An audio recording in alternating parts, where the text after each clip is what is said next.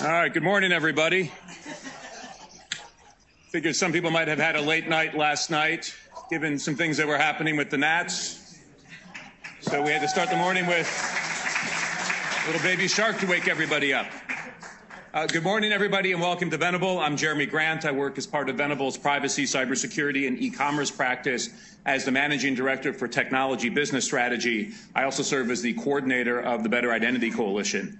I'm really pleased that we're able to host all of you here today, here in the midst of National Cybersecurity Awareness Month, for a policy forum that looks at one of the most important challenges we have in cybersecurity today: identity, authentication, and the road ahead.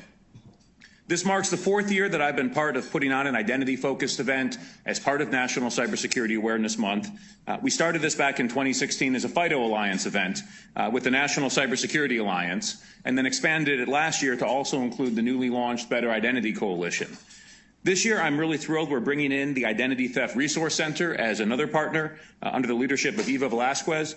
ITRC for years has been doing some of the best research in the space as to the causes of identity theft, as well as doing the Lord's work in helping victims of identity theft get back on their feet. So we've structured today's event to have ITRC spend a couple hours in the morning outlining some of the biggest challenges that they're seeing in this space. And then we'll pivot after lunch to focusing on some of the policy recommendations from the FIDO Alliance and the Better Identity Coalition that we think can help provide some real solutions. In between, we've got some fantastic keynotes and spotlight sessions from both government and industry. Today is the 289th day of 2019, another year where the intersection of identity and cybersecurity is getting more challenging than ever. Not only is identity the most exploited attack vector in online breaches, but the volume of attacks that we're seeing that are targeting identity systems are growing at an exponential rate. Alex Weinert from Microsoft, who you'll hear from later this morning, revealed this summer Microsoft has seen attacks on identity not just double or triple or quintuple over the last 2 years. They've grown by 30 times. That got me wondering, by the way, if there's a word for that. What is the 30 times equivalent of quintuple? So I looked it up. It took a little research. The word is triguple, or perhaps triguple. I'm not sure how to pronounce it, but attacks on identity have trigupled over the last 2 years. That's not a good sign for the space. Passwords keep getting phished, new account frauds at a record high. Companies and consumers continue to struggle to prove that they're not the proverbial dog on the internet. These are not good trends. So within the Better Identity Coalition, which I lead, we've been focused on what role the government can play in helping to address the problem. The policy blueprint for better identity in America, which we published just over a year ago, has gotten great reception from both government and industry, and the coalition continues to grow. Today, I'm pleased to announce 4 new members of the coalition: MassMutual, Microsoft, Unikin, and USAA. With them, the coalition now stands at 23 members. Things do move slowly in D.C., but we are having an impact.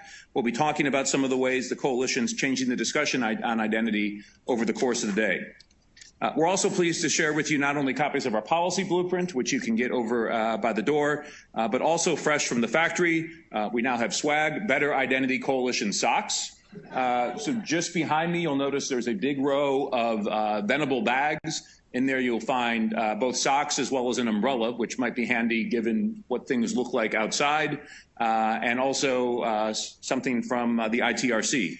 I like these socks, they're really cushy. I recommend you pick up a pair and wear it all the time. Wash it occasionally. So let me give you a brief preview of our day. In a few minutes, we'll hear a keynote from Congressman Bill Foster, who chairs the House Financial Services Committee's Task Force on Artificial Intelligence, and who convened a hearing last month on the future of identity in financial services, looking at threats, challenges, and opportunities. We'll then pivot to a keynote from the industry side, Alex Weinert, who I referenced before, who is the Director of Identity Security at Microsoft. We'll talk about the sorts of attacks that he's seen each day against Microsoft's identity systems, as well as some of the tools that they're using to stay ahead of the attackers. From there, we'll go into the part of the program led by the Identity Theft Resource Center, first with a panel on synthetic identity fraud, and then after a short break, I'll actually run you through all this agenda. At around 10:40, we'll have a break. ITRC will release some new research detailing what they've been seeing in terms of attacks this year. We'll then have the opportunity to hear from an identity theft victim, Axton Betts Hamilton, about what it's like to be a victim of this crime. And then Eva will talk to us about some of the things she's seen with shifts in the legal burden to consumers after breaches. At noon, we'll have a great lunch for you. You can head out to the buffet line to grab some food, bring it back to your table. At 12:30, our second keynote will speak. Grant Schneider, a lot of you know he wears two important hats in the government, both as Senior Director for Cybersecurity on the White House National Security Council staff and also as the CISO for the U.S. government. After Grant, I'm really excited that a new friend, Reverend Ben Roberts, is going to be joining us. I talked before about how ITRC does the Lord's work here. Well, this is at a slightly different level. Reverend Roberts is the director of the social justice at Foundry United Methodist Church, just up the road from here on 16th Street. And he oversees a program called the ID Ministry, which is focused on helping people who aren't able to easily get an ID card, often because they don't have basic identity documents like a social security card or a birth certificate, work through the incredibly Byzantine process of getting a new government ID. If you're starting from zero, and a lot of people are, it's not easy. This is a side of the identity discussion that rarely gets attention, and I'm glad we're able to give it some today. I will then lead an industry panel focused on the path to better identity that talks about some of the coalition's recommendations and progress toward them. And around 1:50, Andrew Shikiar, who's the executive director of the FIDO Alliance, will talk to us about FIDO and how we're on the verge of the post-password world. Paul Grassi will moderate a panel of government and industry folks looking at new options for authentication in government. A lot have been opened up thanks to an OMB policy memo, M1917, that was published back in May. And then after a break, I'll lead a panel with USAA, the Financial Data Exchange, and Early Warning Services, looking at identity in the financial services world. As our closing keynote, we'll hear from Rajiv Mather, who's the CIO at the U.S. Social Security Administration. SSA is up to some really interesting things in the identity world these days, and I'm thrilled that Rajiv will be here to talk a bit more about them. So in a few minutes, we'll introduce our first keynote, Congressman Foster. I've been feeling my phone vibrate up a ton. He's trying to get in. I'm going to go attend to that in a moment. But before I do, let me invite up Eva Velasquez from IDTRC, and then afterwards, Andrew Shikiar from FIDO Alliance to give a few opening remarks. Eva?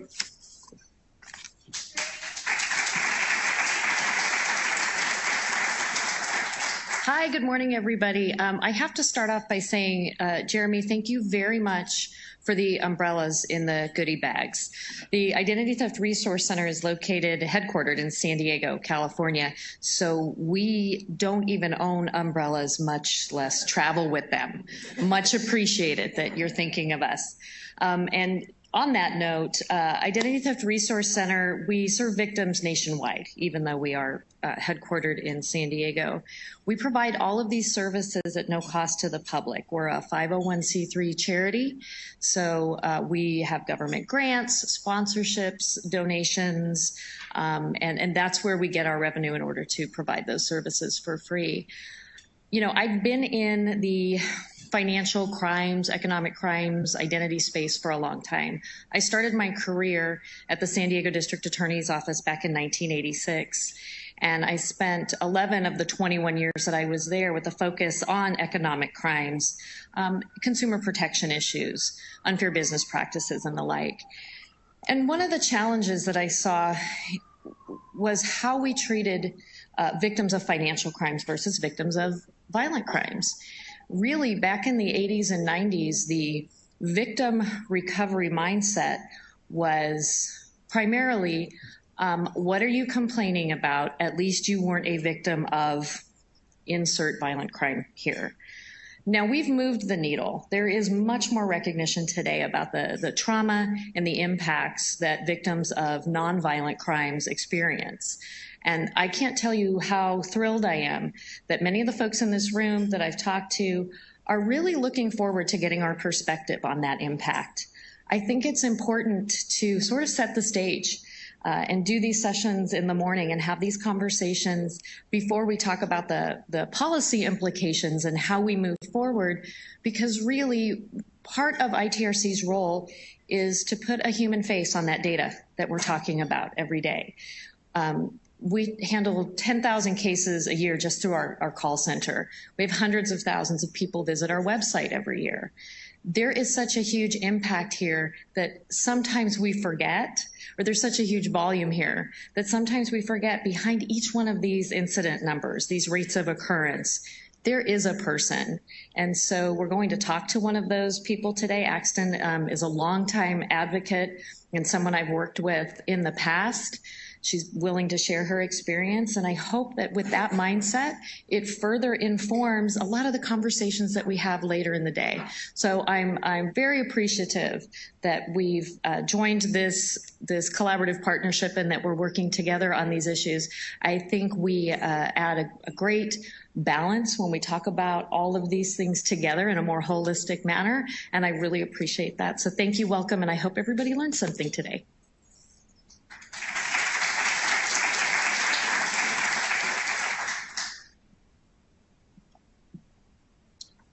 So it's great to be here today. And speaking on behalf of FIDO Alliance, it's been really nice to be involved with this program in particular over the past several years.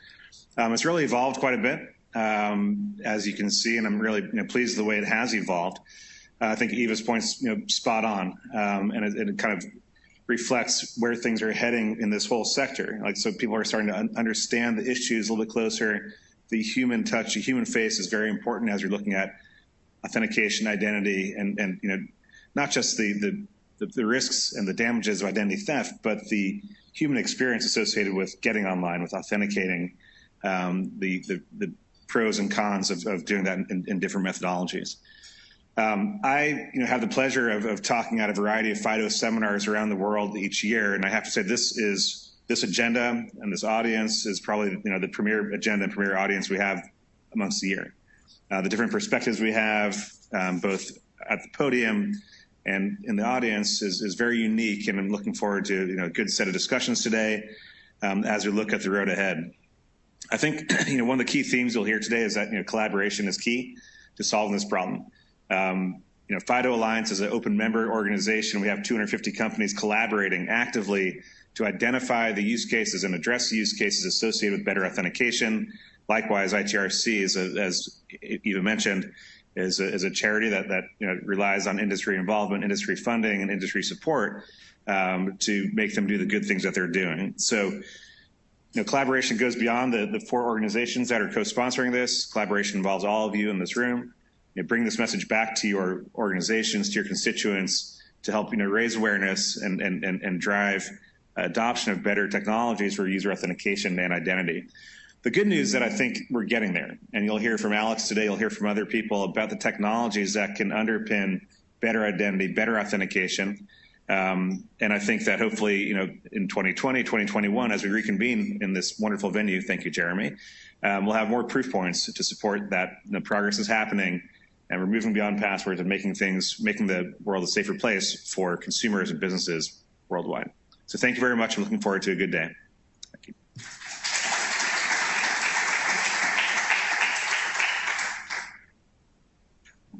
Thank you, Andrew, and thank you, Eva. It's been great partnering with both of your organizations on this event. I am told, I'm getting active text, that Congressman Foster is in the building. He's on his way up. So before I do his introduction, I think we'll just give him a moment. We could do another round of Baby Shark, or I think we'll just...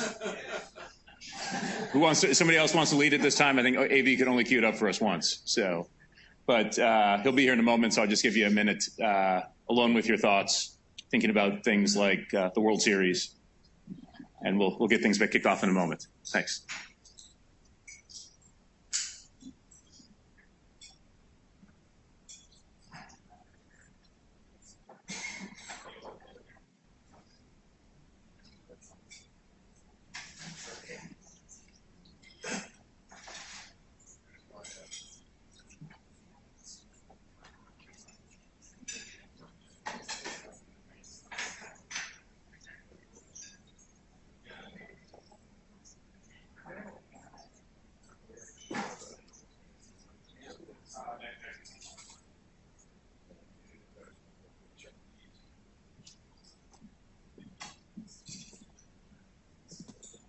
All right, we are back, ready for our first morning keynote.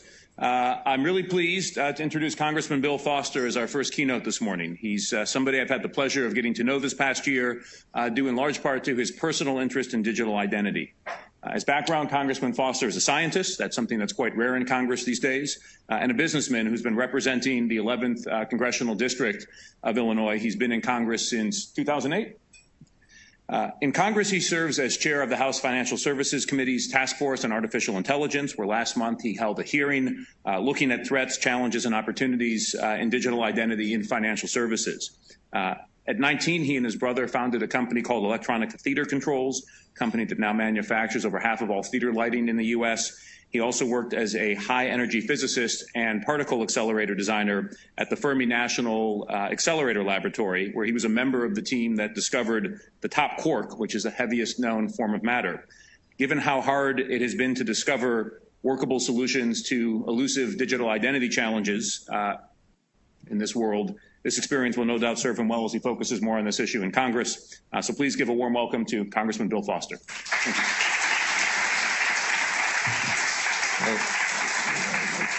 Thank you, Jeremy. And, the fact that, in the midst of all of this impeachment chaos, that I did not cancel my talk here is really a gesture of respect to Jeremy and the work that he's doing. I mean, this is really a big deal. I wear several hats in Congress, I guess. In addition to chairing the AI task force, I'm the co-chair of the blockchain caucus, which deals with blockchain digital contracts. And of course, cybersecurity is on everyone's mind. And right at the heart of all three of those issues is the idea of the concepts of secure digital ID.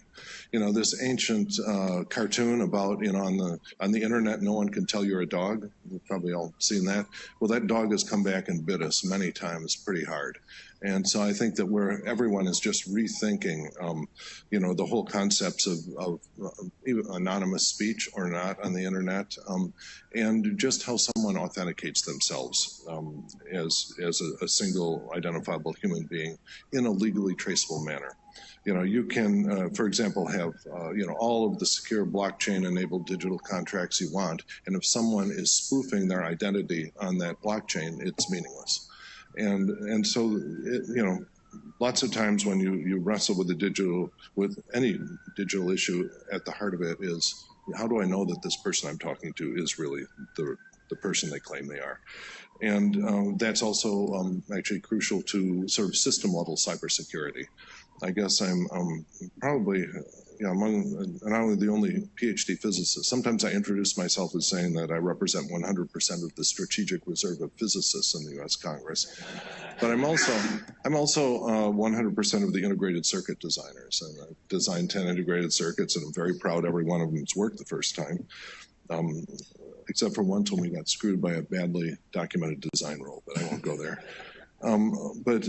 But this is, and so, for example, when we had the Spectre and Meltdown bugs, I went in and actually looked at the technical write-ups of those things, because trying to understand what sort of threat that generates to the whole model of cloud computing, where if someone is peeking outside their address space into your process, it may not be something you're very enthusiastic about.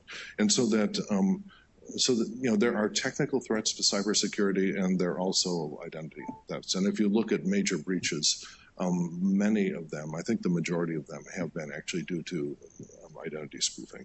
And so that's why, from a system point of view, that's absolutely crucial. And it's one of the reasons why I partially hijacked my chairmanship of the AI task force to have a hearing specifically on everything having to do with sort of what Jeremy is doing here on getting a secure digital ID. And I'd like to just make a few general comments on that.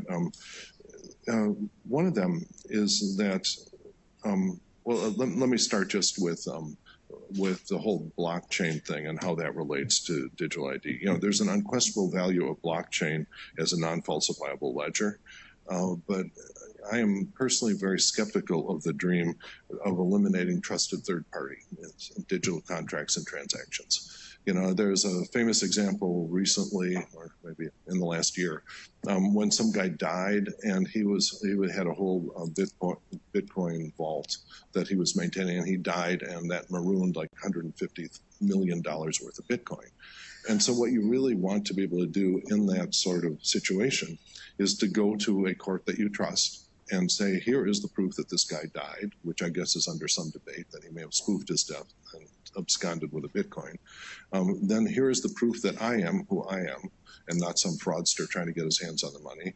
And then you have the court use cryptographic access that it has special access to reverse the transaction where I put my money into that vault sometime in the past. So I've just said about 5 things that are just an anathema to all of the Bitcoin purists, but I think it's where we're going to have to go if we want a system where you actually can trust high-valued assets. And there are a couple things that are key to that. One is to have a secure digital ID so that I can really go to the court and say, here's the proof I am the same person who transferred that money into the repository a while ago. And you also have to have a court system that you trust. If you have a large fraction of your net worth tied up in some digital contract where the court of last resort is, say, in China, you might not be so happy with that situation. And so that there is a competitive advantage that the United States and the free world is going to have because we have a trusted court system when people realize that you can't have purely digital contracts. And at the heart of that is there will also be a competitive advantage to a country that has a secure means of people to identify themselves. And I believe there's a crucial, I'll just stay on blockchain for a moment here. There's sort of 2 crucial decisions you have to make. By the way, we're having Zuckerberg up in front of our Financial Services Committee sometime in the next week. And so a lot of that's going to be, pounding him all about Libra and related things. But there'll be one level of, I hate Facebook. And then there'll be another level of, okay, what exactly are you planning with Libra? And the two questions that you have to answer, and they have not yet answered, are the fundamental ones. Firstly, is it truly anonymous or not? If they allowed self-custody of assets, forget it. Then you can always go off in the dark web and I'll give you the secret number and then you own the asset. And so, and if you have that situation, I believe you'll never be able to prevent ransomware, human trafficking, long list of money laundering, things like that.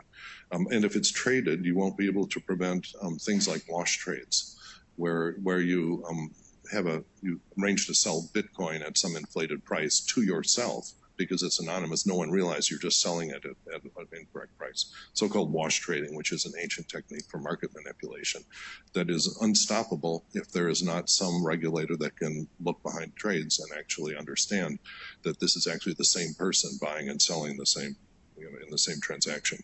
And so the first question that has to be answered, is it really anonymous or not?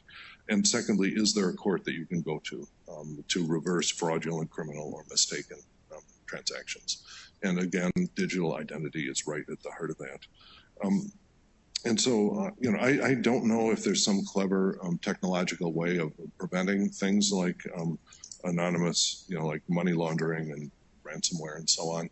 I've been very impressed by cryptographic techniques. That goes by the name of holomorphic encryption, which sounds a lot like you're taking transgendered people and putting them in graves, but it is actually a very crucial technique. It's something that allows you to scan data sets, but without seeing them, to see only an encrypted version of them, and yet be able to do things like complex calculations or even training neural networks on a data set that you cannot see. The end of the rainbow, or the dream on this, is that you could have a cell phone where all of your Gmail is actually stored on your cell phone, that is never seen in plain text by Google. And yet Google can do all their data analytics on the text in your phone, which is not yet here, but it is, the rate of progress is such that people are optimistic that might actually happen.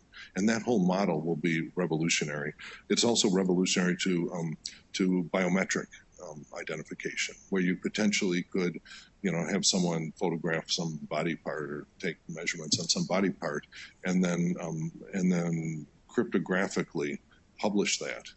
Without actually people being able to reproduce the details of the fingerprint or whatever it is. And I'm told there's great progress on that too, so that you might, some of the trade-offs that we assume were inherent, having to do with privacy, may actually be in the process of disappearing. And one of the reasons I regret I couldn't stay here for the whole day, because that's some of the things I imagine you'll be talking about. And I want to thank you for at least getting that in the vicinity of Washington, because it could have real policy implications when that technology gets real. And let's see, boom, boom, boom.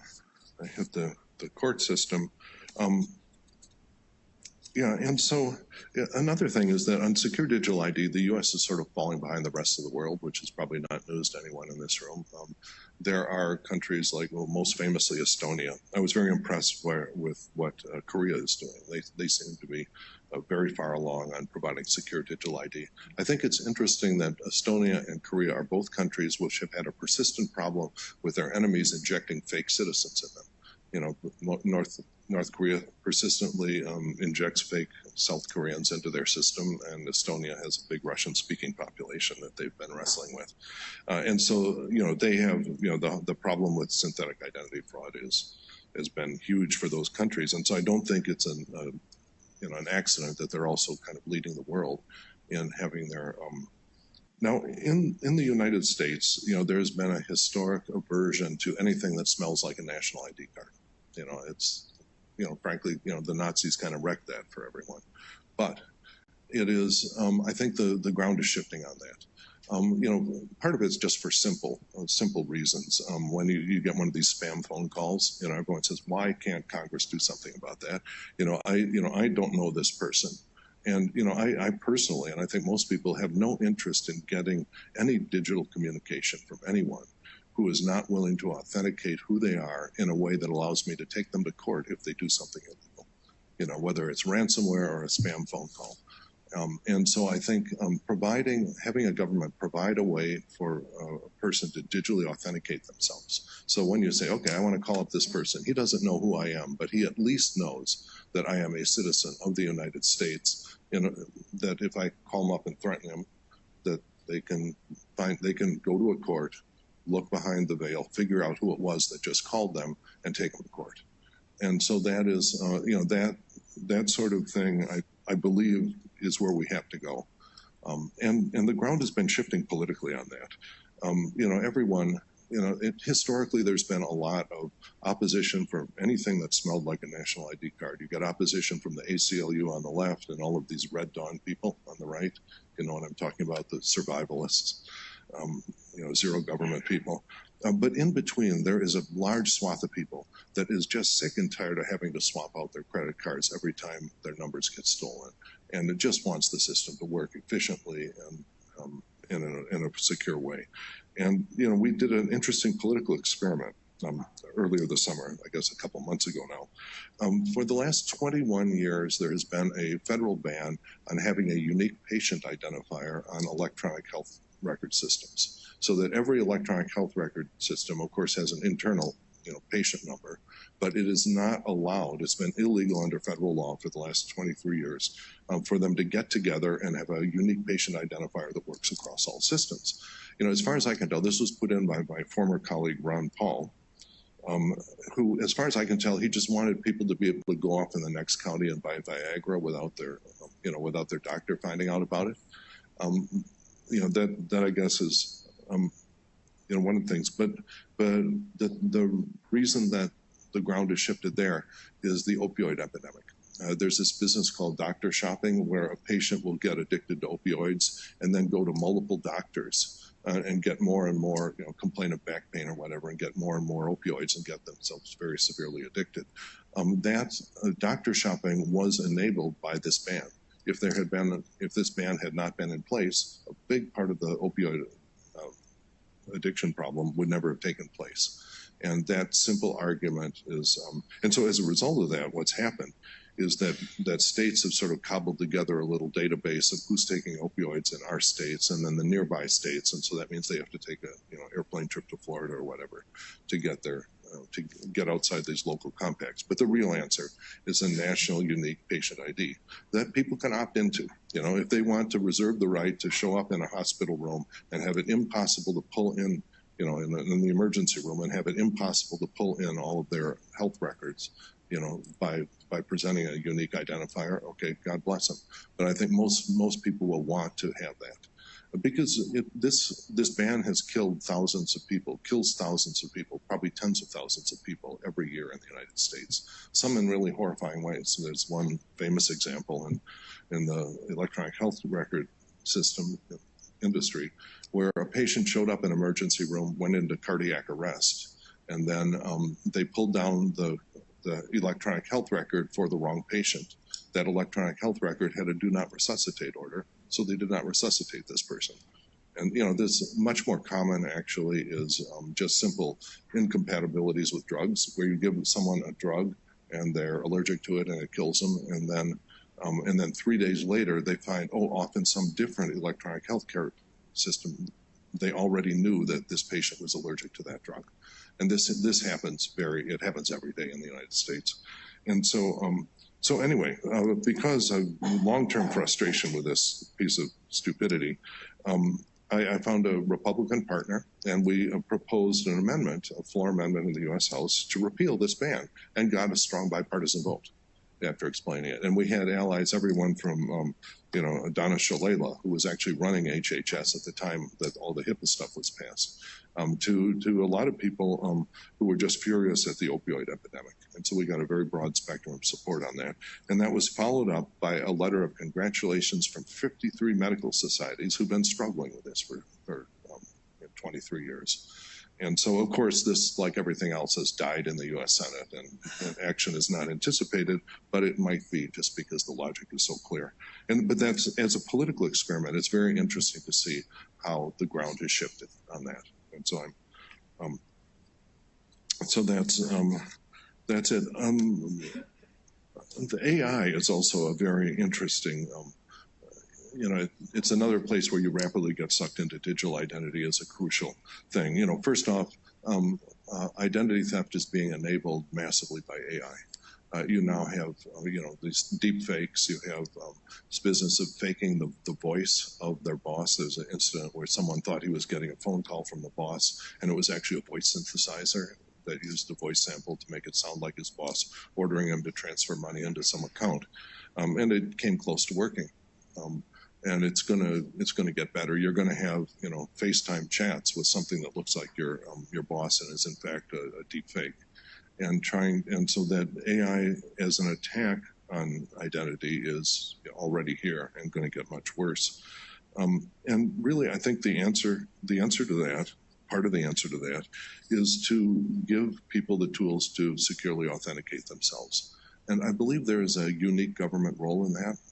That ultimately, at least for provisioning that, the government has a unique role in saying, here is a list of U.S. citizens. That's also very politically contentious. They're going to, when you do that, you're going to have to solve the problems that, like immigration, getting comprehensive immigration reform, or booting out 12 million people who have been living here and contributing. And so we're going to have to wrestle with that once and for all when we do this. But I think that the fact that the Real ID is pretty far along. Illinois finally went along with the Real ID Act, and so I've had to go and stand in line and present decent authentication that there's only one Bill Foster out there. But in fact, I'm not Bill Foster. I'm George William Foster, and so I've been wrestling with that my whole life. But this is. This is something where I think politically, things have shifted a lot. And the time that if the government were today to offer citizens who want one, to get a FIDO dongle or a token put into the secure enclave of their cell phone, I think that you would get very wide uptake of that. And so I'm toying with how to introduce that concept in a way that might not create a political explosion that would set everything back.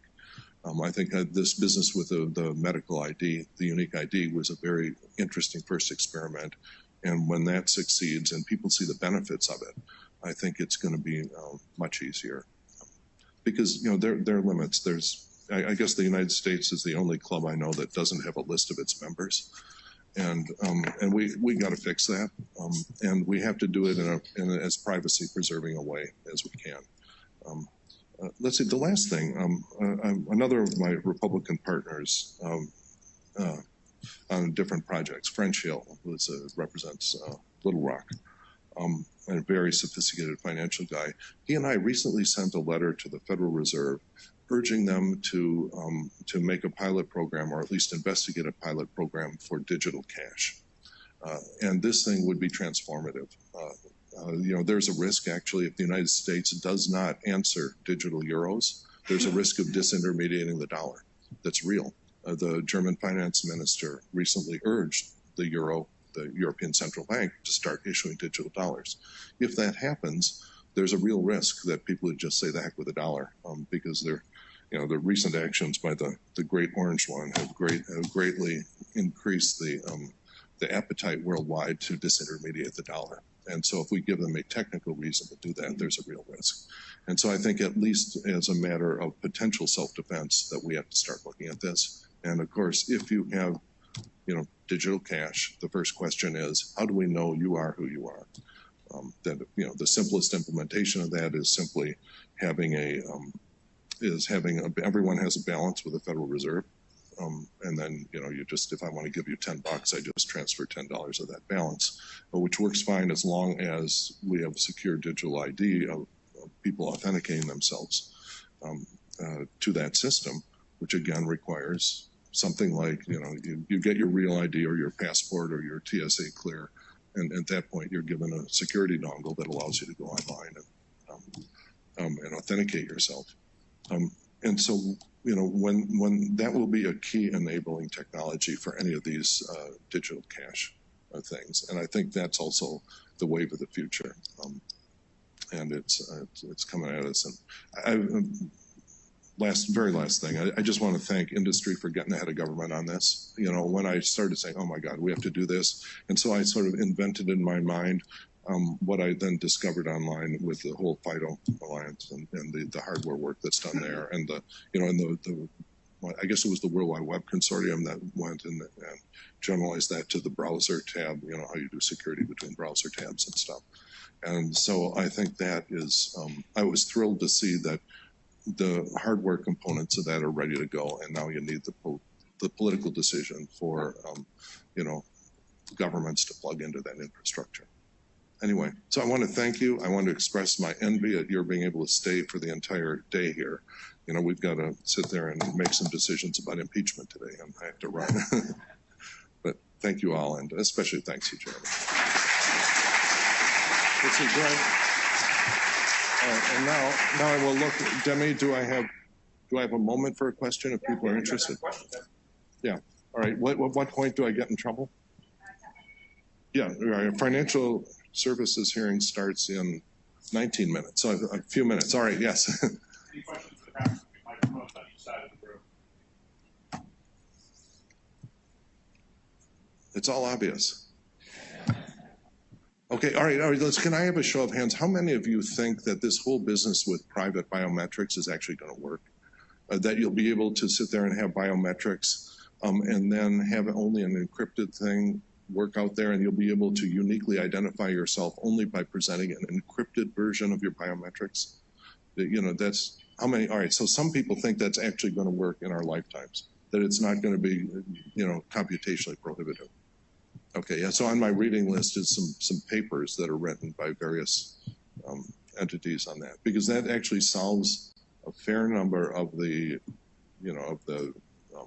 worries the public has about, oh my God, now someone's going to have, someone besides the Chinese are going to have my fingerprints. But anyway, thank you all. We do have a lovely pair of Better Identity Coalition socks we'd love to present you with. Wow, I love this. All right. Pretty confident, based on what we spent on them, they're under the $50. Yes. Yes. All right. So I don't want to be bought off by this, but if I had to be bought off by an interest group, this would be my choice. Well, thank you. Thank you, sir. They should be here. I'm going to just take a moment and pull up. Yes, Alex's slide. So I'm really excited. First of all, thanks again to Congressman Foster for taking the time to come talk to us today. Next up is Alex Weinert, who's the Director of Identity Security at Microsoft. He's been doing, by the way, some of the best blogs over the last few months in terms of We'll also hear about today why your password doesn't matter and what the real state of the authentication world is these days. So please welcome Alex. Oh, life is good. I have a clicker. Hey, I'm Alex. I'm the Director of Identity and Security at Microsoft, which means that for the approximately 5 billion accounts that we host, something like 1 billion users every month that are unique, I'm responsible for trying to keep them from being hacked. And so we kind of have two things. There's two old movies. So I like old science fiction and horror movies. So there's two old movies that basically characterize my job. The first is The Exorcist, right? At the beginning of The Exorcist, the little girl starts doing odd, twitchy things and saying a few strange things. By the end of it, she's like stuck to the ceiling and her head spinning around, right? And you kind of want to get to the account before that latter part happens, right? So we want to detect that invasion and get the demon out of the body as quickly as we can. So that's about half my job, or actually probably about 90% of my job. And then the other 10% is probably best represented by Blade Runner. And in Blade Runner, you have these robots that are acting increasingly human, right? And your job is to try to figure out the subtle variances between actual humans and things that are designed to look and act just like humans. And that, Blade Runner notwithstanding, generally in our world, the robots are trying to do bad things, right? And so we, on an average day, would block on order of 4.5 million fraudulent account creation attempts. And so we've had this sort of interesting game that we've played over the years. When I first took over the job, we thought, wow, this is awesome. Like 3 million people a day are signing up. And then we did some improvements in our fraud system. It's like, oh, no, wait, 2 million people a day are signing up. And then we did some more improvements in our fraud system, 750 million, and kind of dropped down. And it turned out it's always been 500,000 people a day, right? It's like level. And it has been for a long time. And the rest of it was always fraud, right? So those are kind of the two main things I do. Or the team and I do at Microsoft. It's super fun, super dynamic, occasionally a little stressful, but if you go way back to how I got started in this, my dad brought home an Apple II in 1978. Very shortly after that, brought home an acoustically coupled modem that did a whole 110 baud. All of you type faster than 110 baud. And before long, sort of young me had written a war dialer. And a war dialer, what it did is it called every single phone number inside of an area code, so 10,000 calls over the course of an evening. And what would happen is you'd have your dot matrix printer, print out every time you got a carrier signal on the other side, and then you would dial in and the next morning and spend your day trying to break into the systems you had found, not for any other reason than to see if you could, right? And I actually did at one point dial the mountain. So I lived in Colorado Springs, Colorado. I lived on the Air Force Academy, called NORAD, started breaking into their system, got a phone call from a security policeman who heard my then 12-year-old voice say, hello, and basically said, kid, knock it off or I'll call your dad. And so I stopped. So that was my version of war games. It lasted about 15 minutes. But I did break the first tier, and the reason was that the password systems were really weak, right? That passwords were default passwords. They were easily guessed because humans are behind them. There's an expression I really like. It's not very user-friendly, but it's PEBCAC, which is problem exists between chair and keyboard. And in the security space, it really is a thing that we have to think about. And we'll get into why some of the current designs are really good for that problem space. But if you look at what was going on the year later, so this is a year after my incident with the security police at NORAD, the 414 broke into a bunch of systems, again, based on default passwords being left in place. And if you were to kind of go and think about what's happened in the intervening 36 years, really what's happened is that the attack surface area has gotten a lot bigger. Right? But the methodologies haven't changed that much, right? We're still basically looking at password reuse. We're looking at password guessing, right? So easy passwords to guess. And we're looking at people giving them up because you asked nicely. And I have some terrifying and hilarious screenshots of email exchanges that say things like, from I am a hacker, no, seriously, I'm a hacker at hacker.com. And it's like, hi, I'm with, Microsoft support. We're trying to do maintenance on your account. May I please have your password? And people will say, oh, yes, and I love Microsoft, and thank you so much for taking care of my account, and then it's in their password. And these things are, there's no attempt at all at covering, trying to appear real, and it works great. So earlier there was a comment about the growth in attacks. We started publishing numbers in 2017. We were doing on an average of about 10 million attacks on the system a day. What that means is we were able to triangulate 10 million login attempts by attackers in a given day. It doesn't mean it's 10 million individual accounts or users. It doesn't mean those were successful attacks. These are just attempts. Okay, if we look at the attempt traffic, it was about 10 million a day then. It jumped by essentially 1,000% the year after that, and then it jumped another 3x last year. So we're now on an average day, we're dealing with 300 to 400 million attempts by attackers to go after accounts in our system. The effectiveness we'll talk about in a minute, but it's interesting to notice that there's no shortage of bad guys out there. What that results in terms of real harm to users is significant, and all of these are giant numbers, right? We have 1 billion active users in a month. We have 300, 400 million attacks in a day. On average, around 30,000 broken accounts per day. So about 30,000 times a day somebody gets hacked, right? In our ecosystem, and every one of those things is a really ugly story, right? Those stories can range from it was a little bit embarrassing because I started sending spam to my friends to I was captured and executed by my government, right? It runs a gamut. But we have to take very, very seriously the impact of account compromise. We're in a world now that is completely facilitated, with Microsoft and other places we call it digital transformation.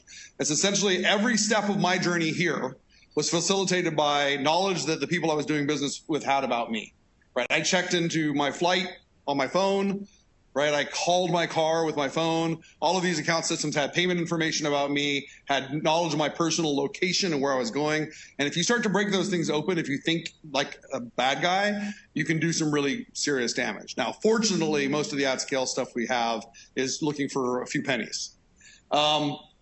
So the number that the congressman was looking for earlier is about 81%. Verizon does a really nice report every year. About 81% of breaches are identity sourced. I have a weird lens. Of course, to my eye, all breaches are identity sourced. Even if you're looking at like a malware installation, it usually starts with somebody sent you a phishing mail, and that happened because somebody broke that person's account. So let's kind of get down into what doesn't work, right? We'll kind of do a quick rip through, why we're in such a strange position. So way back in the day, we started off with systems that had just a simple secret. And typically it was a 6 to 8 character password that the system accepted. And as soon as you got the character wrong, the system would kick you out. And that's why I was such a successful hacker at age 12, right? It was just super easy to, you figure out the first couple letters. It was like playing hangman, right? Once you got a couple letters, you could guess the rest of the word. And so over time, we developed guidance. And today what we found is that almost all of that guidance is not just not helpful, but hurts you. So just by show of hands, who works in an organization where there are password complexity requirements? Everybody. Who works in an organization who has password rotation requirements? Your password changes every so often. All right. It is who here sets policy for those organizations? Okay. Y'all, we need to talk. Okay. Good. All right. So we did a bunch of studies in Microsoft. We have the advantage of having a very large user base and a nice pool of data to study. In fact, we just calculated this yesterday. We're currently processing 171 terabytes of data a day for our machine learning systems. So, like non-trivial volumes of data. And one of the things that we have is a research division, and the research division did a bunch of studies. This guy named Cormac started it on passwords and how they're used. And we pulled a bunch of this together in a paper I'll give you the link to later. And what we found out was that password complexity essentially gives your attacker at best a massively reduced key space. What that means is they don't have to guess as many characters. Once I know that one of the characters has to be a number, I've reduced my guessing space from 96 characters for that position down to 10. Right? So that's one way it hurts you. But the real way it hurts you is that humans are super predictable. So I am going to guess don't raise your hand. I'm going to guess with some degree of accuracy that your password starts with a capital letter. Stay with me. Has 4 to 6 lowercase letters after it. Has 2 to 4 digits after that and an exclamation mark after that. Not just a special, an exclamation mark. And you're laughing, and I wonder why. Right. So, so I was giving that exact example to an executive at an Microsoft executive retreat, and I won't say which one. And then he flips open his laptop, and on his laptop is a sticky note, and on his sticky note is his password, and his password matches the pattern. I'm like, dude, I gotta fix that. So password complexity rules hurt you because humans react predictably to password rules. and they're going to get themselves in trouble on that realm. If we look at the most common attack that's going to break through today, it's going to be something like, well, today is Nationals 2019 exclamation mark, right? You know, in this city. So we can look at getting it more accurate by city, but you generally don't have to. Password expiration, even worse, because now your password is fall 2019 exclamation mark. It's super, super predictable, right? And believe me, every week my team is dealing with major companies that are broken because of that pattern, right? So you have a complexity rule plus an expiration rule, and you are just giving away the passwords in your organization. Now remember, I don't need to get everybody's password in the organization. I don't even have to get my target's password in the organization. Once I'm in, I can do things like look for service accounts that have admin privileges. I can establish domain control. I can create new users, but mostly all I have to do is dig the mail, look for the patterns and the templates you use in your organization, look for who sends what mail, and if I get anywhere close to my target, I find the thing that says, hey, review this and send it back to me, and oh yeah, I'll send something back to you, right? I'll send you malware back, embedded in a PDF, right? So we can think about what we're asking users to do and kind of how they're going to react. And then passwords, longer passwords don't help. What they do is they drive you down this path of saying, I'm just going to double the words up, right? Or I'm going to write them down, or I'm going to store them, worst of all, in a file that's discoverable online. So I go into SharePoint and I start looking for, you know, password patterns. So if we were to look at the passwords that people are using today, they're going to be things like 1, 2, 3, 4, 5, 6. People are still super. All this guidance doesn't help, right? So to be clear, your end user is not going to respond to the poster in the elevator. Things that we and NIST all agree on is kill those rules. The thing you want to have is you want to have a dictionary checker, something that checks against commonly guessed passwords and prevents those. And that's about it. The rest of the rules really don't help you.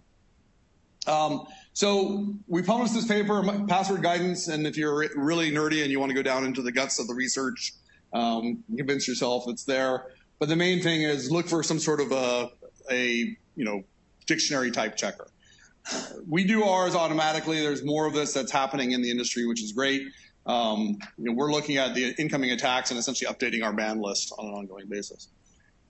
So we've done a bunch of work in this space, and yet our attackers are continuing to adapt as well. So one thing I want to point out is that the intensity level here of the attacks is really getting interesting. So if we look up at things like the collection one of about 770 million username password pairs that was put up on the black market, that was collection one of 7. The total collection was over 2 billion username password pairs. Now, a lot of those are invalid. Those passwords have already been changed, but it does give you a certain pool of valid data. For us, we usually see about 1% valid in those kinds of collections. When you look at the phishing attacks, in just the last year inside of Outlook, we've detected 250% more phishing attacks, right, in our mail systems, Exchange and Outlook. But the most interesting thing here is the graph on the bottom. And let me kind of explain it to you briefly. What's happening in this graph is that this is a very sophisticated actor. So to be clear, this is not, me when I was 12. This is a serious, sponsored person. I won't say who, but it's, not your friend. And what you're seeing with every mountain is a set of failed login attempts. And every unique color in that set is one single password. And the volume here is about 1 million accounts per day. So what we're seeing is that, about midline on that graph is 1 million. So you're seeing essentially the exact same password attempted 1 million times every day over 1 million different accounts every day for about a week. Right? And then it tapers off and the next password is tried and then it tapers off. And so those big spikes like that we can actually detect because we're taking hashes of the failed passwords, we're looking at the counts, we're keeping histograms, and we're actually able to see that even though it's not against one particular tenant or one particular organization, we're able to see those attacks as they span multiple organizations. This is one of those places where the global view can help you. And what's interesting is kind of middle of the graph where you see the spikes get short and spiky, right? So that's our attacker figuring out that we're catching them. And then they adapt their attack. And what's interesting about that is look how low the threshold goes. Suddenly they're down into 200,000 accounts a day per password. But what they're doing is they're trying maybe 100 different passwords at a time. So they're not limiting themselves to just doing one and then the next and the next. So they're getting some volume through. And then as you go forward from there, we're still catching them, and then they drop again. And this last graph on the right, it looks almost perfectly flat, right? The normal failure rate is lower than that, and we're still catching them in this point. But I mean, it's a really noticeable adaptation. The good news is that their volume of attempts is dropping with each adaptation, right? They're having to go down slower and slower and slower. So you heard the expression low and slow attack, right? So this pattern relies on the fact that people use really, really easily guessed passwords. And if we look at the actual top guessed passwords in the system as of a month ago, right? So this is fairly fresh data. That list really hasn't changed over the years. Like all the time I've been doing this job, that list thing is pretty stable. So you're looking at, 1, 2, 3, 4, 5, 6, because it's easy. 0, 0, 0, somebody's being really creative, right? Usually I love you makes the list. People, for some reason, that always is a popular password. But like 1QAZ, if you just do that on your keyboard, you'll see that that's essentially 2 vertical lines, right? You just go down and go down again. So people are just lazy, and attackers know it. And by the way, most of these, certainly most of these, if you add a exclamation mark, will pass your complexity rules, right? So our attackers don't have to be rocket scientists. You can buy tools on the black market. This is a simple tool that does password guessing. It actually comes pre-filled with common passwords to guess. It will actually patch in the username and the organization name for you. So you can guess things like my username 1, right? Or my company name 1. So these things are all just available to you in relatively, this is like $50 in Bitcoin. It's like almost no money. And this is a fairly old tool. The second thing that we see a ton of is breach replay. And breach replay relies on people just reusing passwords. And I have, I tell this story a lot, but I was in Tokyo and sitting across the conference table from a CISO, and I was talking about breach replay. He said, my users would never, ever reuse their corporate credentials on a personal site. And I'm like, oh yeah? If you look at the top right corner, that's the Ashley Madison breach. It was 15,000 federal credentials from this city, right? And that, you think if there was one place you were going to be careful about maybe not using your corporate credentials, that might be it. So, these breach lists are prevalent. People reuse credentials all the time. The more complexity rules we put in front of people, the more likely they are to use reuse credentials, because it's hard to think of a password that fits the rules. Okay, so this is a fun one. This is a breach checking tool. So basically you feed it a file, it will run the login attempts for you and then feed you back sets of files that tell you what's valid, what's blocked, etc. So this is the output files. You can configure which directory you want it to go to, and you'll get back a nice list of files that, or a list of username password pairs that will work. So this is sort of the modern equivalent of the war dialer, right? And then if you need to go buy any of them, I would strongly suggest you use a VM and protect yourself, because this is carrying malware, right? Any site like this is also infecting your machine.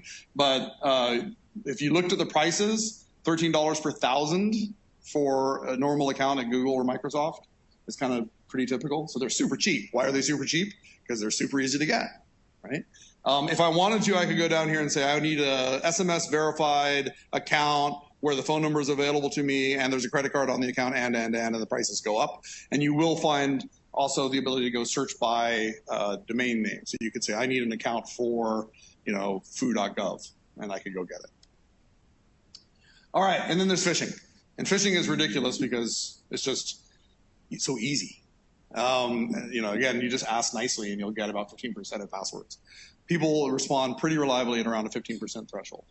Organizations that do a lot of training can drive that down by a couple of percent, but the question of does it matter comes up. The graph on the bottom right is fun. What does it tell you? This is a sort of a live animation of when phishing mails were created, when timestamps were generated. It's a business. It's just a job. Somebody's sitting down at 9 o'clock, getting a coffee, working. This happens to be in Moscow, but they're just kind of doing their thing, right? They go take a lunch break, come back, work. One jerk is working late. You can always see that guy who's kind of trying to make everybody else look bad, doing the extra phishing mails after hours, right? But that's the truth of that attack.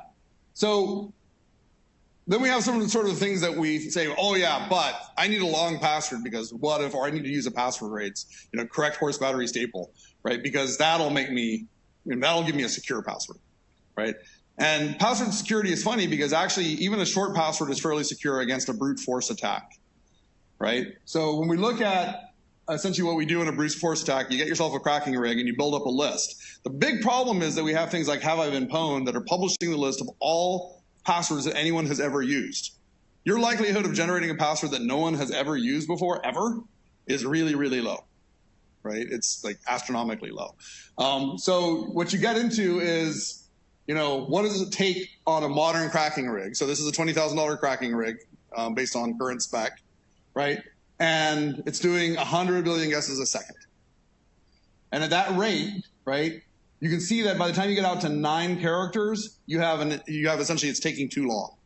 You're not going to, and this is, you have to do them one at a time. So by the time you're out to 9 characters, you don't have the time to spend on an account that way. But why would you bother if you can just guess it, ask for it, or grab it off the black market? Right? It's super, super easy. Now you want a really good, strong, unbreakable password, you go to a generated password from a password manager. And everybody says, yes, that's what we should all do. We should all go to password managers. The problem with the password manager is, first of all, it has normal credentials to get you into it, right? You can't use a password manager to manage the password of your password manager. So you have that problem. Second problem is that real users, like actual humans, won't install or use these things. Like that's, big chunk of my business is the consumer business at Microsoft, and it's not a reasonable request to say everybody use a password manager. But what you're really doing with a password manager, who's a FIDO geek? FIDO geeks in the room? Just a handful? Okay, what you're doing with a password manager is you're actually generating a really long key, right? And it's really long, but it's not really, really long because it's maybe 64 or 256 characters max. And it's random, which is good, right? But then it's transmitted all the time and it's interceptable, so that's bad, right? And if you want to do something like have a device that carries really, really long keys for you, just have a device that carries really, really long keys for you. Right, so that gets us into why we move to cryptographic mechanisms. All right, so keyloggers, these are fun. You can kind of see you have to parse through them. They're actually very rare in the wild. You don't get a lot of keylogging. Keylogging is where there's malware on your machine that's watching what you type, and then you have to go through and parse it to notice that you were typing and say the account, your password for your bank. But that's work. It's so much work, right? And one of the things that you have to understand is that nobody wants to work hard. Right? These bad guys are going to do the easiest thing they can do. And then, of course, at the end of the day, if you really, really want to get somebody's account, you're working too hard if you're trying to break cryptography. Right? So coercion always works. And so there's no flavor of the situation in which your password complexity is going to save you. Right? So if we look at the work we have done as an industry, we have done so much to do detection of anomalies, to do rate throttling, to require stronger passwords, and all this research and all this work has actually had a huge impact. So since I've been on the team at Microsoft, we've had about a 6x decrease in compromise, right? So as the account system has grown, our actual compromise actual numbers have dropped. And so, yay, we won, right? No, we didn't win, because if we get one account in your system, I'm going to take over your whole system, right? So how do you get to something better? And so we say, all right, well, maybe our big problem isn't that we can't detect or that we don't know what to do, because MFA is super effective in this case. I mean, even bad MFA is good, right? We do a correlation where we look at accounts that have MFA and accounts that don't. So the global population, which actually mixes in the accounts that do, the account compromise rate of MFA'd accounts is 1/10,000th of those without, right? So MFA is extremely effective and impactful and helpful, and you should use it, okay? Don't be confused about that. Our usage rate, we'll talk about in a second. We can turn off things like legacy off. We can put in automatic threat response. We can do all these things, and this will really, really help reduce the volume of compromise. And quite seriously, this is all baseline stuff. We got to get this stuff done. So we published this guidance. There's the URL, and I have another link to it later. But how are we doing? We've known this for a while. We've known passwords were vulnerable for 35 years. We've known MFA was good for at least the last 10. Like, how are we doing?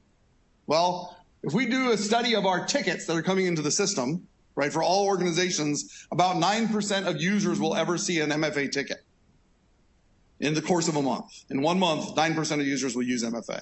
So it's very, very poor, right? So of all those compromises that are getting through, those 30,000 compromises a month, or a day, I'm sorry, that are getting through, we could reduce that to 10% of that number if people just turned on MFA. If you have personal accounts that are not using MFA, you don't care about those personal accounts. Like, I mean, it's really that simple. Like, if you have a bank account and you're protecting it with a password, you don't like your money.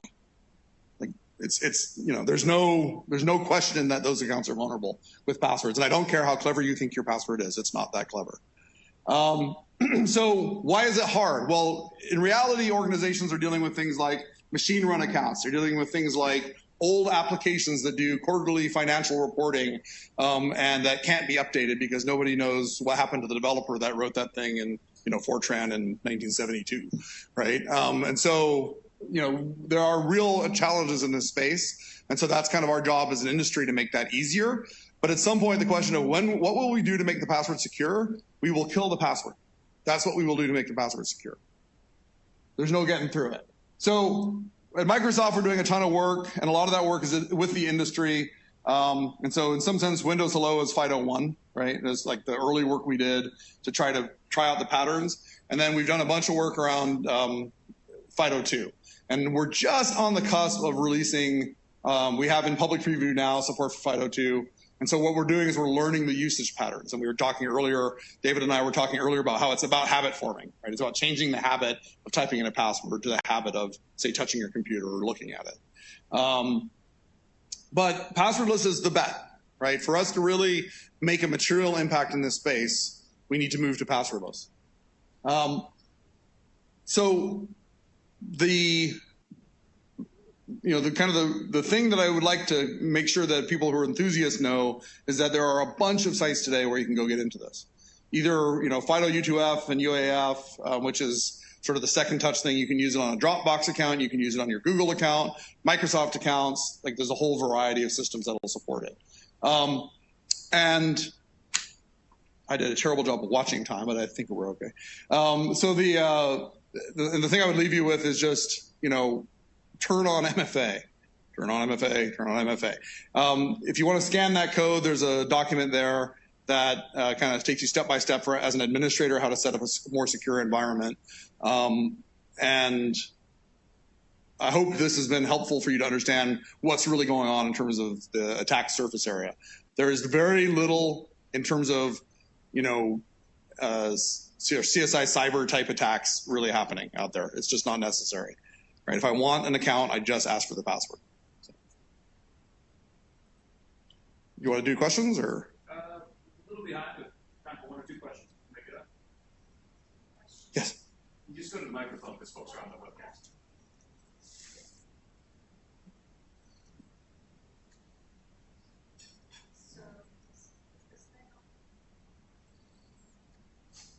Can you hear me in the back?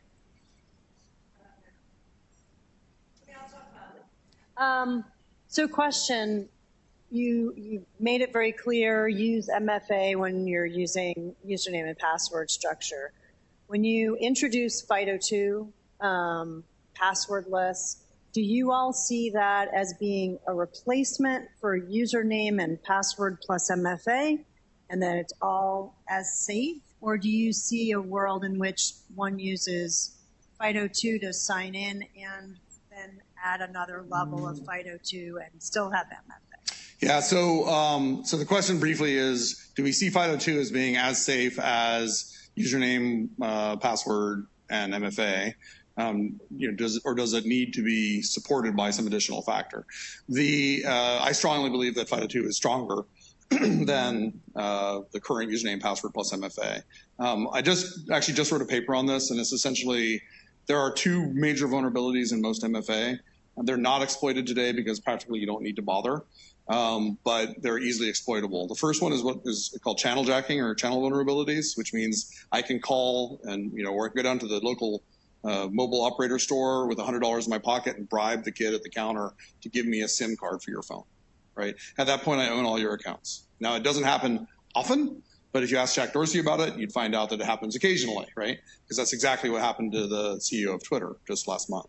The second major vulnerability is, and there's a fancy name for it that NIST uses, which is verifier impersonation resistance. And what that basically just means is it phishable, right? Can I put a screen in front of you that asks you for the code? So like if you have an oath token generator, like those 6-digit codes, all I have to do is put a screen in front of you that says, now enter that token number. And then as the man in the middle, I replay that number to the back end and I get the ticket. So those two vulnerabilities exist in most factors. The ones that don't have them are some versions of smart cards, Windows Hello, and FIDO. That's it right now. And so you need to have something that basically requires that the person is present at the machine. Once you've done that, FIDO token is going to give you either a bio or a PIN, so that's either knowledge or bio, right? And that plus the possession of the device is 2 factors. And you have no password that can be phished or replayed or guessed. So there's like a huge movement it's really, really secure. There's other things like the capacitive touch thing ensures that malware is not going to trigger the use of the token by itself. So there's a bunch of hardening. So it's actually, I think, a lot better than the current approach. It's intrinsically multi-factor, it's an easier gesture, and it's stronger. So that was a long answer. All right, if anyone is a fan of bio in the cloud, I would love to talk to you. Because I'm not, and I want to see if you can convince me. All right, thank you.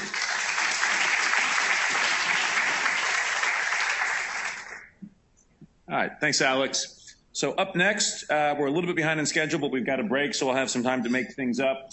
We are going to have a panel looking at synthetic identity fraud, the topic of battling digital Frankenstein.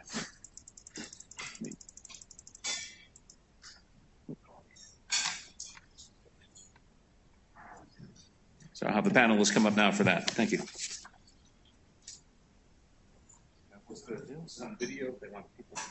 All right, where do you want me then?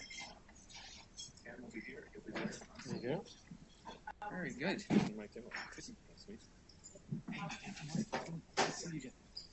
Check this out. All right, no worries. All right, everybody has notes? I will have my clock out. We're a little late. Jason doesn't have any notes. He must have it all. Good morning, everybody. We are going to talk about synthetic identity fraud. Can you hear me, or am I echoing a little bit too much? I feel like I'm in a church, which hasn't happened in a very long time. My name is Matthew Donahue. I'm on the board of the Identity Theft Resource Center. In fact, I am the treasurer of the board, so I'm probably the geekiest person there. And I like my spreadsheets, and I think you should walk around everywhere you go and say, do MFA, do MFA, do MFA. In my other job, I am a director at LexisNexis Risk Solutions, and I try to help state and local governments do things against identity theft. And often the argument is, well, I could buy your identity theft solution, or I could put a light in front of my mother-in-law's house. And therefore, we never get any identity theft solutions out there at some of the smaller governments. We have a great panel today, and I'm going to let them introduce themselves. And we will probably run a little over into the break, so I'm very sorry about that. But if you have to get up, please do so. You don't have to raise your hand. All right, go ahead. I think we'll start from the left or the right. Hi, I'm Ken Miser. I'm the Chief Compliance Officer at ID Analytics, which is part of Symantec. We're based out of San Diego. We help banks and telcos and other entities detect identity fraud in the application space. So, Eva talked earlier today about the personal nature of identity theft, and my team works a lot with numbers. We see 1 million to 1.5 million transactions a day coming in, essentially looking to determine which portion of those are identity theft attempts or not. We're very, very mindful of the issue that behind every one of these is a person, and both from the victimization standpoint as well as groups of people who are who they say they are and need to be shuttled as quickly through the process as they possibly can in order to get the services that they want. Because we see all these transactions and we're a very data science intensive group, we do a lot of analysis against this problem and publish a lot of statistics and white papers on the subject. And so I'm lucky enough to be able to come and talk about all the smart work that other people did in my company. Good morning. Hi, I'm Mike Timoney. I'm with the Federal Reserve Board in Boston, the Federal Reserve Bank in Boston, sorry. I've been with the Fed this year. Basically, I started early in the year. I was actually retired from Bank of America after a long career, most of that in payments, ACH wire, check, et cetera. So I feel a little bit fish out of water here with everyone being in the identity space. I'm more in the fraud realm. The last 10 years at the bank, I ran some fraud groups. So what I was brought on board at the Fed is to really look at payment security in the U.S. payment system. So I have a team that's been stood up sort of startup, if you will, to really look at the U.S. payments environment and try to identify vulnerabilities. And so we're looking at different things from the fraud perspective. We on our roadmap, we actually have identity and authentication on the plan, as well as some other things. AI has been mentioned this morning. And part of the reason I joined the Fed, and I think a lot of the people here in the room have sort of said it, is when I worked for a large financial institution, you know, my job is really to stop, for the most part, to stop the loss to the bank. Sure, there was some component to it of the end user, but mostly, again, it was really to reduce losses. And with the role at the Fed, I kind of feel like there's an opportunity to make a change to our environment to help people out, whether it's the organization or the end user, the consumer. You know, we're doing some work with groups that are on elder abuse and things of that nature. So it's really, I think it's got to be all of us against the bad guy. And then partially, or why I'm pulled into synthetic identity fraud, is when we were doing a lot of research over the last couple of years around what's going on so that we could figure out what we wanted to work on, synthetic kept coming up. And so the more we dug into it, we found out that people really aren't, you know, maybe beyond this room and into some of the actual other people out there, they really don't know what synthetic identity fraud is. And so we've actually went down the path of we're writing a series of white papers. Really, we're trying to bring awareness to the industry of what is it, how does it happen, how do you protect yourself. So we recently just released a white paper in July on synthetic identity fraud in the U.S. payment system, and some of the people in the room were interviewed and participated in that paper. We have a second paper coming out that's more focused on detection. That will be out in about a week or so. And then ultimately we have a third paper that we'll be looking at on how to mitigate identity fraud. Thanks. Good morning, everyone. My name is Jason Cradaville. I'm the executive director of a group called the Consumer First Coalition. My members are banks and payment companies, and we spend our time focused on that sweet spot of public policy issues where the financial industry tends to just do a pretty good job. Things like cybersecurity, privacy, keeping consumers' data safe, stopping forms of identity fraud, including synthetic identity fraud. In past lives, I've been a veteran of quite a few financial services trade associations. And in one of those past lives, and this is, I know we'll talk about this a little bit today, I was responsible for something that you could refer to as Section 215 of S2155, also known as the Protecting Children from Identity Theft Act. And if you think about it from a name of a bill perspective, you probably could not think of one more likely to get signed into law, lots of bipartisan support, than something called the Protecting Children from Identity Theft Act. And now brings us full circle to what my group is working on today, which is making sure that that act, which was signed into law last May, actually gets implemented correctly. And we're doing a lot of work with Jeremy's group and with the Social Security Administration to see that through. All right, thank you, guys. When I was working at the Department of Revenue many years ago in Indiana, we saw synthetic identities, and much like you were talking about, most of the time they didn't need it to steal money from the state at that time, and we were kind of mystified on where they were going with this. And so what I'd really like to get is on the synthetic identity front, how big is this problem?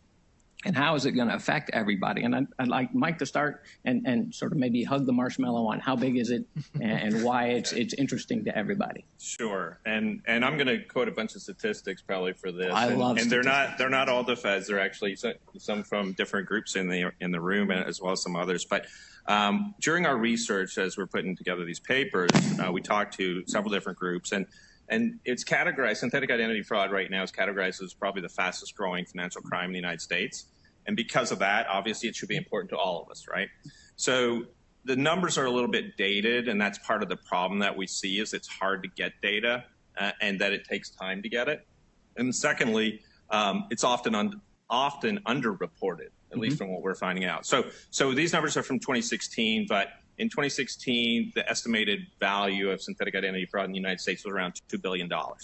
Now, we all know fraud's growing, so we can, presume that it's higher than that now. But again, it's underreported. So is that $2 billion real, or was it higher than that? The second thing is that it's growing fast. It's a large amount. Jason mentioned identity theft from children. Right now, or 2016 or 2017, it was estimated about 1 million children's identities have fallen victim to identity theft as well. So if you think about that all combined, synthetic identity really thrives on taking advantage of other people's socials, et cetera. And so 1 million children out there obviously are compromised. And the other thing I wanted to mention is really around the amount of fraud that's happening and how it's being classified. Today, what we're finding, or what we understand from the discussion, is that today a lot of fraud, or synthetic identity fraud, is being classified as credit losses. So banks are looking at it and booking it as credit, versus is it really it's a fraud loss and should be addressed as such. And so right now, the estimates around 20% of credit losses are really due to synthetic identity fraud. However, I will say in some of the institutions that we've talked to, they actually felt it was a little bit higher than that. Now, I know the number came from Ken's world, but it depends on who you're talking to. But some of the groups that are actually looking back at their portfolios and looking to try and identify it are saying that it's probably higher than that. The last thing I did want to touch on, and this actually did come from ID Analytics, was that of the synthetic identity applicants that were considered to be synthetic identity potential, 85 to 95% of those actually were bypassing the tools that we have out there today. They were not being identified with fraud models. So again, the issue is it's big and it's hard to detect. Yeah, I think I would agree with that. The other thing to remember about the sort of the economic impact numbers, and you quoted the 2016 numbers, is this is a form of fraud that I would call the long con, right? That folks are working very, very hard to establish these identities and to use these identities. And so traditional things like first pay default as a trigger, actually what you in many cases see is transactions, small dollar transactions on these accounts with an attempt to build credit history. The key is to get the first account, get yourself established inside the systems of record for this, get somebody to issue you an account and to begin to report performance on you, right? Either as an authorized user, as an example, or as a completely new to credit, high propensity in retail accounts, retail 3 times the normative number that we see in here, card 7 times the normative number for the application. So you get a variance across industries, long-term transactions, and an attempt to leverage the first account in order to get more accounts with a bust out. And so when you see institutions stopping these accounts or reporting on these accounts, I do think that a lot of it gets caught in a credit loss because it's not a first pay default and it looks old and they can't figure out what went wrong with it, but there's just nobody there to collect against and they stopped. They busted out. But you do see this behavior set of building the accounts building the history, basically. Building the history, yeah. Right? Essentially, what you're trying to do is to replicate. And I think one of the other points to make here is that for our financial institution clients, one of the things that has happened over the last couple of years, and I think that this is a good thing in general, is the idea that you need to make sure that your underwriting systems are fair to new to credit individuals. And so these folks are impersonating new to credit individuals in many cases. And what you don't want is to have disparate impact or disparate treatment against specific groups that have traditionally been credit under advantaged. And so the balance of that risk versus the desire to lend and the desire to serve the communities that folks are in has created a really hard issue for a risk manager inside of an organization right now. Well, Jason, I want to talk a little bit about 215, Section 215. I really want to get a little deeper in that and how is it going to really help the problem that we put in front of the group today? Well, thanks. That's a good question. Somebody wrote it down for me. Yeah. Maybe the best way to think about it is, there's probably a lot of you in the room have advanced degrees and at some point had to work on a dissertation. And when you were working on that, you could have just gone to Wikipedia and gotten some information somewhat to varying degrees resembling the truth. But probably what you actually wanted was to get your hands on the source material. So clicking all those footnotes at the bottom of the Wikipedia page to trace back to where it actually all began. Well, same holds true as financial institutions look to find new and improved ways to ensure that they're dealing with the right people and not fraudsters. And by that I mean they have an insatiable appetite for authoritative sources of data. And so when you think about, well, if you have a desire to validate with certainty that a Social Security number being presented to you is actually the right one and is matched with accuracy to the person who says it's theirs, there's really only one place you can go, and that's the Social Security Administration.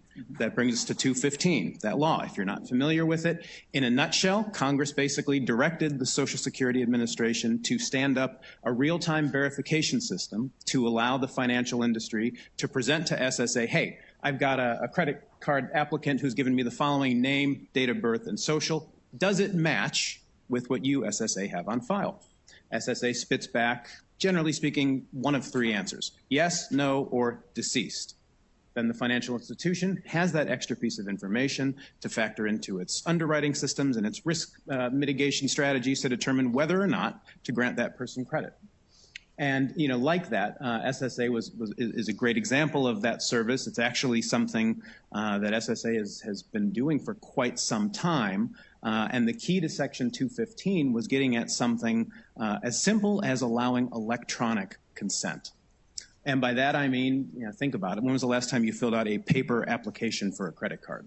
Doesn't really happen anymore. So for the credit card industry, where, as Ken was describing, seeing a pretty significant rates of synthetic identity fraud, the ability to ask SSA that question but receive consent from the consumer to do so electronically instead of relying on a pen on paper consent, potentially a game changer.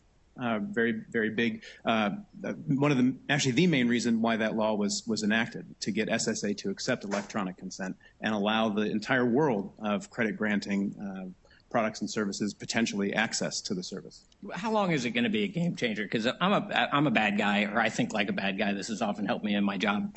And I know that I'm going to come up with something, or somebody's going to come up with something as a countermeasure. So what's the countermeasure to this? So we took a step forward. What are they going to do? Yeah, I think the fraud never stops, right? It will mutate to some other behavior set. I think a lot of the explosive growth that we've seen associated with synthetics in the last few years is actually due to sort of an inadvertent consequence of some changes that the SSA made back in 2011, right? They went to a process prior to 2011. If you knew the first 5 numbers of a Social Security number, you were able to understand sort of where and when that social was issued. After June of 2011, the SSA started to centrally issue Social Security numbers, and they started to do it in a randomized format. And so the geographic and temporal association of a given group, an area and group number went away. And what that really did was, prior to this, institutions or service providers like ourselves were able to look at a number, and at least if I didn't know necessarily that it belonged to Bob Smith, I at least knew whether or not it was in the valid issued range. And what you ended up with was, I work with somebody who really likes analogies. He sort of asserted that in this context, there were too many muggings going on in Central Park. And so what the SSA inadvertently did was turned off all the lights in Central Park so the muggers couldn't find their victims. Didn't really work in the way that folks expected. And so one of the things that this Section 215 restores is some ability to understand the actual issued nature. And so I think in the case of synthetics, I'm pretty confident that this will stop a lot of this behavior. But I do think that what we'll see is this will mutate somewhere else. Coincidentally, with the rise of the synthetics was about the time frame in which EMV was rolling out, right? And so fraud, now it was really hard to clone a card, so it was easier to go get a card, right? And to get the bank to issue you that card, and it was a real card, and it was a usable tool in that context. Do you have anything? I think the banking guy would have something to add here. Yeah, I echo what Ken says. I mean, anything, especially EMV, we saw the shift either to getting stolen cards or go online. And I think the same thing could happen here. They'll look for obviously a path of, that's easier. Right? It's going to put an obstacle in play, but it's not. The gentleman said they're not going to, they're not going to quit their job. They're just going to keep working, but they're going to look for the easy way. They're not going to work harder for it, right? So they're going to find something else. I think, and looking at what's going on with 215, I think that is going to be, a big obstacle. I do think that there are other things that we can improve in the environment to help us out as well. Today, if I do have a synthetic identity and I apply for credit, most of the bureaus, and I'm going to say this is Mike's opinion, not necessarily that of the Fed, right? So disclaimer. But when I've been doing discussion or research, what we found is that when someone first applies and it goes to a bureau, the bank or the FI sends it to the bureau, it creates an identity, right? And it may decline me, right? And that's the first step. Now I'm at least created on the bureau. And so once that's there, I can keep trying. And ultimately, I'm probably going to get a credit card. It might be a retail card for $500, but I just need to get started. Once I get started, then I can grow. So I think there may be some changes that need to take place in that environment of when someone's first being vetted. How do we really either share across the bureaus that this person has been, started here or that they've applied multiple times, and there should be some vetting around should they even be reported back, and that decision back to the financial institution should it say it's suspicious or raise some red flags, and then maybe we can stop it on the front end. Because again, with synthetic, the key piece is identifying it up front. If you can stop it up front, it's much easier. Because if they're in for the long con, you're not going to know for years, right?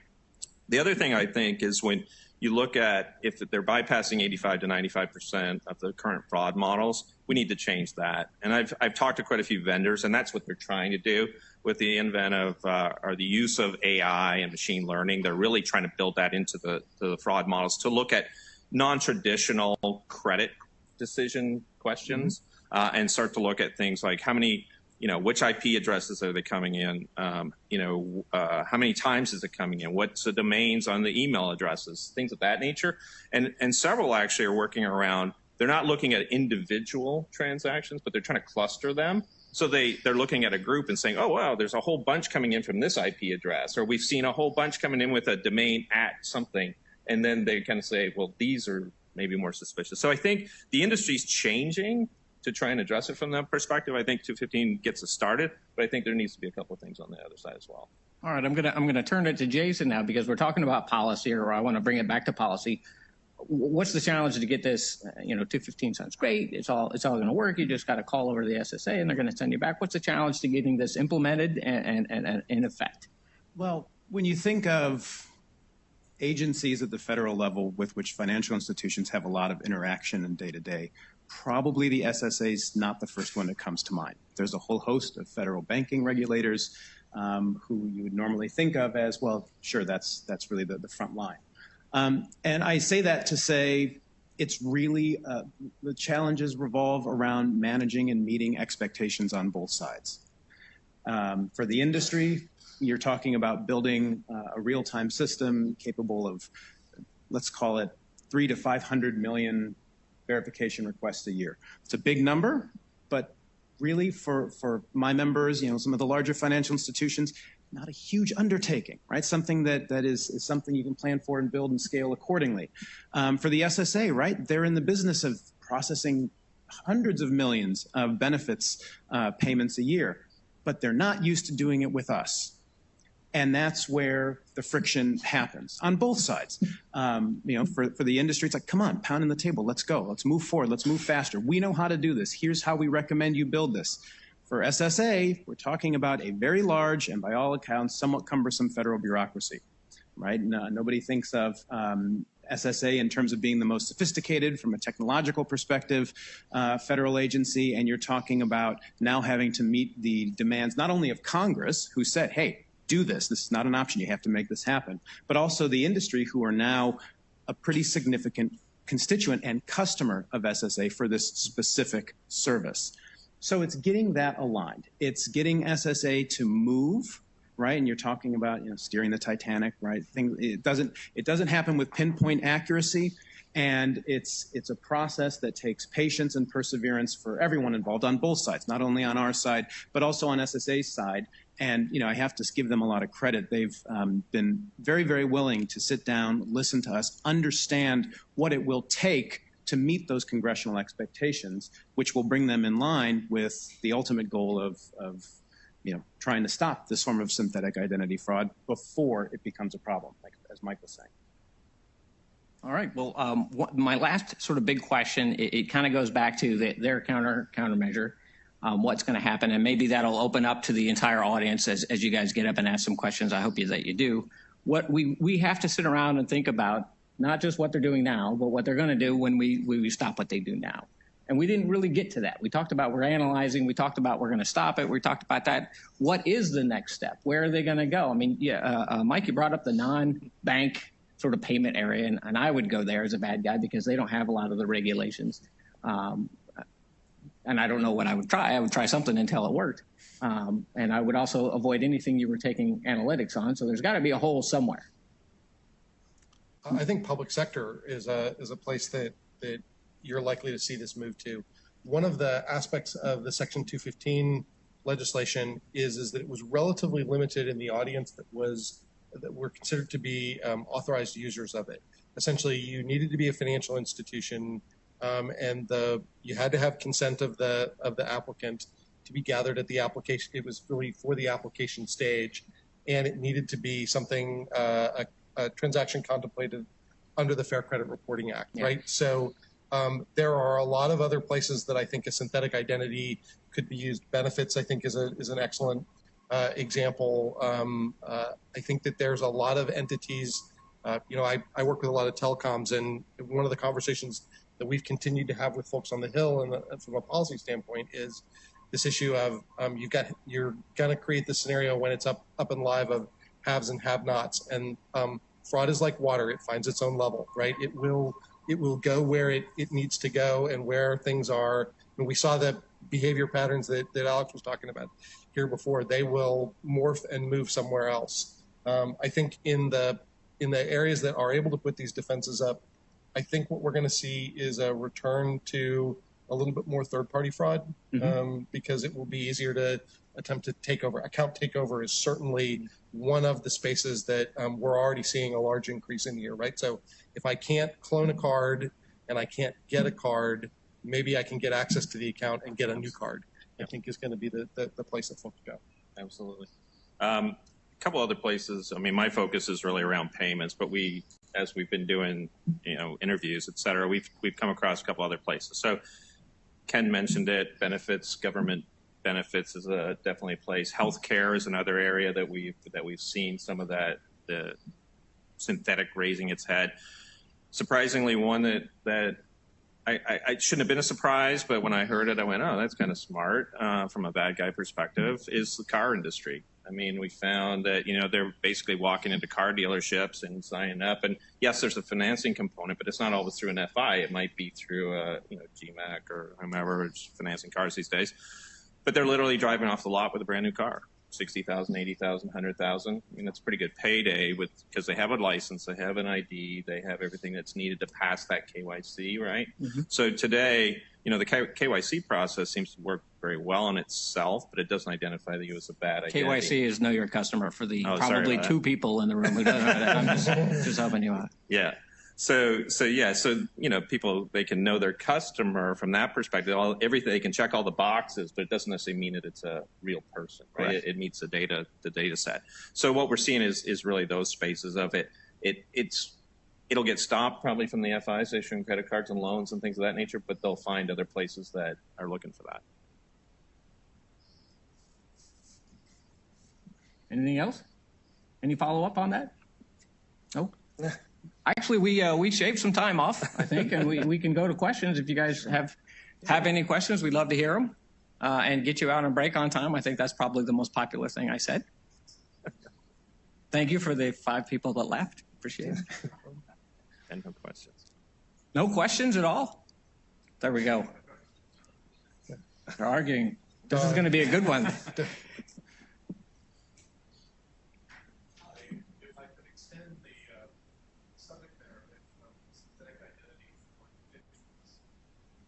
Any thoughts about synthetic identities and think about the holy trinity of identity: KYC, AML, LEI. Any thoughts or things to watch in that space? Yeah, just for the folks online, the question was really sort of about the extension into sort of business synthetics and legal entity impersonation. It's really kind of an interesting question because technically a corporation is a synthetic person, right? And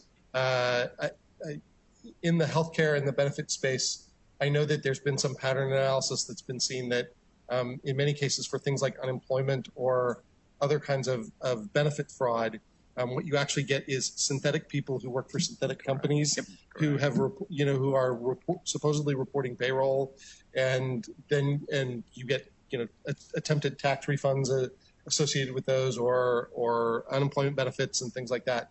I think the interesting thing in the context of the synthetic businesses is, if I was going to think like a fraudster, and using your example of this, and we do a lot of the same thing, is I can create a business, right? And I think what I would do is I would do exactly what I was going to do if I was going to create a real business. I would register that business. I would create and file tax returns and do fictitious business name filings and all those other things like that. And so I think this is that's a really interesting challenge, because at the end of the day, what you're trying to figure out is, because the entities are real, and there's lots of shelf corporations that already exist out there that are sort of waiting to be used in different contexts. And there's very little fraud at the beginning of the Secretary of State process. They don't have any fraud people looking at it. They just it's not a. I mean, if you pay the fee, you get the license, you get the credential in this context. And so now you really get into this question of, and by the way, we don't deal at IDA. We don't deal with any of this corporate entity work. I think you guys spend a lot of time in this as an example. You really get down into that now. The reality of the business becomes the graph of their relationships to other entities, right? And I think this also becomes one of those heuristics that you use in the context of finding a synthetic in a person, both a person and a business, is the perception of reality, or the verification of reality, really has less to do with the credentials which are presented rather than the interactions with other entities and its presence in other domains, right? So if the ABC company exists, then the ABC company should have a phone number, and the ABC company should have a mailing address or a location, and the ABC company should have trade credit that exists with other parties and things like that, right? In order to be real. I will add too that in discussions with the FBI, when we've been looking at discussions around some of their cases, there are definitely synthetic, well, I don't know if I'd call them synthetic, but sort of what Ken said, they're a legitimate business that's been created. It could be totally fabricated in the sense that it's set up for criminal intent, and it helps process the transactions through. So there are those. As far as actual fraud happening from a synthetic perspective on corporate, in my previous career, I was in corporate fraud for the most part. And I would say that there, synthetic was mostly on the retail side and not so much on the corporate. Now, again, if the fraudsters start getting blocked somewhere, they may migrate to it. But I think it would be a tougher challenge just around, because you have to create the company. You have to have sort of that record around it. And an institution will have to go through that know your customer process. And so they got to get the trade credit. They got to be able to have process. So I think it would be a tougher challenge. I'm not ruling it out, but we have definitely seen entities that have been created to assist in the synthetic identity fraud scheme. But there's low or no barrier to creating an entity. Yeah. Do you have a specific sort of fraud in mind, or were you just asking? I'd like to dig into that question a little bit. Do you have a really good idea? Yeah. Can I write it down? I always have to. So just curious, odd part of my background, I've been in cybersecurity for a long time, banking. But I've also been an elected official, just not in the United States Congress. I was an elected board member, 10th largest school district in the state of Ohio. So when we look at what we're doing, SSA is a single point, right, relative to reference for synthetic identity fraud. The most common stolen asset today, ITRC, is identity-related data. So the fraudsters are collecting and aggregating other available information to create a context-rich synthetic ID, right? Absolutely. A ton of that is coming from school districts. That's the reference point, because limited budgets, information security, and tons of information is being stripped off about kids and then being used. So where do you see the broader, I mean, frankly, national critical infrastructure going to make sure that all of these assets are being protected in a way to reduce synthetic identity fraud? Well, I'll start off tackling that by giving some credit to Jeremy and Better Identity Coalition. I mean, just take a look at the proposals that they laid out in their white paper. I mean, I think they hit on it. SSA is just, and what we're doing with SSA is really just one example of what should be done on a much broader scale. I mentioned how financial institutions have such a hunger for authoritative sources of data, right? SSA is just one place and one slice of that pie. Certainly not a silver bullet. And it's finding ways, as one of the earlier keynotes mentioned, to collaborate, public-private partnerships, information sharing and arrangements between all levels of government, because it's not just the feds who have this. I mean, think about what many of the states are sitting on that can help institutions and businesses alike validate and verify and authenticate you are who you say you are. So, I mean, Better Identity has done a lot of work in this, and I think they've really hit on the head of what needs to happen to try to tackle that and address exactly what you described. I do think that, as Eva talked about with the use of children's social security numbers and particularly in the synthetic space, right? We did some analysis and we found 26% of the confirmed synthetic frauds that we saw had used a child's SSN, someone under the age of 18, and that was really prior to randomization, when we knew sort of when the SSN was issued and we knew the blocks that weren't enumeration at entry and those kinds of things. Another 40% come from that random pool where you assume that a good portion of those are children, or they may be numbers that have not yet been assigned. But I think in the example that you get here of this, the theft of educational records as an example, and potentially the student identities which have not yet appeared in the credit system, things like this, the Section 215 is going to be one of those ways that helps to stop some of that. And in many ways, you're trying to sort of disprove a negative, right? If the person has no record, right, or the records only exist in sort of these non-financial realms that those entities are checking, it becomes really difficult. And so I think that the idea of those authoritative sources that exist in places like the SSA, or one of the other things that the Better Identity Coalition talks about is driver's license data. I'm not particularly sure that helps tremendously for underage, but at least it's another step to even maybe, does the Miser family exist at 123 Main Street in San Diego, right? That there's ways to sort of look at that as well. Well, there are departments of revenue that can't even get their own state's driver's license records to do a correlation during tax season and things like that. So it's a big issue. And before I go any further, and I do want to come back to the ITRC, if you ever want to feel the sort of the heartbeat of what identity fraud does to people, go to San Diego, especially when the weather is really bad, and go listen in to the call center at the ITRC. I like doing that for me because it reminds me that real human beings are getting fired because their identity has been stolen, or are just mystified and confused and hurt. So I just listen in to that and you try to figure out how we can do better, because we put a really complex system in place. Bad guys are taking advantage of it. And those folks, whether it's children, whether it's everybody at the Soldiers and Sailors Home in the state of Indiana whose identity was stolen, these folks may not be able to help themselves. So we have to help them. Are there any other questions? Is Brake calling you? Awesome. Thank you very much. Thank you, guys. Thank you very much. Thanks to our panel. We'll take a break. It said till 11. Why don't we do a 15-minute break, come back around 11:05, and then we'll pick up with the next part of the content from ITRC with some interesting research that should be presented. We'll see you in about 15 minutes. Thank you.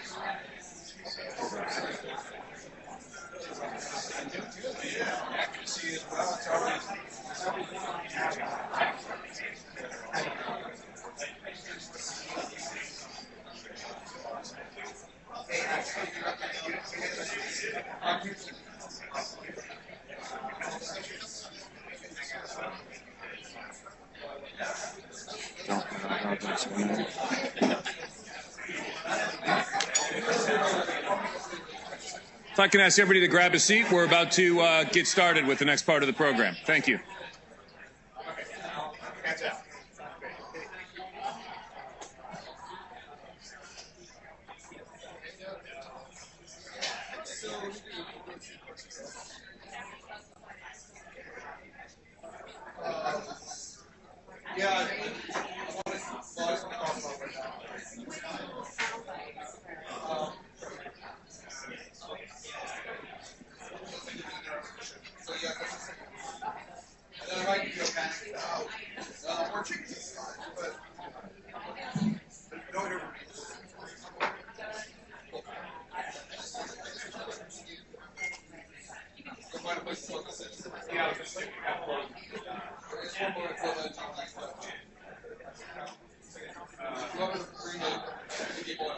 Okay. All right, everybody. If we could get settled so we keep the agenda moving forward and stay on time.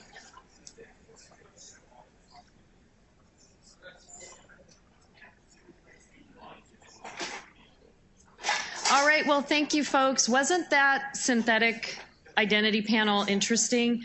My board member, Matthew Donahue, always comes up with such great little witticisms. I'm going to get him a T-shirt that says, "Hug the marshmallow," for our next board meeting, because I thought that was a perfect little witticism there. So please join me in welcoming Vladimir Polatev. Did I get it right? Okay. He is Vice President of Global Business Development with Generali Global Assistance. GGA has been a partner with the ITRC for many years. In fact, their CEO, Paige Schaefer, is our vice chair on the board and has really helped to drive the strategic initiatives and our mission over the last couple of years. We, GGA and ITRC, have collaborated on a number of projects and initiatives, including research projects. And so Vladimir here is going to talk today about our most recent collaborative research project. And with that, take it away, Vladimir.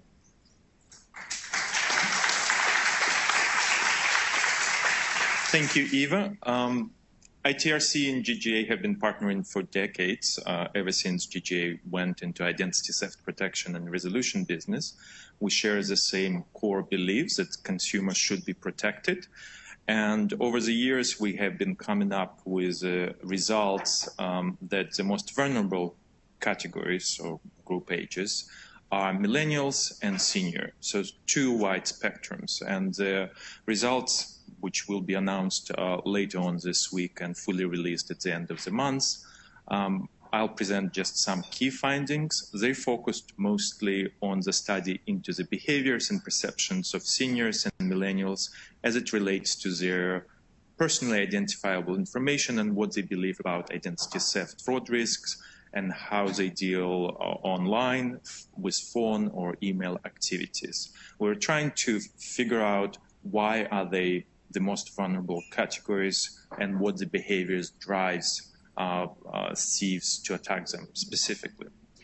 So millennials, which I'm not, the key finding, they believe that they're well-versed in protecting themselves from identity theft, but do not engage in full basic prevention techniques, and I'll show you some numbers. I'm not sure, well, I'll share some numbers. The second finding was that as digital natives, they use a lot of technology, mobiles, and rely on their devices and online services. They live with their devices, but maybe not as aware of the pitfalls of their online presence. So, is there slides? Not long. Okay, well, in the numbers, the risky behaviors of millennials was that 42% of them reported that they share location when they're away. So they quickly tweet or check in or Instagram of where they are. And most importantly, all of them share their date of birth, birthday celebrations. So those half of the millennials, very fine to share this very critical pieces of information, which we in identity theft protection field believes is a huge risk. Another almost half of them, 42.9%, reported that they use the same password for 2 or more accounts. And as you heard before, this is a practice which not very good. On a positive side, 82.6% of the millennials said that they check financial accounts almost daily. So they're on top of both of their credit history as well as what's going on financially with their accounts. In comparison, seniors also believe, key findings, that they're doing everything that they can to protect themselves against identity theft, but as we found out, employ some risky factors. So this finding is the same across millennials and seniors. They both believe they're doing everything they can to protect themselves, but they both employ risky factors. The second finding on the seniors was they are more privacy-centric. They're not oversharing some things, but as always, there is room for improvement. So on the negative side, if you remember, I was saying 82% of millennials check their financial accounts quickly. Only 13% of seniors check their financial statements monthly. Millennials daily, seniors even less on monthly basis. That practice could be because of, again, millennials connected to their online devices, so mobile banking apps. It's all easily accessible. They right there and it's easy to navigate, while the seniors believe that all of their money are safely secured in the investment account and there is no need to check it. It's there, it pays dividends, it's working fine. Why is the need to go there?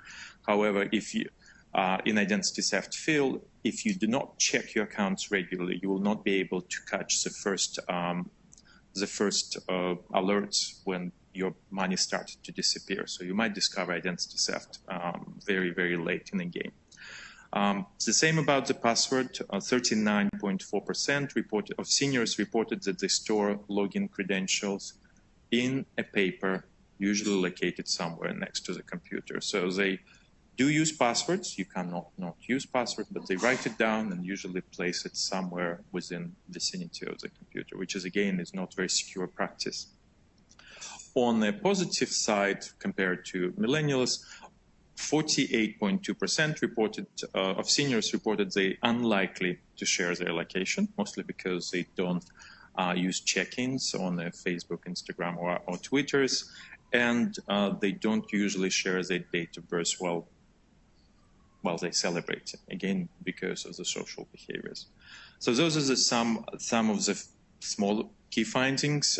We did find that oversharing on social media lacks password protection, and reusing the same password and inattention to financial accounts creates the weakest links. This is what drives the most of identity theft in these age groups. The weak links are very things that become a low-hanging fruit. If you saw previous presenter for Microsoft, yes, you can hack anything if you put your mind to it, but why spend those resources and efforts when there is something as easy as dialing the number for the senior and asking them for the password pretending to be someone else?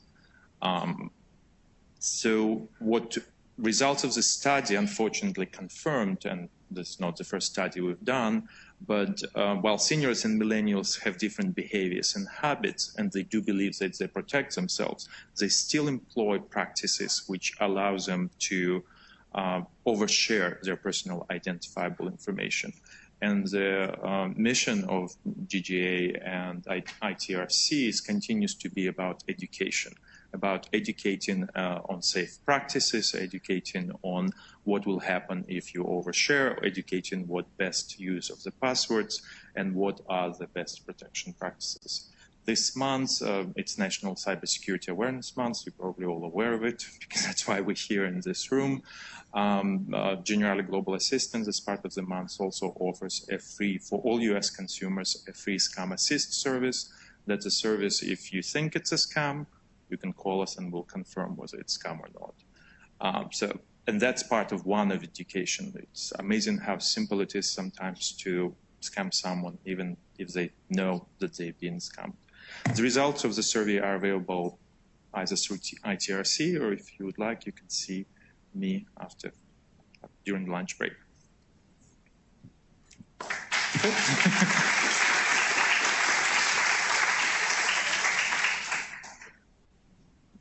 All right, everyone. If you are interested in getting the full survey when it's dropped, please let Vladimir or one of us from ITRC know, and we'll be happy to get that over to you. To keep things moving, we're not going to take a break, but we are going to have a conversation with an identity theft victim. So while Axton is getting settled up here, now this layout doesn't exactly lend itself to a casual conversation. Come on up, Axton, go ahead and grab one of those chairs.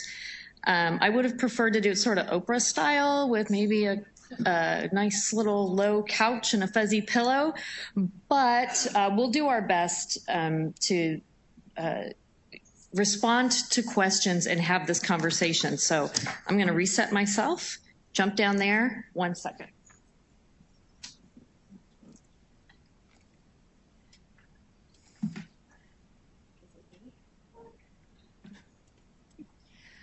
Okay, thanks everybody. I think I just want to level set and change this up a little bit. We've been talking about these issues at a very high level, and those are very important conversations. But I want to bring us down really to the human level and have a conversation with Axton. I have been working with Axton off and on for a number of years, but it's been over about the last year that we've really started discussing this issue more in detail and more in depth. Axton Betts Hamilton is an assistant professor at South Dakota State University. Her areas of research are financial exploitation within families, child identity theft, and elder financial exploitation. She is the author of The Less People Know About Us, A Mystery of Betrayal, Family Secrets, and Stolen Identity. And this is one, reading this book has been so helpful and informative for me, because one of my favorite things about Axton is that she speaks with such authenticity and candor about how this issue affected her both in her childhood and in her adulthood, and how she's chosen to use this as a catalyst for good, to move forward and do good things with it rather than lament about all of the challenges. She's moving through those with great dignity and grace. So thank you, Axon, very much for being so courageous and being here and sharing your story. Let's just start with you giving the audience a general, just a description of the what. What happened to you? What is all of this? What's in the book, right? So my identity theft story starts back in 1993. So 26 years ago, back before identity theft was a household word, back before any legislation identified consumers as victims. Back at that time, financial institutions were regarded as the victims. So there really was no recourse for victims back in the early 90s. And shortly after my grandfather passed away, my parents and I moved into his house, and our mail started going missing. And my dad's a hobby farmer. He raises donkeys and mules. His Mules and More magazines were disappearing. His Brayer magazines were disappearing. My pen pal letters were disappearing. Bills were disappearing. And somewhere along the way, my mom said, well, it's identity theft. And it's probably because someone wants this farm, and they're trying to chase us off of it. They're trying to make us so miserable that we want to leave, which, if that was the case, they were doing a pretty good job back then, because it was pretty miserable to live with the identity theft back then. But I didn't know I was a victim until I was 19. I went to Purdue University when I was 18, barely 18, and one of the things that I looked so forward to about going away to Purdue, which was 2 hours away from my hometown of Portland, Indiana, was that I could get away from the identity theft. I watched my parents deal with it unsuccessfully for that point for 7 years. And I was so happy to be at Purdue and watch what they were unsuccessfully dealing with from afar, but to be able to not be touched by it every day, or so I thought. And I moved off campus my sophomore year, found a little studio apartment that was built in the late 70s and still looked like it, with the dark paneling inside. It was more like a cave than an apartment, but it was mine and I was proud of it. They allowed cats. And so I was able to bring my 2 cats from home. So I was really excited about this, looking forward to starting this more independent life off campus. I called the electric company to establish service. They said the date and time they would be there. Okay, fine, we're moving forward. And then a few days later, they send me a letter that says, we need a $100 deposit due to your credit score. And oh, by the way, if you want to see a copy of your credit report, call this number. Well, I didn't know what a credit report was. I figured at that time it was probably because I didn't have enough credit. I was 19. This isn't a big deal. People don't steal kids' identities. There shouldn't be a problem. So I called that 1-800 number to Equifax or Experian or TransUnion, whichever one it was, and requested a copy of my credit report. Didn't think much of it after that. And about 6 weeks later, I get off the city bus from being at school all day, and I see this large manila envelope sticking out of my mailbox. And it looked really official. And I got it, and I saw it was from the credit reporting agency. And I thought to myself, credit reports must be really difficult to read. They must give you a lot of instructions and disclosures, because it was a thick envelope. My credit report shouldn't be in a thick envelope.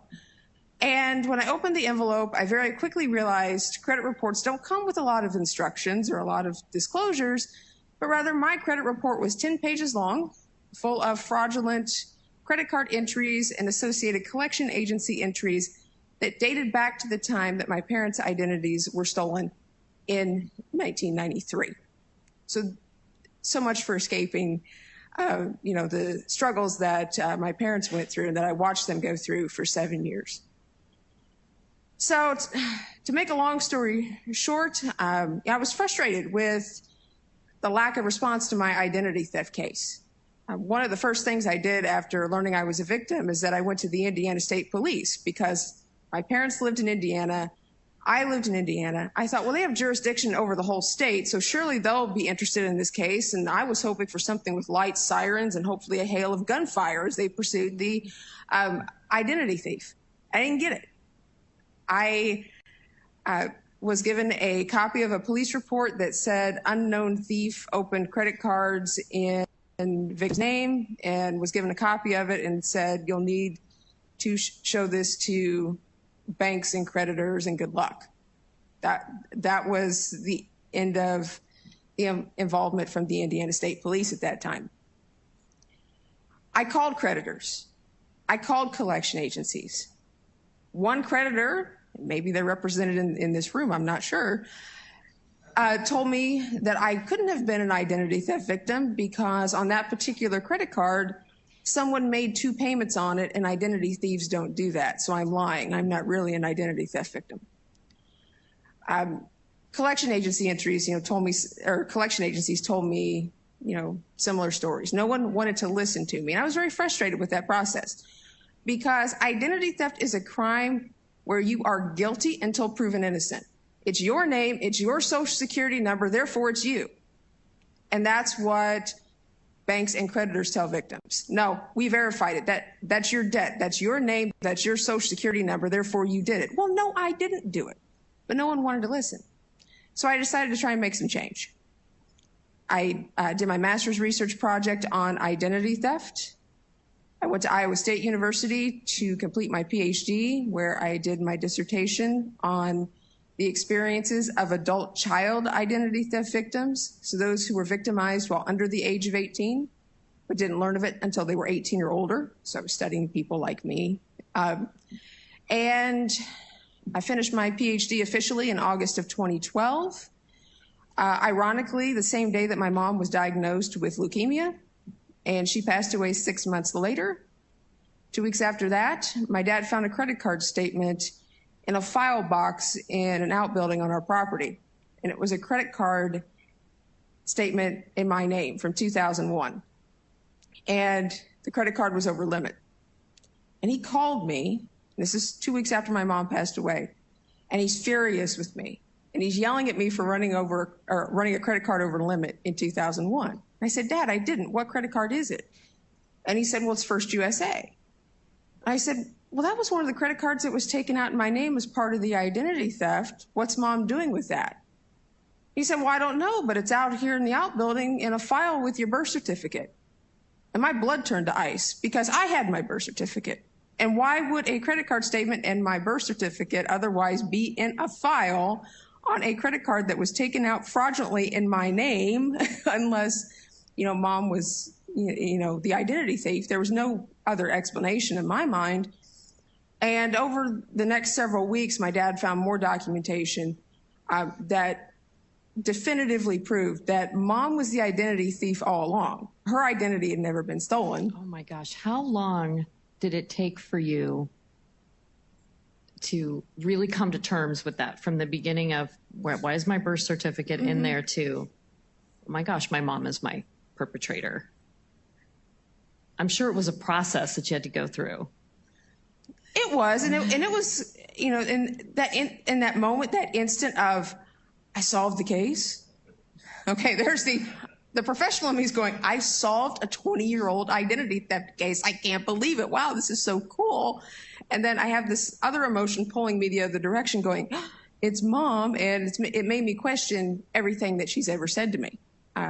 And so I feel like I didn't even know my mom. And through the process of talking with lots of other folks who knew my mom over the years, I talk about it in the book, I don't think anyone really knew who my mom was.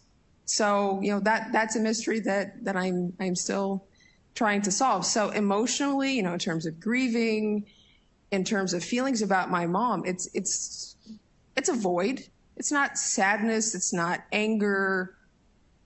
It's nothing. The professional in me kicked in, and as a researcher, this is what I do. I study identity theft. I study victims' experiences. So I started analyzing Mom. I looked at all of her documents. I went into her Facebook and found all sorts of interesting things that are covered in here. I could spend all day talking about that.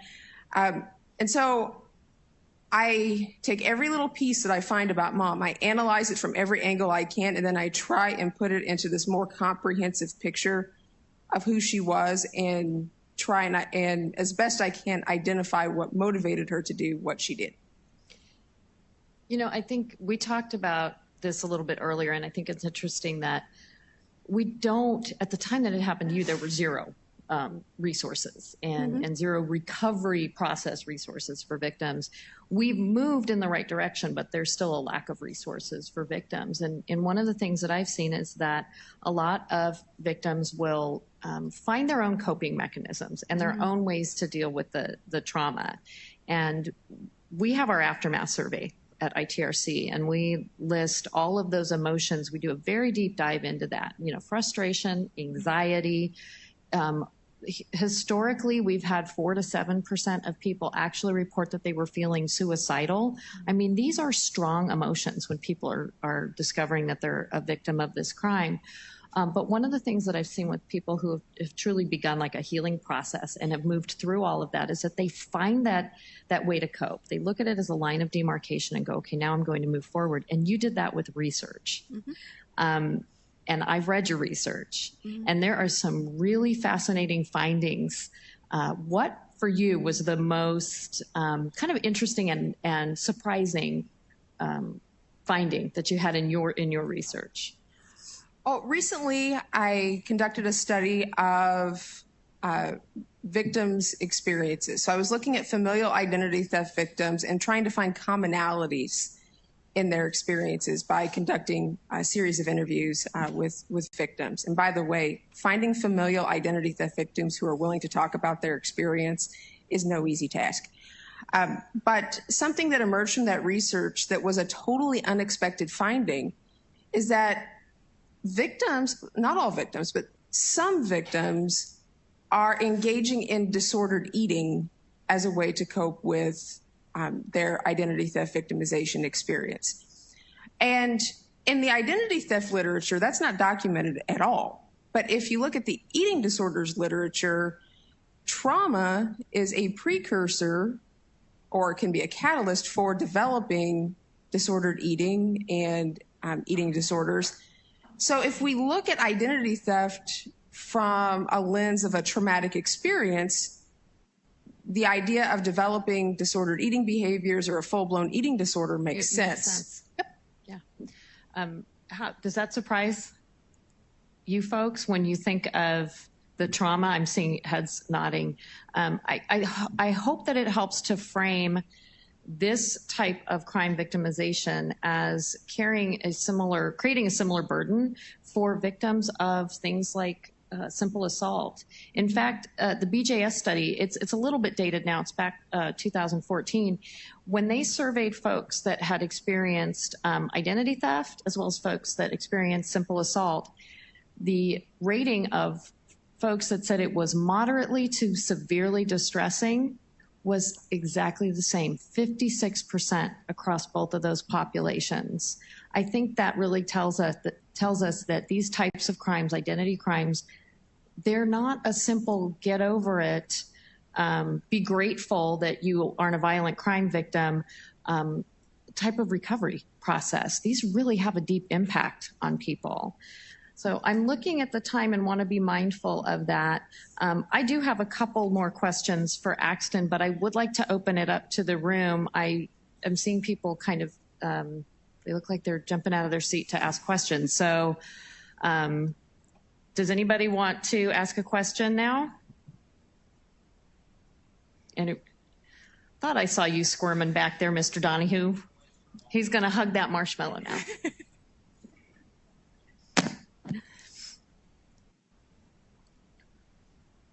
I started to ask you this in private, but I think this is a good place to do it. I want to see the crossover between sort of, you had a credit issue, right, to when it got into the tax system, because that there was a connection, but I never could put my finger on it, really what happened and why there's identity theft victims in the credit card space, in the consumer space. We're also victims in the tax space. What's going on there? Can you shed some light? Sure. So I actually wasn't, or at least to my knowledge, wasn't a victim of tax identity theft. However, as part of my mom's financial fraud, she filed false tax returns with the IRS and with the Indiana Department of Revenue. Several years she didn't even bother to file taxes at the federal level, the state level, the local level. So, my dad was on the hook for that. And as part of this whole huge fraud, identity theft, tax evasion mess that my mom left behind, we had to hire a tax attorney, and they came very close to losing the case because my mom had defaulted on a repayment plan to the IRS. And when you do that, they don't want to deal with you. And my parents filed taxes jointly, so in the eyes of the IRS, they thought my dad was equally responsible for the attempted tax evasion, and he wasn't. He didn't know anything about it. And by the time we discovered this, we found a letter addressed to both of my parents in a mailbox that my mom had that we discovered. That wasn't one that my dad ever used. And the IRS was ready to seize the house 1 month after mom passed away. So we had to act pretty quickly. And I do want to point out that, in my research and in my own experience, identity thieves typically don't just stop at identity theft. They will take advantage of any situation they can and engage in multiple forms of financial fraud. So an identity theft victim is likely victim of other forms of financial fraud or abuse, as well as physical abuse and emotional abuse as well. Does that answer your question? Gives me something to research. Yes. Yeah. So in the few cases of identity theft that I've been close to, there's been a great deal of I would sort of victim denying, like, hey, look, you just need to pay your bills. Absolutely. The questions I would have for you are twofold. One, have you seen any trend towards that improving, where people are actually more willing to say, okay, we believe that this is a real crime that's happened? And do we think that that the mechanisms are getting better? I guess the question is, on the one hand, have we seen any improvements in that accusatory behavior? Mm-hmm. And then the second one is, do we have any evidence that it really happens? Like, the percentage of reported identity theft cases, do we have a sense for how many of those are fraudulent, saying I'm a victim, but I'm actually just not paying my bills? Banks tend to accuse people that, you're not paying your bills. How often does that actually happen versus the accusation? I can say that looking at it from organizationally, the needle has moved. We understand that there is a lot of friendly fraud. Unfortunately, there are people that, and I mean, your mother's case in point, that are committing the fraud and then trying to use this as an excuse and saying, oh, it's identity theft. So of course, we recognize that happens. I think the challenge is that it needs to be quickly determined whether this is a case of friendly fraud versus, oh no, this is a legitimate victim. I think we have a long way to go. We still talk within the call center. We talk to people who are fighting to prove their innocence, fighting to get a police report. They have the documentation, their own substantiation, but they're still fighting to get that police report, even in states where they have a right to report. And we have to give them the specific code section so that they can take it back to their local police department and say, this is the law that you need to follow so that I can get my police report. So it has, I think there's more acknowledgement of victimization, certainly than there has been in the past, but we have a long way to go. I would agree with that, especially in the familial identity theft space, which is where I've personally spent 26 years of my life, and that's where I spend the bulk of my research time.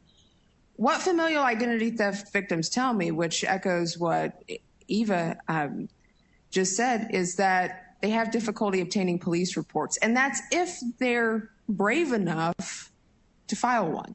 Oftentimes they don't file one. But Victims are often told it's a family matter, it's a conflict, work it out. This isn't a police matter, when really it is. You know, and just to follow up on that, I do think it's important to touch on when it is a family identity theft, when the perpetrator is known by the victim, that adds a layer of complexity to the reporting process. We talk to folks who we have to explain to them that once you report it to the police, it's really largely out of your hands what's going to happen to the perpetrator. So you have these family members who are going, I cannot be financially liable for these tens of thousands or sometimes hundreds of thousands of dollars that I didn't take these loans out or these credit cards out and I had no financial benefit from them. I can't be on the hook for this. I'm a victim of a crime. However, I can't report my mom. I can't report my dad. I can't report my son. And they have to make a choice between taking care of themselves and reporting this crime versus having these family matters. And I talked to one woman, this was a number of years ago, but I talked to one woman who said, I will never make it out of this experience whole. Half of my family is saying that if I don't report mom, they'll never talk to me again. And half of my family is saying, if I do report her, they'll never talk to me again. And I was commiserating with her and trying to let her know it was her decision to make. And then she said under her breath, I just can't believe she'd do this to me again. And I said, again? So mom had already done this once about 5 years ago.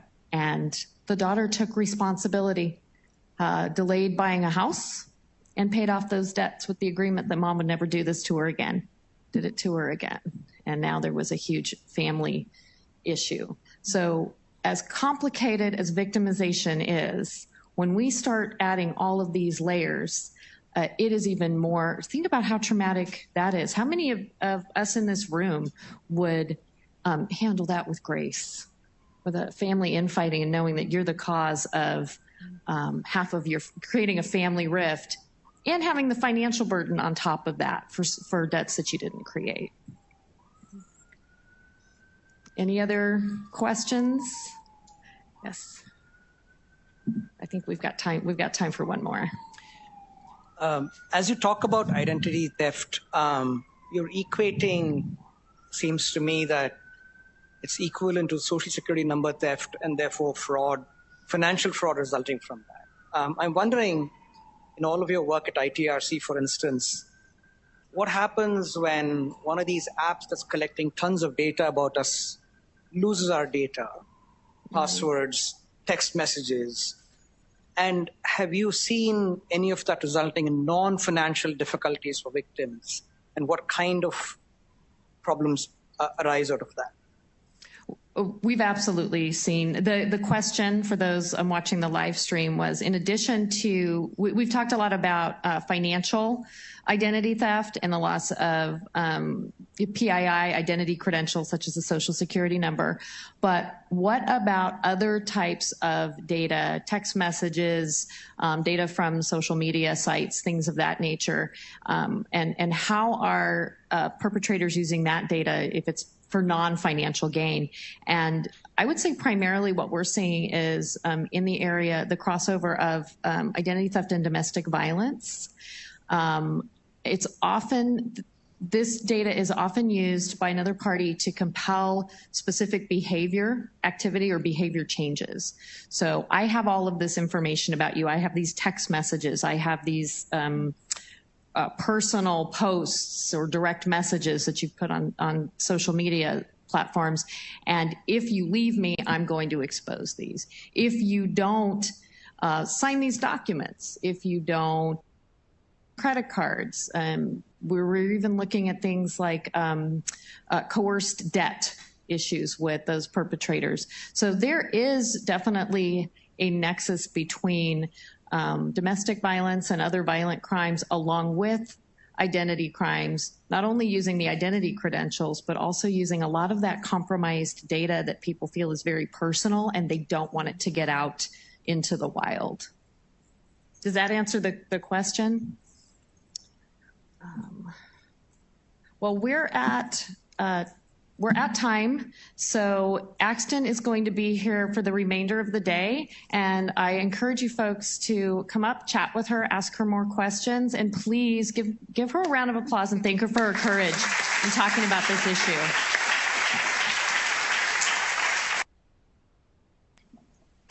Okay, and moving right along.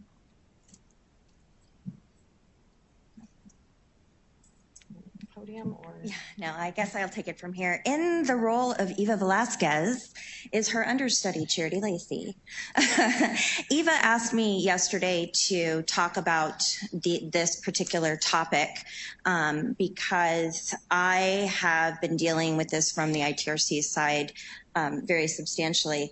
So a little bit about me. I am the Vice President of Communications for the Identity Theft Resource Center. I manage a lot of our media and outreach efforts. And in that, we started to receive quite a bit of traction around the Equifax and Yahoo settlements. How many of you, and I tend to be kind of an interactive person when I chat about things, so I'm going to ask some questions. I'm going to encourage you to call out, go to the mic. How many of you were impacted by either of those breaches? I see a lot of hands. So for those on the live stream, I only think 3 people were not raising their hands for those. How many of you have filed your settlement claim? And do you think you're going to get your $358 everybody said you were going to get for free? So one of the things that we are really seeing these days is that the promise of $125 or $358, whichever media outlet you'd like to believe, is really kind of a fallacy.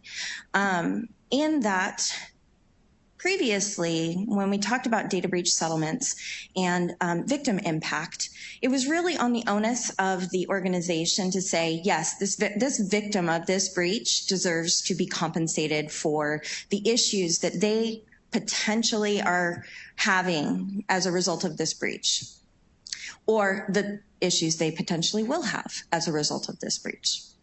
How many of you believe that once you receive your settlement, you are now never going to have an issue with identity theft, any issues with account takeovers, or any type of social engineering? Not a hand in the place. And do you think that'll end after the 10 years of credit monitoring that will be made available to you? Still no hands for those joining us live on the web.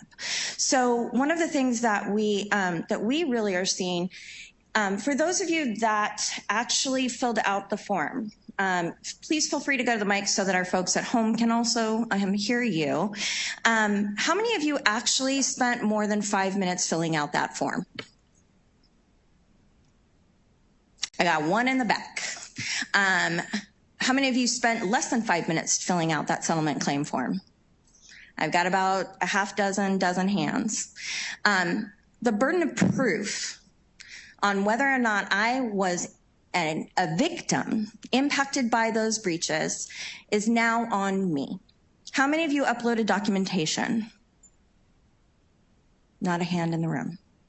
How many of you had documentation that showed that you could bring to bear that you actually had some sort of financial or time commitment to be able to get that compensation? Did anyone have documentation? Did you have receipts for your identity protection? Did you have mileage logs? That, with these 2 breaches, is the trend we see moving forward. That the victim is the actual person who has to prove that they were impacted as a part of a data breach. How many of you received letters and did nothing? How many of you receive letters now and do a lot more? Not a hand. So one of the things moving forward when you get a breach notification, how many of you were impacted by the Marriott breach? I mean, if you travel and you're an SPG and getting your points and wanting those wonderful free nights, you probably were impacted. You may not know it. How many of you enjoy a little DoorDash when you don't want to hit the street and get your dinner? Yeah, I see a few hands. Do you know what you're going to have to tell them when settlement comes around? Are you aware of what kind of information they're going to want from you to prove that you were actually a victim impacted by that breach?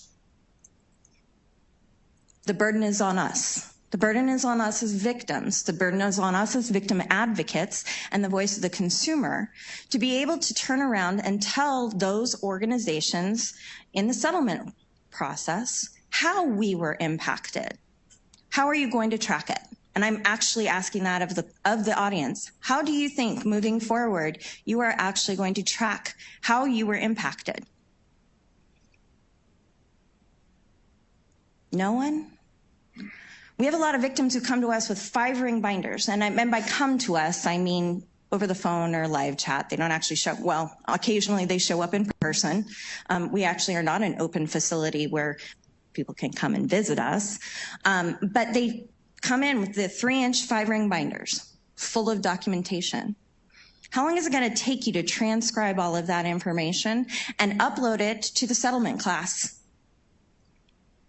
form to be able to then turn around and get $13? How much of your time? What do you value your time at?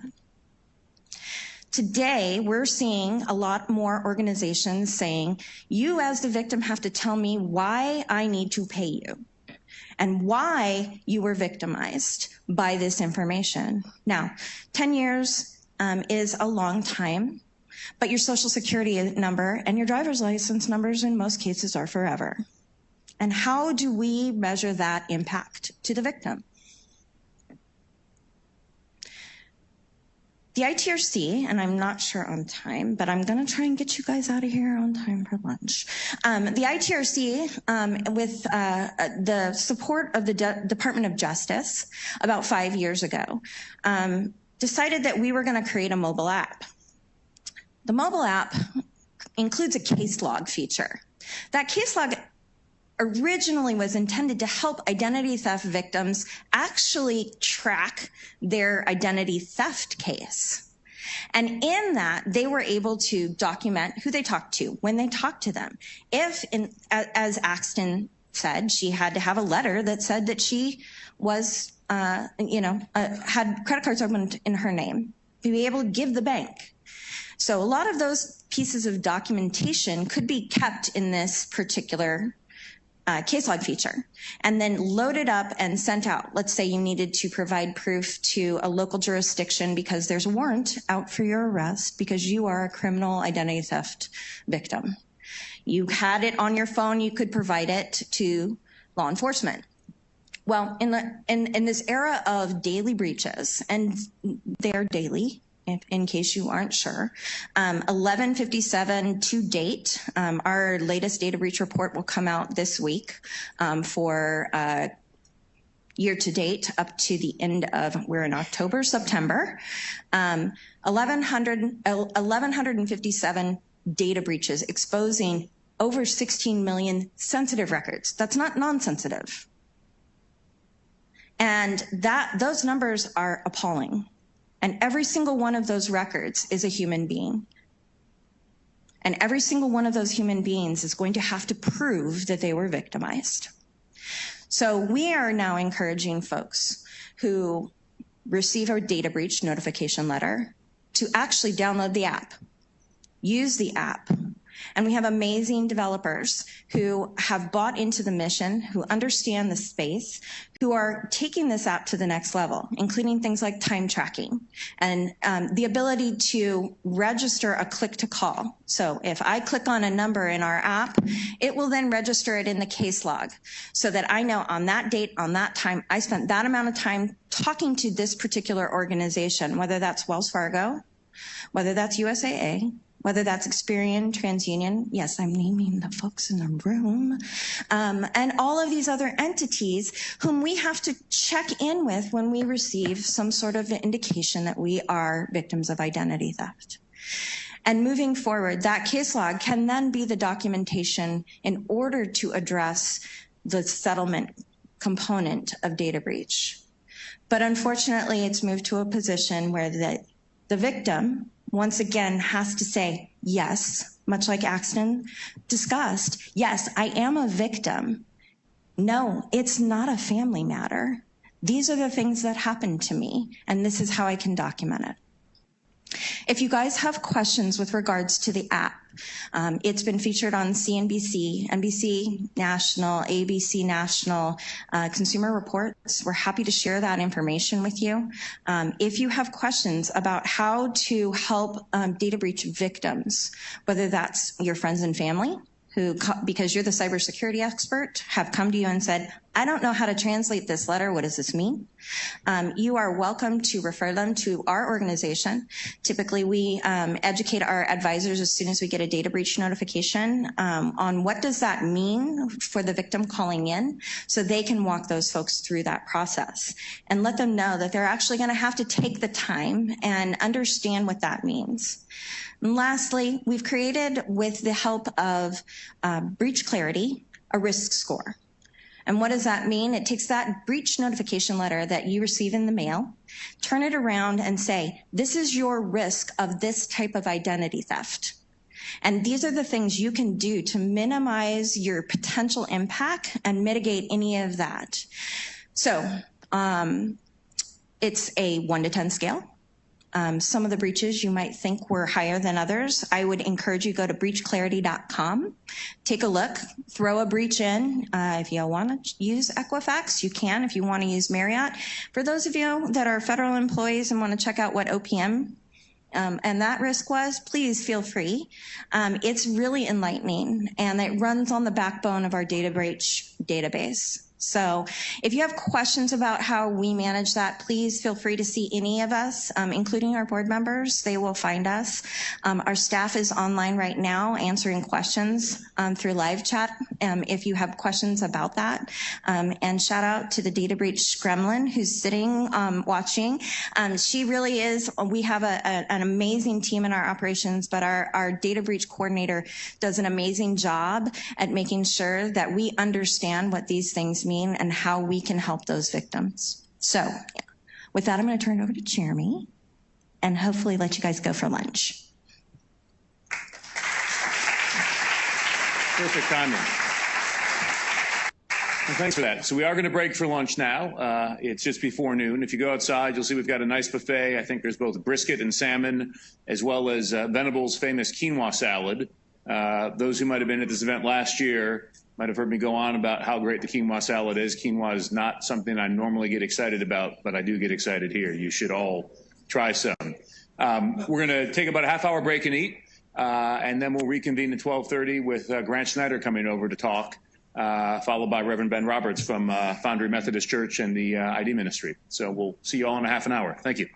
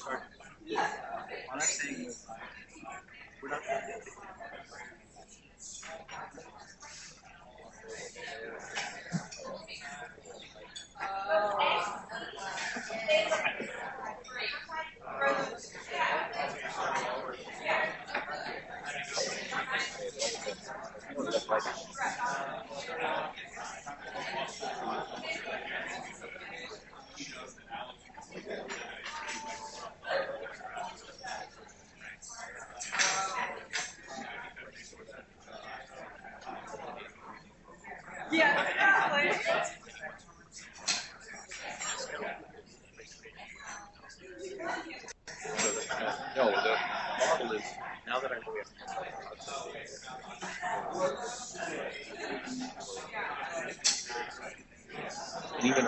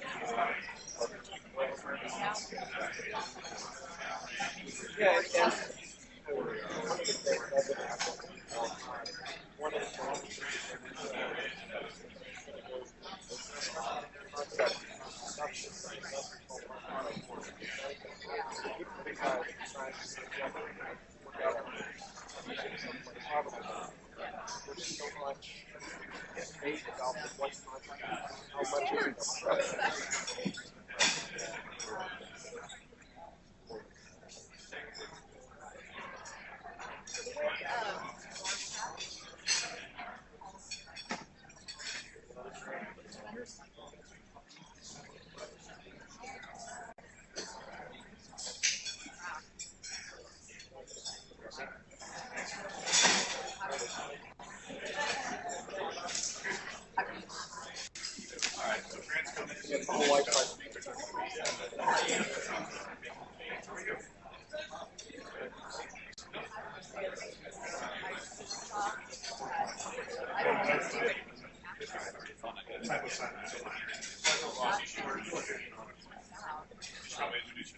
I'm not sure.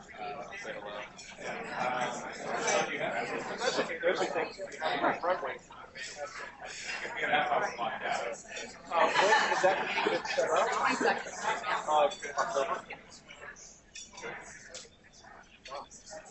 Yeah, I just was thinking.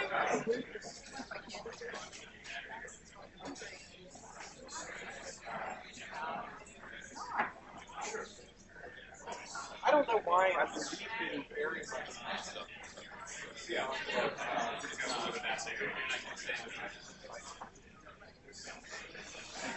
The only thing I can convince you about our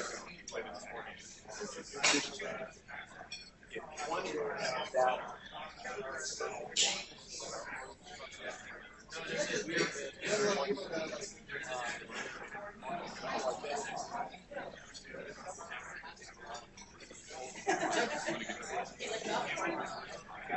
so there are some engagements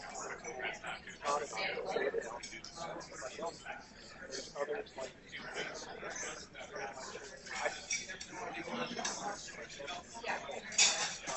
so and there's been some internal debates in the last couple months about what that's not that's our today we're looking Right. We just want to test it out. We want to partner it's not like we can do this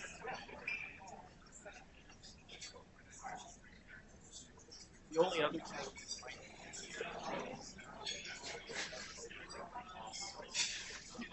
that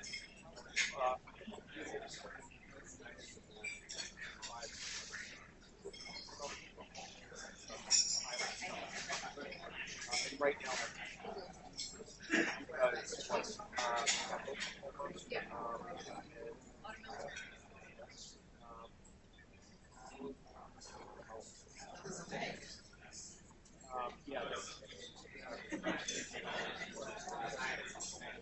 the other states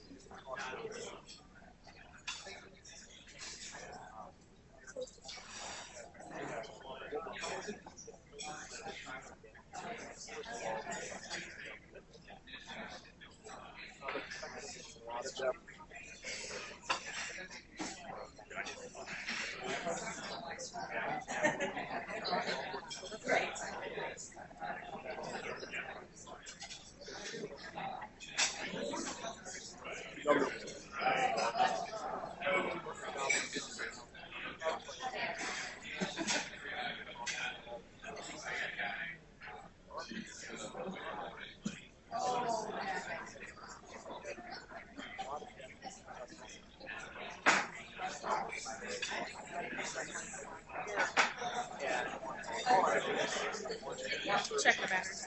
And so you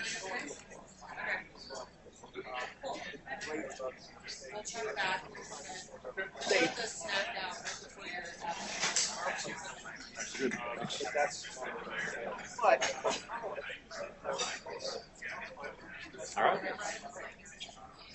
I'll talk to John.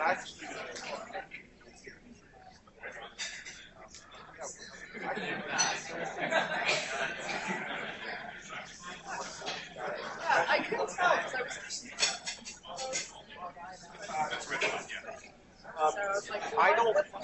I don't have a card, but I will use myself.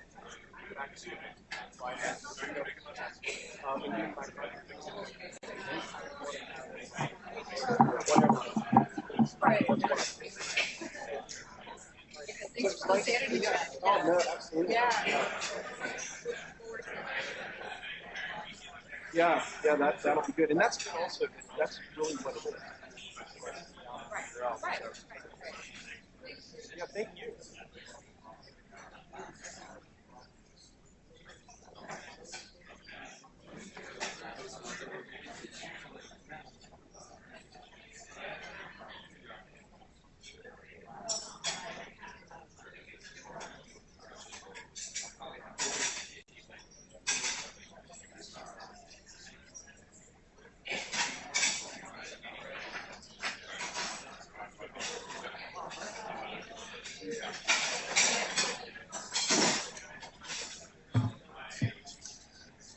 All right, ladies and gentlemen, if I could have your attention.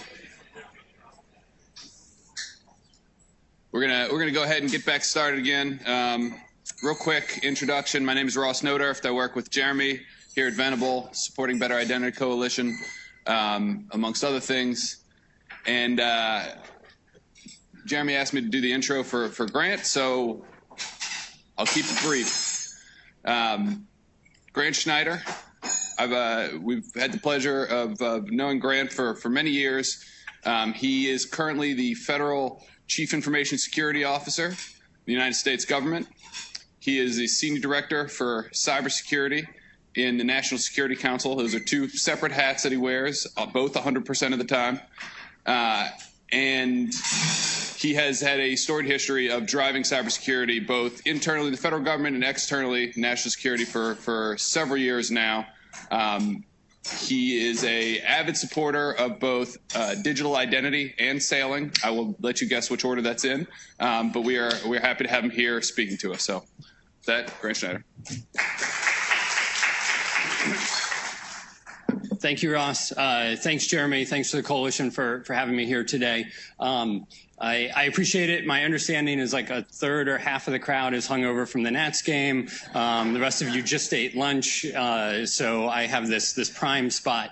But I want this to be a dialogue. There's a couple talking points that I kind of want to just run through from a bit of a White House perspective of cybersecurity writ large, and then into identity, and then happy to take some questions and answers and hopefully keep you awake and get your minds clear so you can focus on not the World Series, but on identity, both of which, of course, are going to be very important here in the coming weeks. So Ross mentioned my two hats. Just briefly on them, inside the Office of Management and Budget, I am essentially responsible for overseeing the OMB Director's Federal Information Security Modernization Act requirements around government cybersecurity. So think, what are agencies doing to protect the data and the information that they are holding and storing on behalf of the American people? And then in my NSC hat, it's a little broader. It still has government cybersecurity, and really the defensive cybersecurity portfolio includes critical infrastructure. So what are we doing with critical infrastructure, our broader ecosystem, and then also incident response. And so a little over a year ago, so it's National Cybersecurity Awareness Month, which hopefully you're all aware of. You probably are, because you're at least somewhat in this space. I would ask, though, that you talk to your friends and neighbors about cybersecurity, because you have an excuse being this month that you can work that through and work it into conversations and really try to demystify cybersecurity for folks who aren't in this space. And I think that's one of the things, and I'll talk a little more when I get to the identity piece, that we need to do around identity, right? It's either confusing or it's daunting, and therefore people end up I think just shrugging their hands and saying, well, I'm screwed, so I can't do anything about it. And in fact, we all need to be doing a lot in this space. So a little over a year ago, the administration put out a national cyber strategy. I'm not going to run through the whole thing, but I do want to just remind you it's organized around the 4 pillars of the national security strategy, which we expect to continue to follow the national security strategy under the new National Security Advisor as well. But the 4 pillars are pillar 1 is to protect the American people, the homeland, and the American way of life. In this is federal cybersecurity, critical infrastructure, combating cybercrime. Pillar 2 is promoting, it is promoting prosperity, so promoting American prosperity and making sure that the internet it continues to be the engine for economic driving to drive our economy that it has been, both driving the economy and driving innovation, and that there continues to be a safe internet in which we can do that.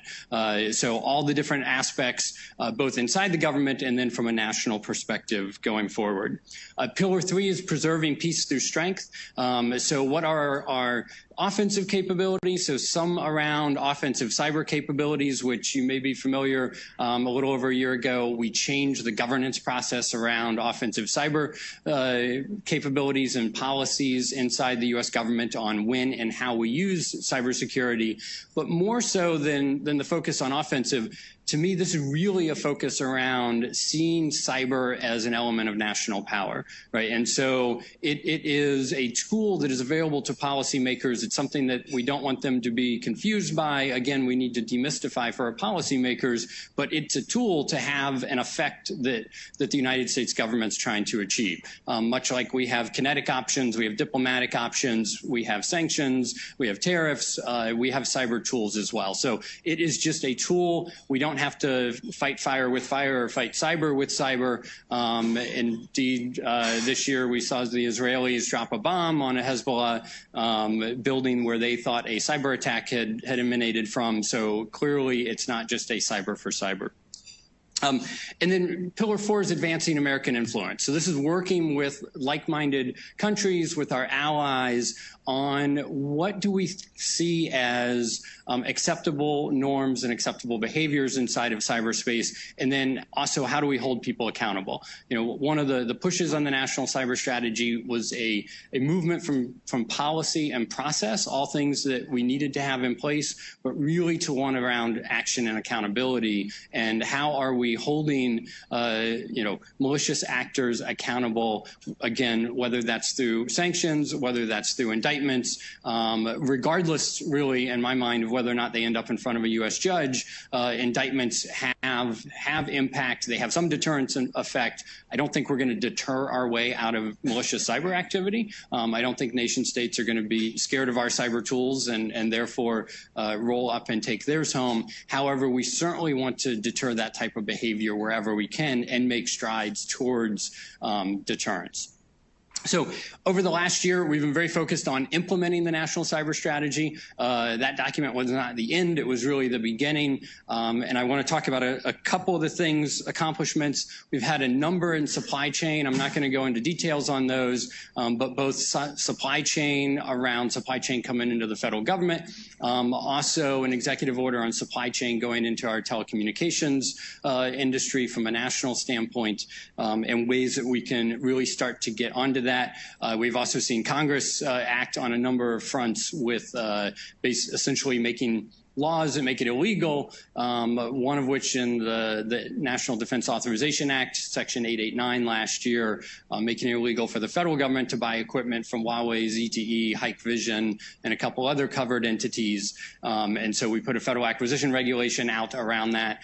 Next year, though, the second half of that prohibition goes into effect, which makes it illegal for the government to do business with anyone that's doing business with those companies. And so if you're doing business with the government and you have some of those Chinese webcams, that are in your building and you're doing business with, we are working through what are the second and third order effects, and there'll be some guidance, regulatory guidance coming out on that as well. But that is going to be a big one that goes into effect of August 2020. In addition to that, a little more on the OMB side, we updated our high value asset guidance, which is really around understanding what are the most critical systems and data and information in the government, and what steps are we taking at an enterprise level to protect those. We recently released an update to our trusted internet connection policy, which is geared to streamline the ability for agencies to leverage shared services, to leverage cloud services, and really modernize the way that we have security around there. And then also we put out a new identity memo in May of this year, which is really focused to a large, well, our memos are really target audience of federal agencies, but looking for federal agencies to be able to develop, a little more optionality and flexibility around how we implement Homeland Security Presidential Directive HSPD 12, which is the guiding thing behind our PIV cards that we have right now. Also, ability to how do we improve and increase our digital transactions with the public and with the American people from a government to citizen services? What are the steps we can take? And then also, how do we better align, and start to, and I think this is where many of you are more interested, how do we start to focus on the data that's inside the government and how we can use that in the identity space to make all of us more secure? And so when I think about our goals from an identity standpoint, and this is an area, in my opinion, that I want us to push really hard on over the next 12 months, is first and foremost, how do we increase security, right? That's fundamentally, both my hats have cyber in them, so it's really about how we increase security. However, I think there's a lot of things we can do to increase security that also are going to increase usability, because we've got to do that at the same time, because if we're implementing things that are more secure but are more complicated and harder for people to use, they're not going to use them. They're going to go around us. So how are we increasing security?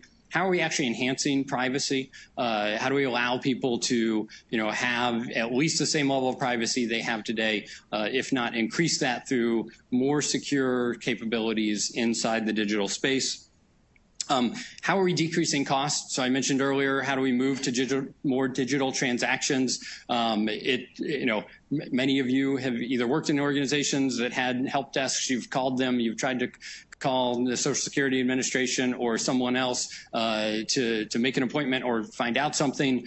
That's really, really expensive. It's usually really, really frustrating from a customer standpoint. And so the more things we can push to a digital environment, the better our costs are going to be and the better our customer service is going to be. Also, we want to encourage and really encourage market innovation. So identity is not a space where we think there needs to be a government digital ID or something that we push forward. It is a space in my mind where we need somehow to get to where we have nationally recognized IDs, right? That's essentially what your driver's license is today. You can go from state to state and people recognize it. It's recognized throughout the country. We need to get to a place inside of our country, though, where we've got flexibility between, government issued identities, privately issued identities that get us to the amount of assurance, and I'll talk a bit about that we need to have for whatever transaction we're entering into. And then we have to, and this sort of goes to the last point, we've got to drive interoperability and drive interoperability or spark interoperability. Really, industry is going to have to drive a lot of that, because we want to, create or encourage or collectively create an environment where, as I mentioned, someone has all the privacy they want. If you want to be anonymous and watch cat videos, or you're not a Nats fan and you want to go online and root for the Yankees in some anonymous way, no one would do that except maybe Jeremy. But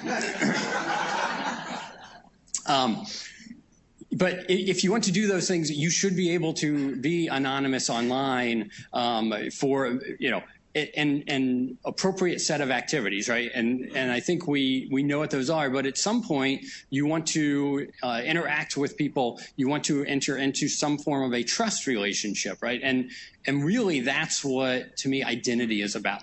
It's about creating a trusted space and a trusted environment where we can share information, whether that's my credit card information, because I'm going to buy something from a retailer, whether it's my banking information, information, whether it's all of my purchase history information, which I might think is very private information as well. But I want to get into a place where I feel comfortable and safe enough that I can now share that information, to include ultimately, various types of interactions with the U.S. government. And so, wanting to go online and have the IRS mail you a copy of last year's tax return, if they're going to mail it to the address that's on your tax return, there's probably, an amount of security that I need to have that you are who you say you are, but really not a ton because of the address that I'm going to use to mail it to. And so the amount of, and the fact that it's not a really scalable way to do mass fraud, to ask for someone to mail a whole bunch of items. However, if I want to change the direct deposit number for my tax return, well, that's all of a sudden something that's far more critical, far more susceptible to fraud because easily monetized by malicious actors. And so someplace where we need a much higher degree of confidence and a much higher degree of security in that space where we're going to be sharing. And so to me, it's really an issue of how do we work together to create an environment where, I have the security, but it's not just a matter of replacing my 50 or 100 user IDs and passwords with 50 or 100 tokens to do multi-factor authentication. That doesn't actually get me much more secure because I'm not going to carry them around and use them. But how do we have a more federated environment? How do we have an interoperable environment? How do we leverage, whether it's a token or an authenticator from commercial, from government potentially, and then how do we have those interoperable so that people have an amount of choice, but also the amount of security that we need. So some of the things that I would ask you to think about are, and that we are working through, when we're looking at what are the data sources, what are the tools the government has to bring or can bring to bear in this space. There are a variety of levers we have, from trying to work legislation, something we can both do, various policy directives that we can do. But also in this space, uniquely, is the government has a lot of data and information helpful around identity proofing and verification. And so, it's helpful for us to understand what are the data elements, maybe the data sources, but really the data elements that are most useful for us encouraging this environment and encouraging the type of security we need to get to. And then, where would you recommend we start from having pilots, even if they're internal to the government or they're with industry, where we start to have pilots and start to develop various APIs so that we can, appropriately share that information while maintaining the security of it. So, looking for feedback on how you think we can best use the levers available to government, where we should prioritize some of our efforts so that we can, drive this ecosystem. You are well aware of the threats, but fraud and phishing and spoofing identities still continue to be significant elements of malicious cyber activity, to include cybercrime. That's going to continue to grow. We're not going to stop our employees or our kids from clicking on links, but we've got to find tools and technology that's going to make them safer, almost despite their behavior, although there are certainly some behavior expectations that we have, both for individuals, for organizations, and for government as well. So I'm going to pause there and throw it out for questions if there are any. Or if there's none. Yeah. So in regards to OMB 19-17, what has been the response from agencies? Are you seeing progress that agencies are really taking that seriously and looking it up for attribute validation?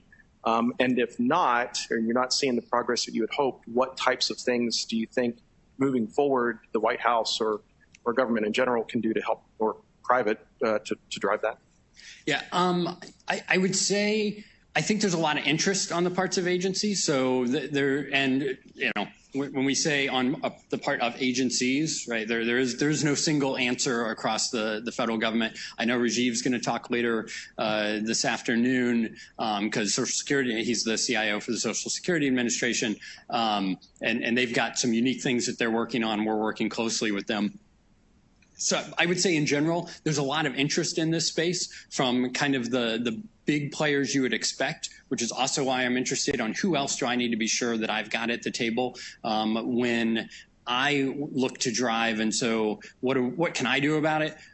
Convening is really the big stick I have, if you will. And quite frankly, it's a pretty effective one. And so we can convene agencies together. We've done that. We continue to do that. That certainly sparks an amount of behavior and an amount of action going forward because from my NSC hat, what we're able to do is work with the interagency, figure out what we think the real or perceived barriers are to being able to achieve some of the solutions, and then find out how to solve those, and whether it's actually a lowercase p policy problem, an uppercase p policy problem, a real legal issue, although those are somewhat rare. However, we have options on dealing with all of them. So, my role is that accountability piece and holding, agency, their team's leadership gets to hold them accountable. I get to highlight for their leadership where they need to work on the accountability piece. Other question?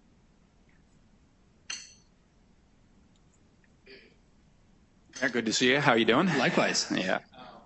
Just curious, personalize it for a second. On top of all the other hacks that I've been exposed to in the course of my career on the commercial side, I was in the OPM hack. I was in the VA hack.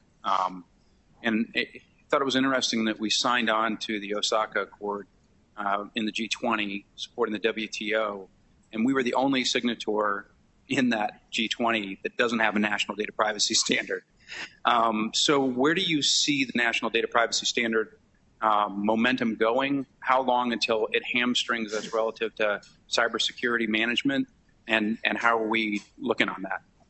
Yeah, so I will tell you that is something that we are very interested in and very curious on kind of inputs to that.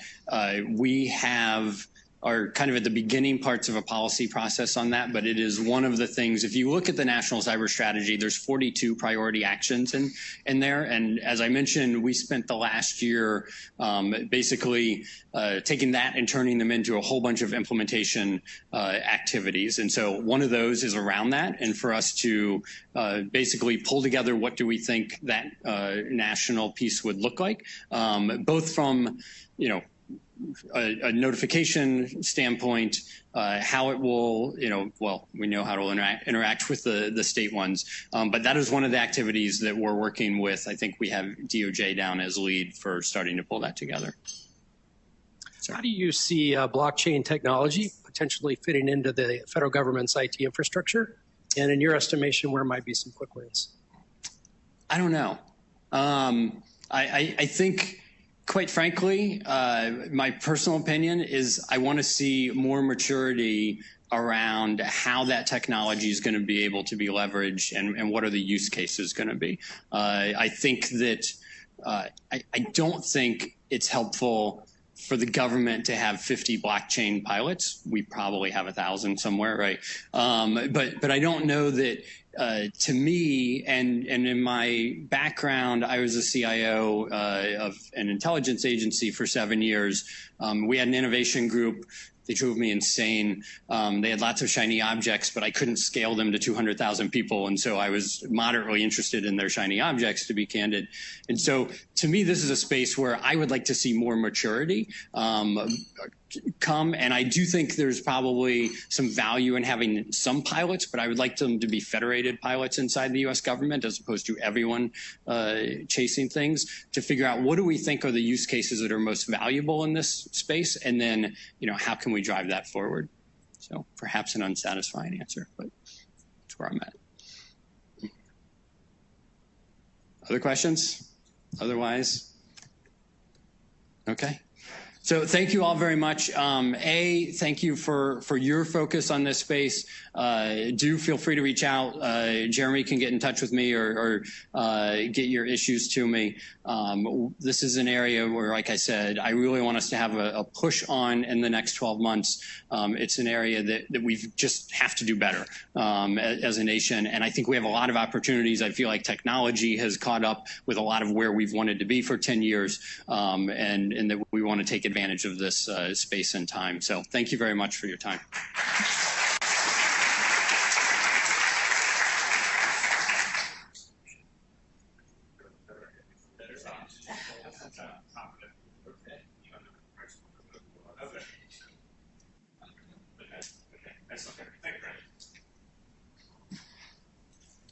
All right, thanks, Grant. I really appreciate you taking the time to talk today. Just a reminder, if you have not yet gotten your Better Identity Coalition socks, there's a whole big set of bags just on the other side of this wall that includes both a sock pair and an umbrella and some other swag from the Identity Theft Resource Center.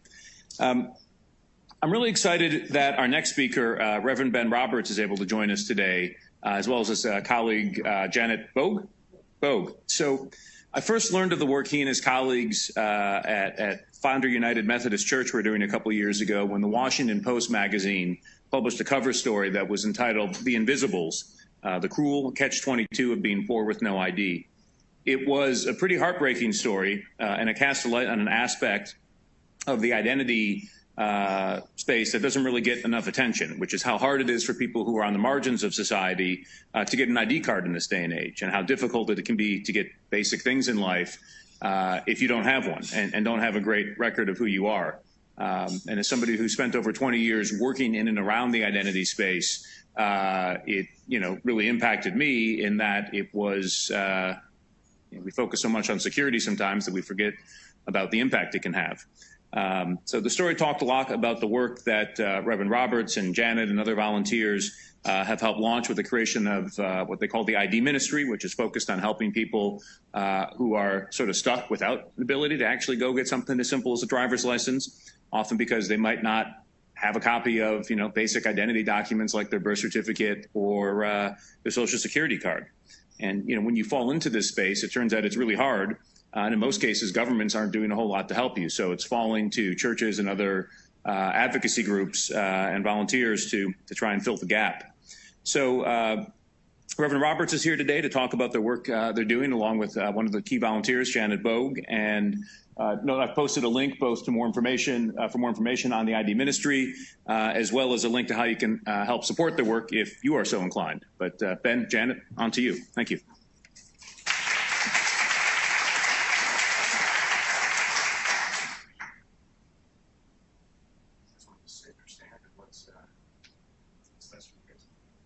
Oh, sure. All right. Afternoon, everybody. My name is Reverend Ben Roberts. Janet is here with me. I don't know what she planned, so we'll just have to see how this goes. I wanted to introduce to you what the ID ministry actually is. From a Christian theological standpoint, we call it the ID ministry because we call it the Imago Dei ministry. That is the image of God that we say is intertwined into every living human being. And so when we're in a space of challenge for restoring someone's ID to them, that means that we are trying to restore to them something that is fundamental and vitally important to their basic humanity. Each week, the ID ministry meets on Fridays and then on first and third Saturdays, and we offer assistance to low-income and unhoused persons who need help to obtain their non-drivers or birth certificates, and usually in that process also their social security cards. And we're assisting right now approximately 2,000 people per year.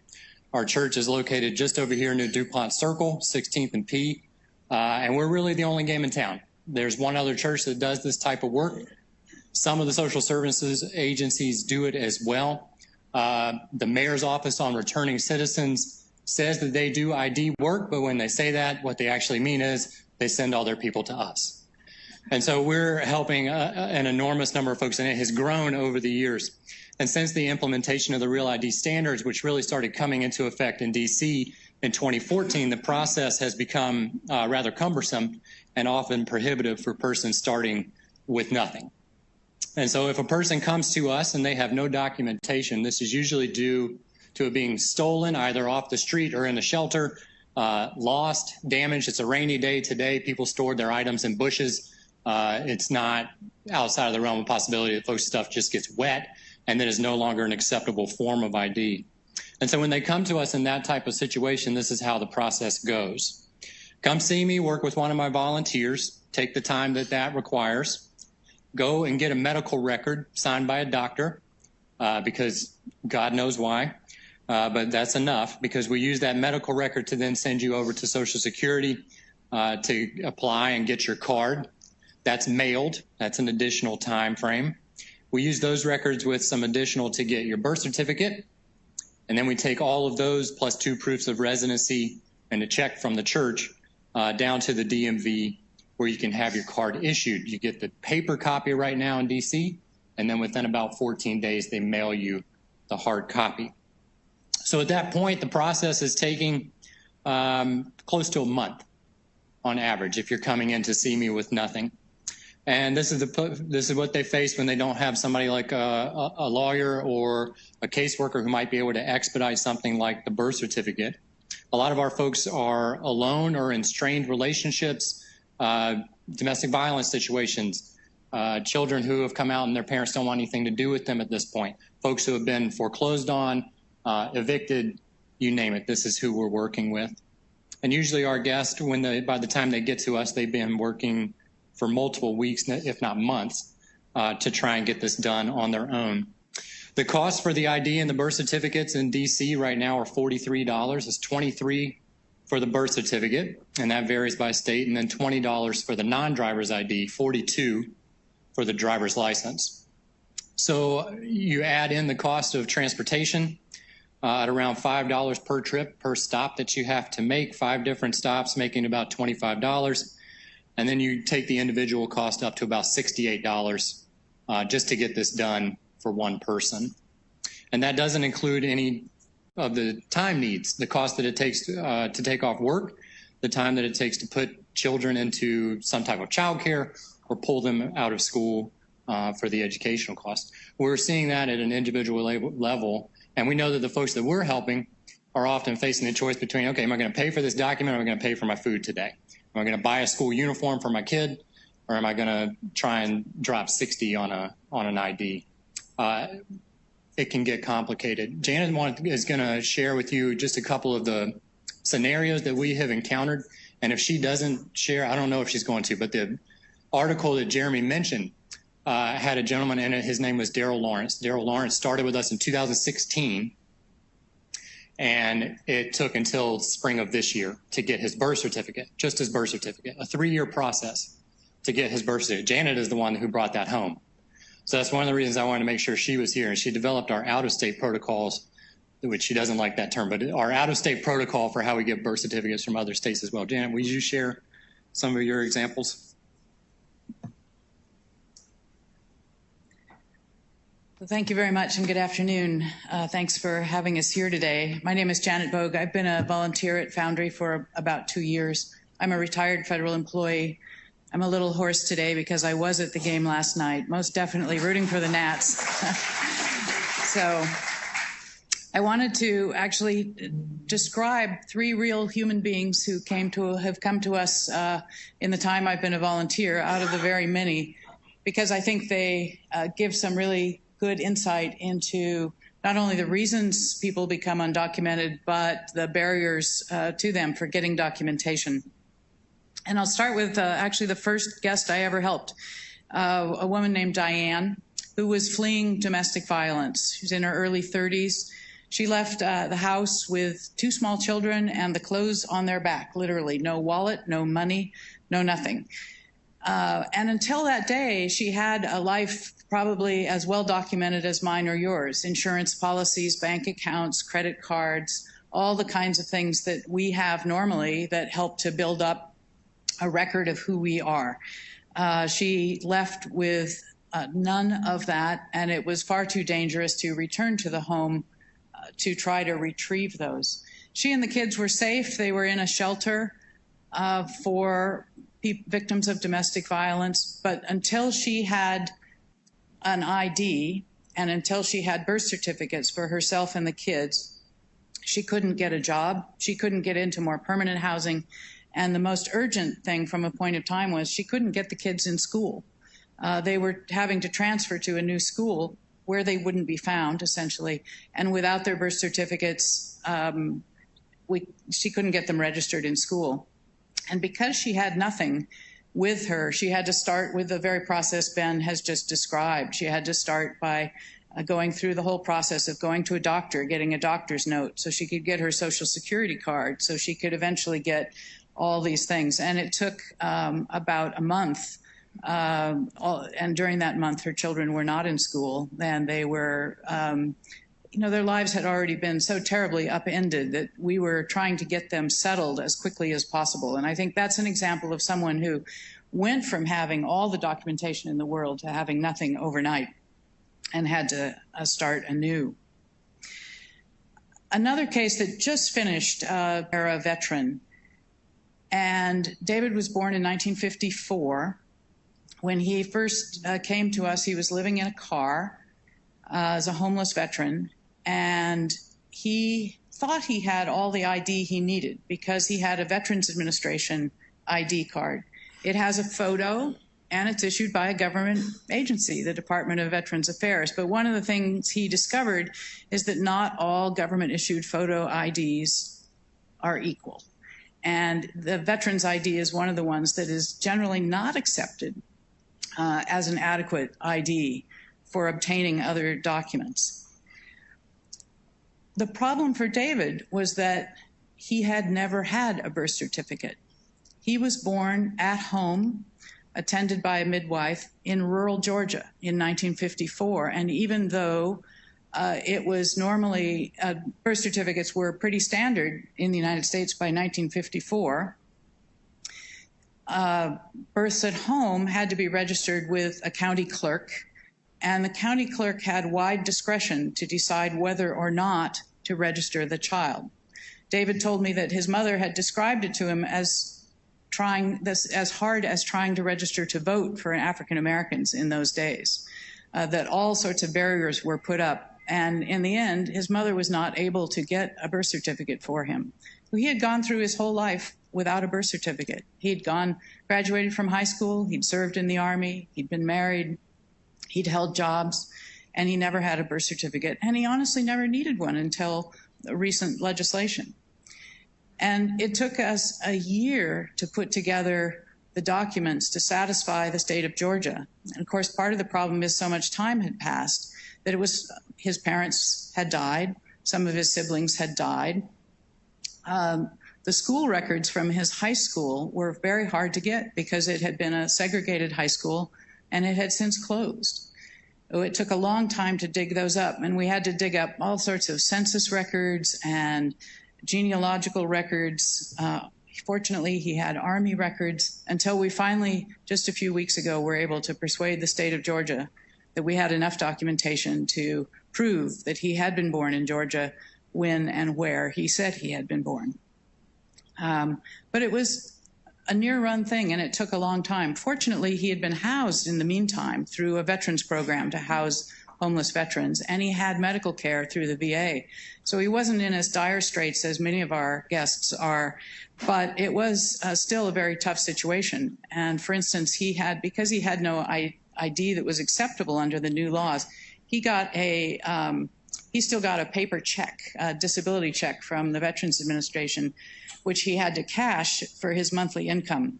He didn't have a bank account because he didn't have ID. And so he had to go to one of these payday loan check cashing places that takes about a third of his income. And when your total income, as his is $212 a month, to take a third of that means that people are really suffering with things like transportation, food, basic necessities of life. He now has access to a lot more social programs and a lot more help because he has that ID. And we were very lucky because he did not have the kind of cognitive problems, memory loss, or in some cases, substance abuse or mental health issues that make it very hard sometimes for people to even be able to tell us what their parents' names were, where their parents were born and the like. And the last example I want to give is a young woman named Jordan. And I use her as an example because in some ways technology is very helpful to us. In other ways, it doesn't answer every human problem. A lot of states now use the knowledge-based assessments as a substitute for having ID, recognizing that not everyone has ID, and so you can answer these series of questions we're all familiar with. What's your first pet's name? What's your favorite baseball team? All those things. But for some people, it just doesn't work. And I mean, including people who are completely sharp, intelligent, and on it. We had a young woman, 20 years old, named Jordan, come in. All her documents had been stolen. She had nothing.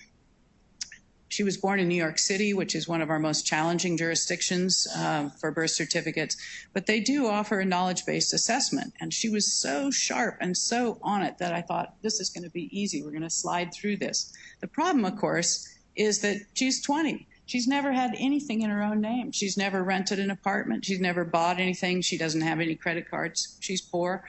She's never had as much as a phone in her own name, let alone she hadn't had a previous driver's license. And so the questions they asked were very puzzling. The questions were all about Florida.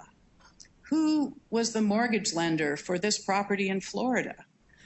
Which of these phone numbers is associated with you in Florida? And she said, Janet, I've never been to Florida. I've hardly been to Maryland. And she finally figured out that it was probably her father, whom she had never met. The father had abandoned the family shortly after she was born. She's had no contact with him, but he is on the birth certificate.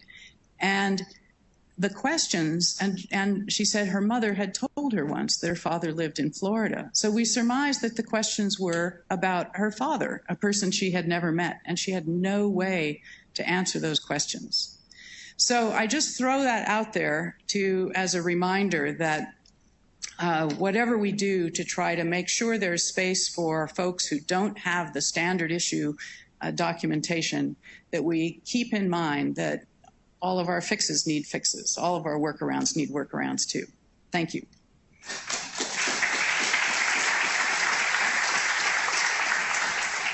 So just to offer that, the cycles that we see tend to revolve around that need of one document to get another layered with a slow transactional relationship born of crisis. It's not a great situation to enter, and these aren't the ideal or average situations, but they're real. They're prevalent nonetheless. And so you as policy writers and system developers, you've got a massive task before you in trying to secure data and authenticate and verify identities online and within our documented processes. And my charge to you is just to be intentional with your development of the policies and systems, mindful that the harm that can arise by not having reasonable insight into the ways that people have to interact with these requirements for identification. Just be mindful of all of these various ways that come up. For those of you in the political and policy world, remember that these are requirements that become real barriers to housing and to employment and to education. And for those of you developing systems, remember that the average user experience is just that, it's average. And for those interfacing with your system in a crisis situation, it may not be that large of a number, but they are in critical and often desperate situations. If you fail to make systems that are nimble enough to handle the unexpected or lack avenues of feedback, you're going to do some unintentional harm with what you develop. So all of you in this room have got power and agency to explore the unconsidered and become leaders in the creation of more socially conscious and more virtuous products. And I want to extend an invitation to any of you who would like to come and see the work at Foundry. You're so very welcome. I know not everybody's here in town, but if you're around and you want to come see us, every Friday morning, come shadow one of our volunteers, and you can see what happens when our neighbors try to navigate what has been created and placed upon them. Thank you, Jeremy. Thank you all of you for your time. We really appreciate it.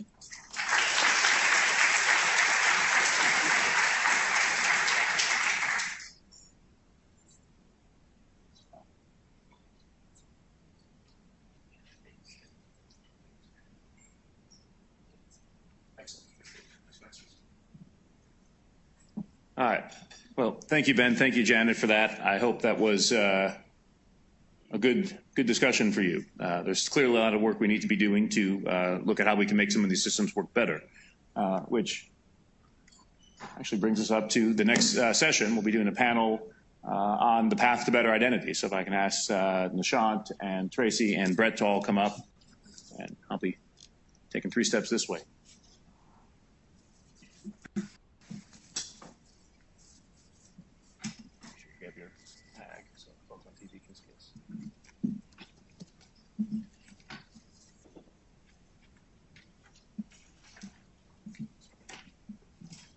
And I will add, if if you do have some time and you're based in town, take a Friday morning to go over to the church for a couple hours. I've spent a little bit of time there the last few months, and it is good to see up close, just the types of problems that people are dealing with.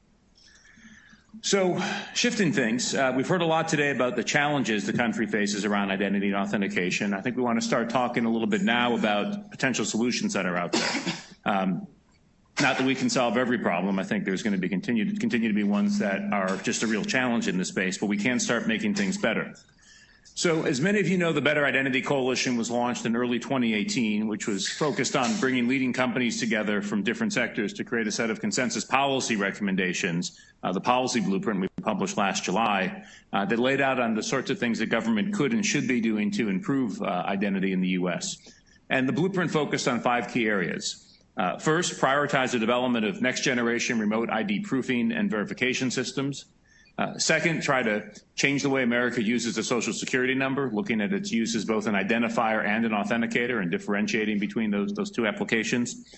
Third, promote and prioritize use of strong authentication. I think we certainly heard a lot today from Alex from Microsoft earlier, pointing out that if you use MFA, even bad MFA cuts off most attacks. Really good MFA like FIDO cuts them all off.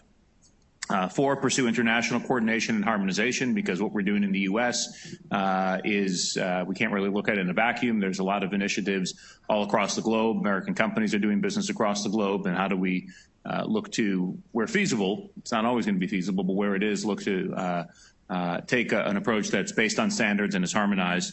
And 5th, how can we educate consumers and businesses about better identity, recognizing if we're really successful with the first 4 things that we're focused on, that doesn't mean that our neighbors, our friends, the small business down the street is actually going to know that there's different systems that are out there, and look for ways to help bring them into the fold and how to be leveraging the best solutions that are out there. So in this panel, we wanted to spend some time talking about the blueprint and some of the progress that's been made against it, as well as why it's very important not just to government to do something here, but the private sector as well. So joining me today, Tracy Hulver, who's the VP of Identity at IDEMIA. Next to him is Nishant Kaushik, who's the Chief Technology Officer at Unikin. And at the end of the table is Brett DeWitt, Director of Public Policy at MasterCard. What I'd love to do, rather than read all of your bios, which would no doubt be an excellent use of 10 minutes of time, you all represent organizations that are dealing with millions of Americans each year, albeit in very different capacities. So I thought I'd ask each of you as an opening to introduce yourself, tell us about the work you do, and where you are all finding that identity poses, a challenge as well as potentially an opportunity. You want to work from your left down, or? Oh yeah, starting with you. That's okay. I've had the pleasure of working with Jeremy and knowing him for many years now. So I feel honest that I can have a complaint, and that is that you've been pushing these socks, right? And it really doesn't go with the red of the Nats. There's another team in town too that also has red, so maybe you need to focus on that. Okay, that joke totally fell flat. Tried to work it out. So as Jeremy mentioned, I'm Tracy Hulver. I lead the digital identity business development team at IDEMIA. Just out of curiosity, how many, by a show of hands, know who IDEMIA is? Okay, that's good. Several, more than half. A lot of times, especially people that aren't in this industry, goes, who do you work for exactly? And the answer to that is that we provide, our pedigree is mostly on the physical identity credential side. So we provide driver's licenses to 37 of the 50 states in the U.S. We provide PIV and CAC cards to the federal government and federal employees. If you have a bank credit card with a PIN and chip, we most likely manufacture that. TSA PreCheck, et cetera. So we have a deep pedigree in how to handle identity, but the world is moving more and more digital, and one of our big customer bases are the states, as I mentioned, and so the states are interested in how do we take the physical driver's license and now start making a mobile driver's license. And I know there's going to be a discussion about that in a little bit. But that creates a challenge for us. It creates a challenge as a citizen. and it creates a challenge for the states in how they issue that and how do they keep it up to date and how do they maintain the fidelity of that digital credential. The one thing that I will say that is challenging, before IDEMI, I was Chief Identity Strategist at Verizon for a number of years. And the biggest problem that you have on a citizen or consumer side of identity versus an enterprise side is that you have the numbers of people that you have to credential are exponentially larger.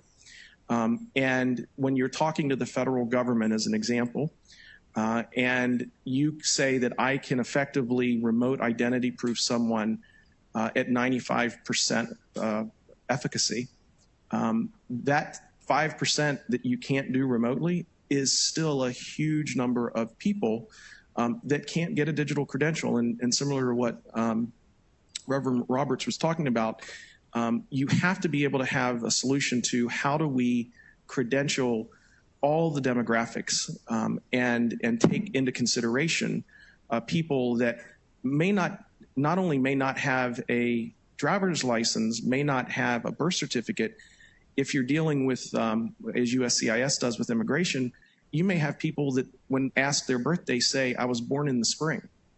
So this creates a challenge. And it also, at the same time, you don't want to disadvantage a certain group of your population. So that's really I think the challenge we have now among privacy and all the other things is how do we make sure that you can give a credential to everyone that has a high trust value, that has a high fidelity, and that other relying parties can leverage.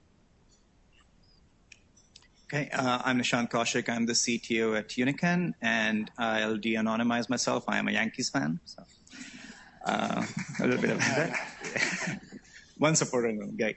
And I've been in identity for a really, really long time, and I think it's interesting that Jeremy put better identity in quotes, because I think really that's what we're on. We're on a journey to figure out what that means.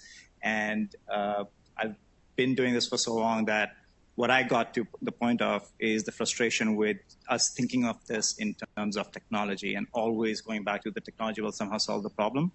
And I think the journey to finding better identity has always been about how do we design our systems, whatever it may be, how do we design our systems for the end user, for the citizen, for the consumer, for the employee, for the partner. And doing that requires looking at not just technology, but also looking at things like processes, looks at policy and various players that have to fit into that.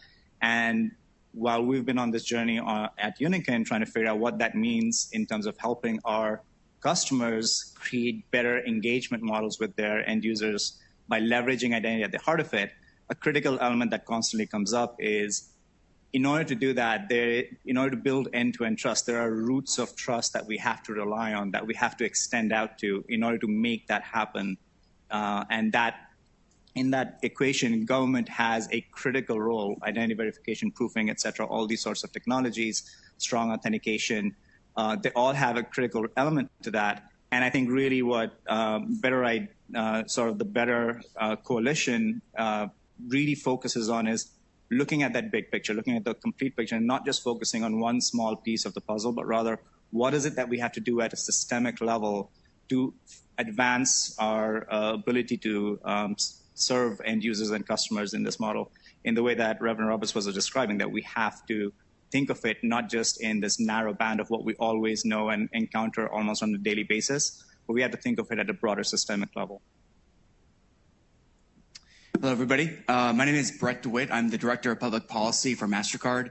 I've been with MasterCard for 3 years. Prior to MasterCard, I worked on Capitol Hill for 12 years, most recently with Chairman Michael McCall as the Staff Director for the Cybersecurity Subcommittee, working to pass the Cybersecurity Act and a few others. So my expertise from the Hill days is moving forward with cybersecurity legislation and passage of the Cybersecurity Act. My role with MasterCard is to really look at the issues around technology and innovation around cybersecurity, privacy, and digital identity, and how can we move these issues forward and promote solutions that will enable greater trust and security online. If you look at the core of MasterCard's business, at its root, it is all about facilitating a network of facilitation of trust between a bunch of multi-stakeholders, merchants, financial institutions, government, technology providers, et cetera. And it's to be the governance rules and network that sits in between it to ensure the trust between a bunch of multi-stakeholders. And if you look at the payments industry and how it works today, and if you look at the future, what digital identity solutions can be, it's not much different than what we do in payments together. It's bringing together folks together with collaboration and partnership, and in order to accomplish a goal of security and trust. And so looking at the future and the opportunity of what we can do around digital identity solutions, you know, kind of my role with MasterCard is looking at the policy environment that we have, working with Congress, the administration, and through coalitions like the Better Identity Coalition, which has been great. At least through Better Identity Coalition, 23 entities all coming together with the same policy objectives that we want to accomplish, and how can we advocate that to government. And I'm really optimistic and excited about what we can do. I think there is a core, a singing, there's unity, there's a singing chorus that if we implement these specific policy requirements, there's a lot that we can do to build an ecosystem in the near future. And so promoting that through, hopefully like some executive action, like an executive order that can make, the policy of the United States to facilitate and convene this endeavor of bringing multi-stakeholders together, but also working with Congress, given testimony that Jeremy has done, working with the House Financial Services Committee, bipartisan, House and Senate. How can we drive these policy solutions together in order to move the ecosystem forward? So definitely excited about what we can do, and I'll leave it at that for now. Thanks, appreciate it. So, you guys are all members of the Better Identity Coalition.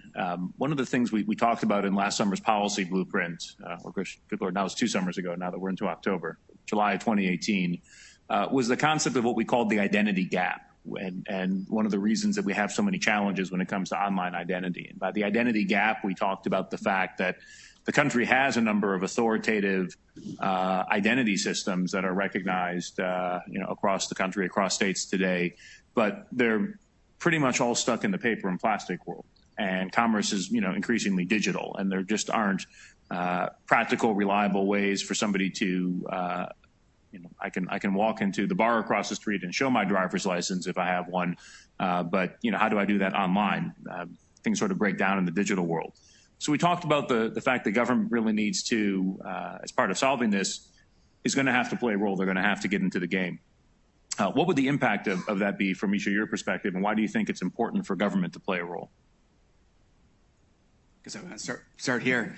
As I was kind of saying a little bit earlier, the ecosystem that we're talking about is a multi-stakeholder ecosystem, and where not one entity can do it themselves. The system that, the way MasterCard views this, and the system that MasterCard's designing around for digital identity, is all about collaboration and understanding that different entities in the ecosystem will play a different role. And government is an important part of that, as an entity that has a significant source of authoritative data sources, is an important part of this ecosystem for us to have greater assurance that when we go through the verification proving process, that when someone says who they are, it is truly them, and to decrease the fraud and security gap in it. But government plays an important role as an authoritative source. But there's many parts to this. As I said, the way MasterCard views our role is more or less as an enabler, a facilitator, a network that is designing governance and operating rules in which this ecosystem can thrive, connecting together both relying parties as well as identity providers, government, to basically create a collage of identity attributes about an individual. And with the control, you as the user would be able to use those attributes and verified and reuse that identity several times for various services that you'd want it to do online. But really the MasterCard role and way we see it is enabling this, convening, bringing folks together to kind of tie this ecosystem together. So there's 2 ways that I look at it. I already mentioned the root of trust problem, right? Which is when you're interacting with any service. Let's forget about government services, because obviously government services are going to go hand in hand. But any service, they're ultimately going to rely on some third party as a proxy for trust, because not everything can be self-asserted. Think of a simple e-commerce use case, right? I could create an account with an e-commerce site purely based on an email address, and that's fine. They don't need to know anything about my government-issued identity based on that.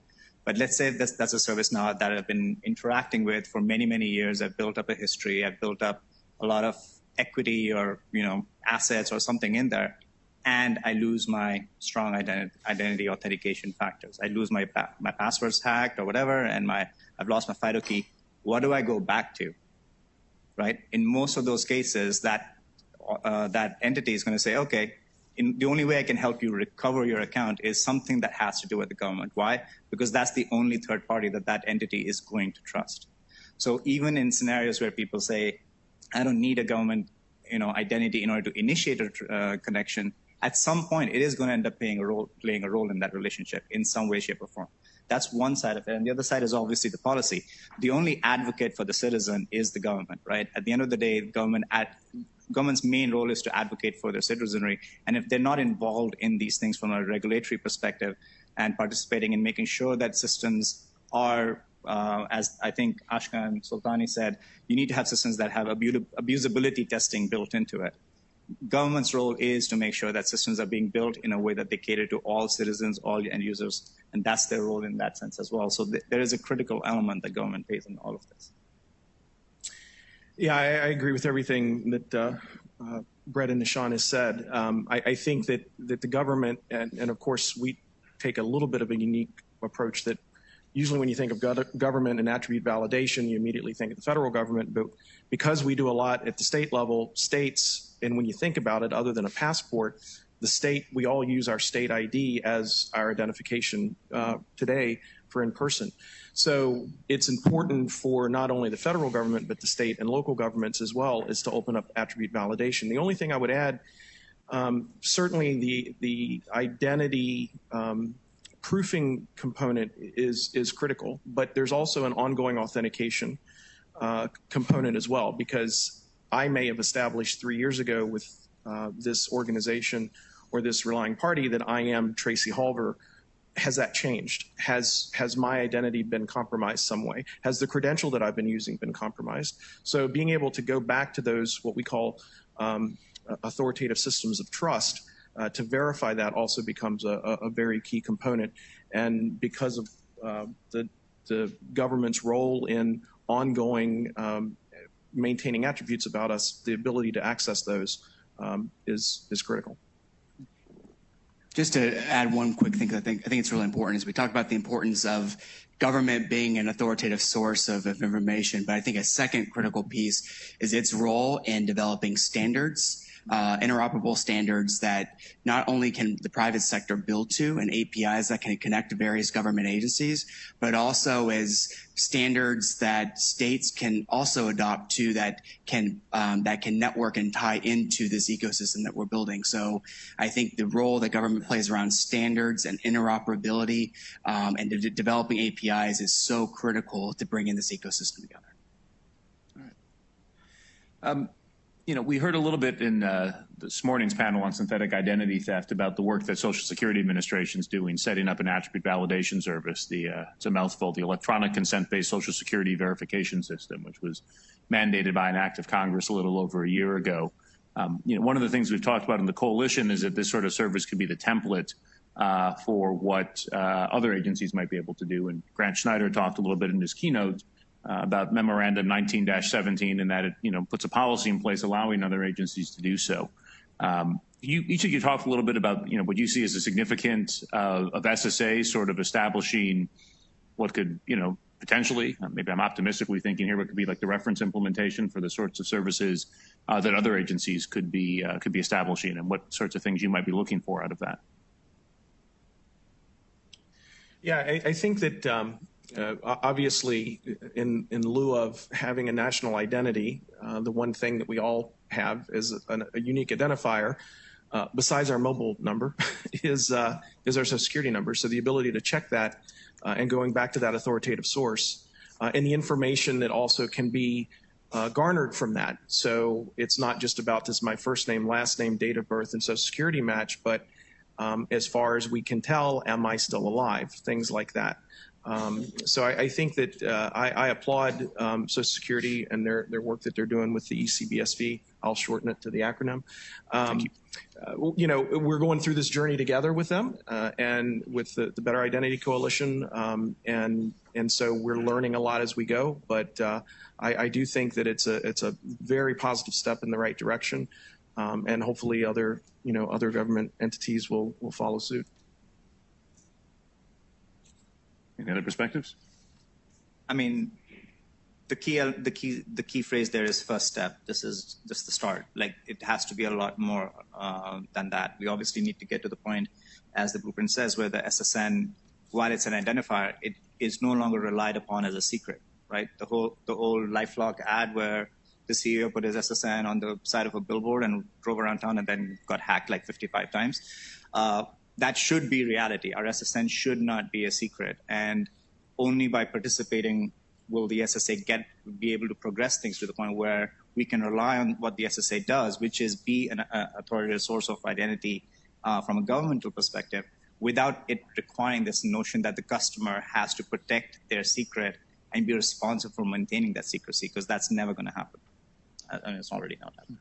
I would say the one thing I would add, I absolutely agree. I think what SSA is doing is an important, critical first step in bringing this forward. I would say there's other agencies, though, within the government that I think should be doing the same thing and looking ways to do remote identity proofing. And so whatever we as a coalition can do and get other government agencies to follow SSA's lead in moving this direction. And then NIST, looking at, as I mentioned earlier, kind of standards to kind of bring it all together. But it's a good first step. I think more agencies should be doing the same. And really driving this forward, I think, is so critical. We're in a situation now as an ecosystem where it's a kind of chicken or egg quandary, where government and private sector really need each other for this to come together, and there needs to be a momentum and inertia on both sides. I feel within the private sector that's really happening, but the more the government can do to show its momentum and encouragement going forward, SSA being an important part of that, I think can really bring these pieces together so we can get past this chicken or egg issue that we have now.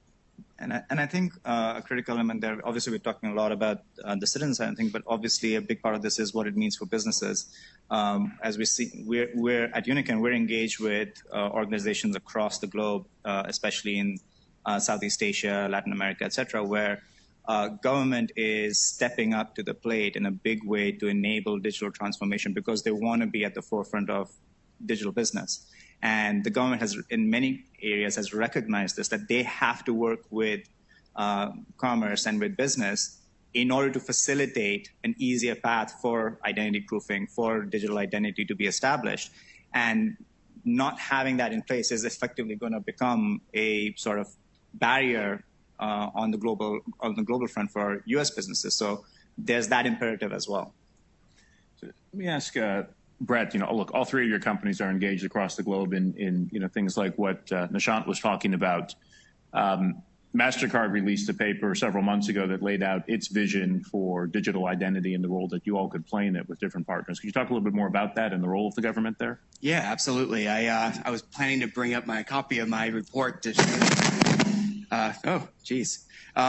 But yeah, so in March, MasterCard, we released our white paper that laid out our vision and how we are building our digital identity service of the future. That is, as I mentioned earlier, is rooted in collaboration with many multi-stakeholders, knowing that not one entity can do this themselves, but really to put out the idea forward to help convene and bring together, at least coalesce around a infrastructure, or I guess a vision of what we could do together. So that white paper was released at the No Digital Identity Conference in Vegas in March, and that's kind of our basically kind of describes what we are currently building today. We're also launching in other markets around the world, depending on the way the current government structures are. For instance, in Australia, we are moving forward with our digital identity solutions there. Also parts of Europe as well. So there's lots of efforts going on globally. The U.S. is is an important one. It's complex, and the important role, given the fact that we have 50 states and many agencies involved, it's just going to take a lot more effort to bring the government pieces together. But MasterCard, we're already building. We're building our solution, and we're launching it here as well. So we're excited about what we can do there. And I would say what we are building and the vision of it is all user centric.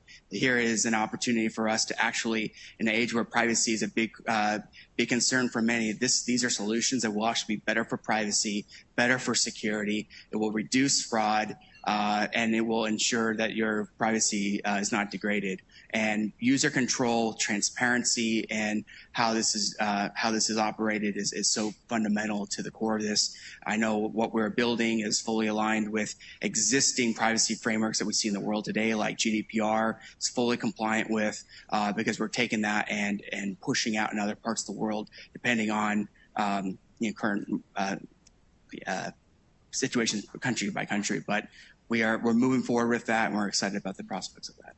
Thanks. Well, I've got more questions here, but we've got about 6 minutes left, so I want to open it up to the floor to see if anybody has questions. If not, I'll ask my own.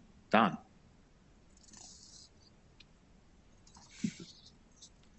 Hi. If I had $1 for every $1 million that venture capitalists have invested in companies that feature a digital driver's license, I could fund one of those startups. Can you talk about the future of the digital driver's license and how that is a disruptor in both in government and in commercial markets? Yes, I'll take that. It's one thing to say you have the technology to issue a mobile driver's license. It's another to have a state saying we will issue the mobile driver's license. In cyber, they say stay away from universalisms like I will never be hacked and I'm never going to have a data breach. I'd like to say all states are in some discussion about what it is that when they're going to deploy a mobile driver's license. So I'll say most are. Some have legislative hurdles to get over, but regardless of whether or not where the states are in their thinking, they are moving in that direction. It gives them a lot of advantage to be able to dynamically keep that identifier up to date. So if you get your license revoked, it can push it out immediately and updated. If instead of having one state, their main issue right now for the use is when you turn 21, you have to go back into their DMVs to get the license picture changed. It creates a lot of traffic into their DMVs. So the ability to push out an update that just turns it is an advantage to that. A couple things I always like to start out by saying what an MDL is not, and it is not a picture of your driver's license. There are security functions and features built in, just like your normal identity. The second thing is that it's not an either or. States are not going to all of a sudden stop issuing physical driver's license. Maybe one day, but it took over 50 years for all the states to even issue a driver's license to begin with. So we are seeing a movement in that direction. The bigger challenge that we have now is once the citizen has the mobile driver's license, what can they do with it? Who is going to accept it? Is law enforcement going to accept it? Is the bar down the street going to accept it? Can I open an account with a bank for a MasterCard and do it? So those are the types of challenges that we're working through. But I can tell you that the states are moving there, so the rest of the market is going to have to come up with a strategy to support it.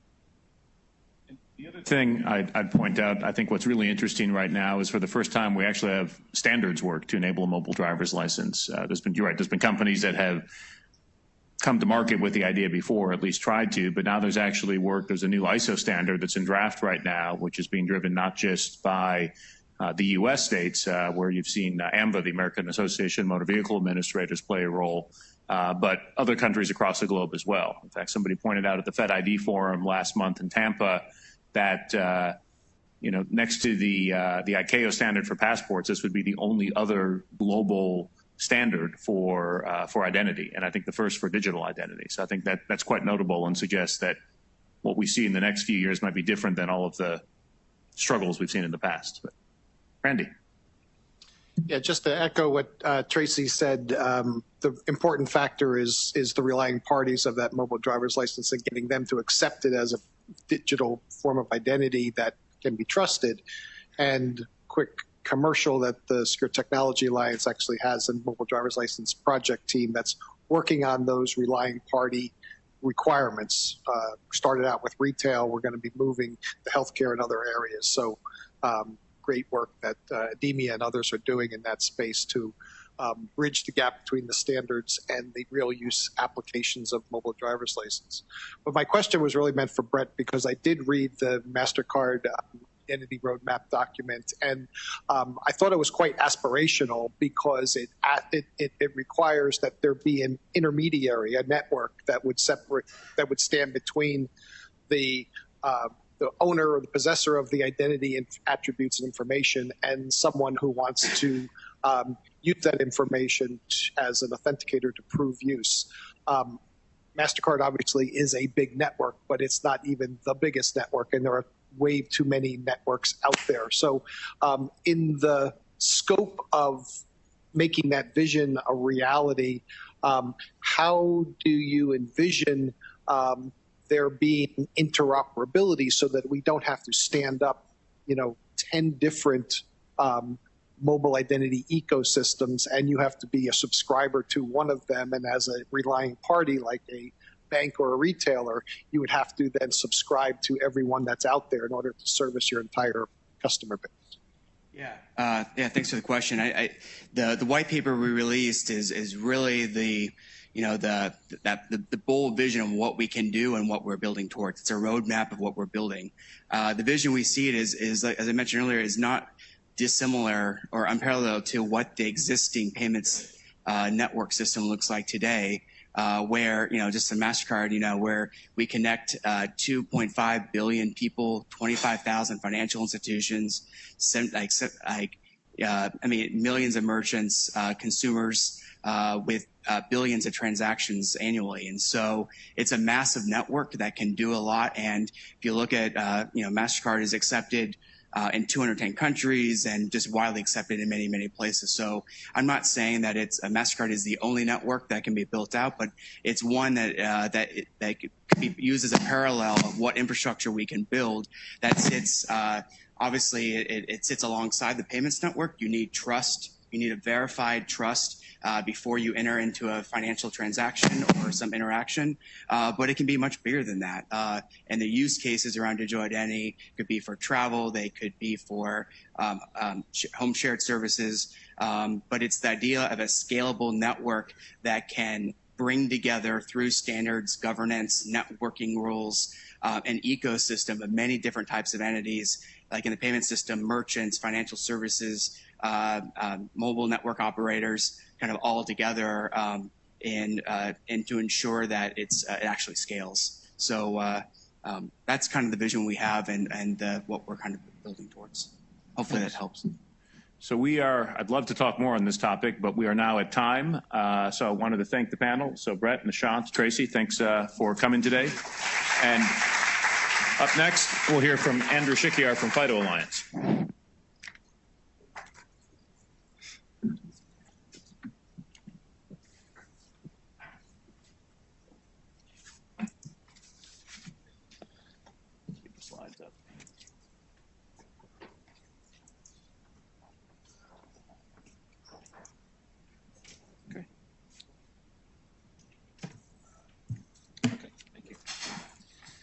So again, I'm Andrew Shikyar. I'm Executive Director and CMO at FIDO Alliance. I suppose I should start with a baseball reference.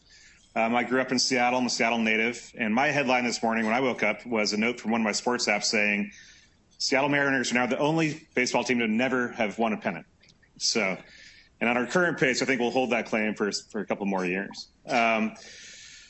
So several people today have referenced FIDO, talked about the specifications. My goal today is to give you a little bit more background into the organization, tell you where we're coming from and where we're heading, then answer any questions, time permitting, that you may have about FIDO and our direction. So oftentimes, when I talk to a less savvy audience, I'll lead with, who likes passwords, that kind of question. And the general answer is, no one likes passwords. And we can all relate to this challenge as consumers, the usability challenge of remembering your password, trying to do good password hygiene, trying to enter on a small device. Consumers have major challenges with passwords, which is one reason why you see such bad practices, such as password reuse. IT administrators don't like passwords because not only are they the major cause for data breaches. We saw the Verizon data breach statistic of 80% of data breaches are caused by passwords, but also they're expensive. Password resets are expensive. Employee downtime is expensive. Major headaches there. And then also there's an opportunity cost associated with passwords. Right? So you see shopping cart abandonment, you see brand dissatisfaction. More and more as I'm talking to companies who are looking at deploying FIDO, more and more those conversations are on the business side. People who want to understand how they can leverage better authentication, simpler authentication to drive throughput, to drive engagement, and to drive commerce. Right? So these are some of the challenges that passwords present. But I want to point out that it's not just passwords. The core problem that FIDO is trying to move beyond is get beyond the outdated approach of centralized authentication. All right, so a lot of the data breaches, the credential stuffing stats you see, that all stems from the outdated approach of keeping passwords as a shared secret on a centralized server, which inevitably will be hacked into, and those passwords will be resold on the dark web, as Alex demonstrated very visibly earlier today. So we're trying to move from that system to one where users authenticate locally on their device. And I'll touch on that a little bit more in a couple slides. So, FIDO was founded in 2013 as an industry movement to solve the password problem. All right, so we launched in 2013 with a handful of companies. We've grown to have over 250 members worldwide who collectively have sought to establish answers to the password question, the password problem. The set of logos you see on the screen behind me, that's our board of directors. The way I like looking at the slide is, if you ask yourself the question, what companies need to come together to solve the password problem? I think it would look a lot like this. Right? You have the device manufacturers who create the platforms and devices we use every day. So Microsoft, Intel, Google, and the computing platforms we use. You have experts in security and authentication. And then last but not least, you have companies whose very businesses depend on their ability to deliver high assurance services to billions of users worldwide. So the payments networks, the banks, the social networks. Now, these are the companies that are feeling the pain. They're bringing use cases into the alliance. And then the technical working groups actually create specifications to meet those use cases. And then we have deployment working groups that actually create best practice guidelines and other documentation to help facilitate successful deployments of FIDO authentication. In addition to this board of directors, we have different membership tiers. And last but not least, we have liaison partners, liaison members. So FIDO has a very narrow focus. We're focused on user authentication and supporting technologies.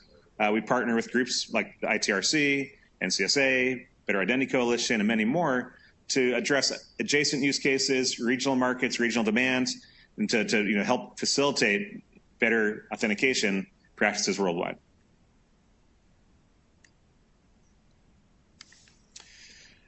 So the landscape we inherited, FIDO needed to create simpler, stronger authentication. That's our tagline. That's the imperative that the industry was facing when we were launched, and it still does today. If you look at your typical usability and security matrix, in the bottom quadrant, you have passwords. Right? We know about the usability challenges of password, and even more, we know about the security challenges of passwords. So security is incredibly weak. Usability is reasonably decent because humans have been trained how to use passwords, and if you have a simple password, it's not that hard to use. The alternative, of course, is OTPs, or a second factor authentication. The MFA is not new. I want to point out, as Alex pointed out, I want to emphasize that any MFA is better than a password alone, right? But MFA is not without challenges. There's two challenges. One is that not all MFAs created equal, right? So you take the case of OTPs. OTPs are still shared secrets. They're still sitting on the server. They're still susceptible to man-in-the-middle attacks and account takeovers. Additionally, your traditional kind of hardware token, oath model has a lot of usability challenges for the average consumer.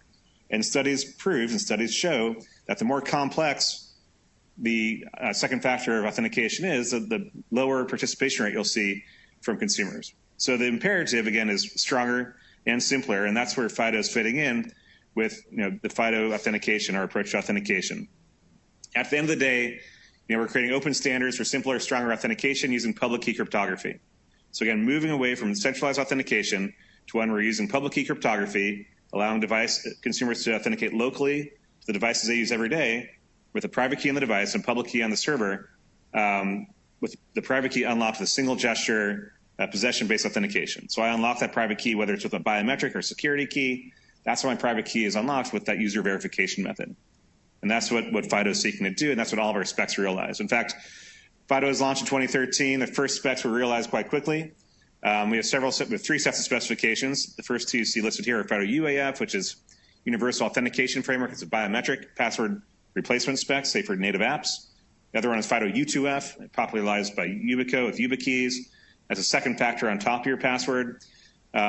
These specs came out in late in 2014. We saw several implementations shortly thereafter, right out of the gate. So we saw strong adoption for FIDO heading into 2015.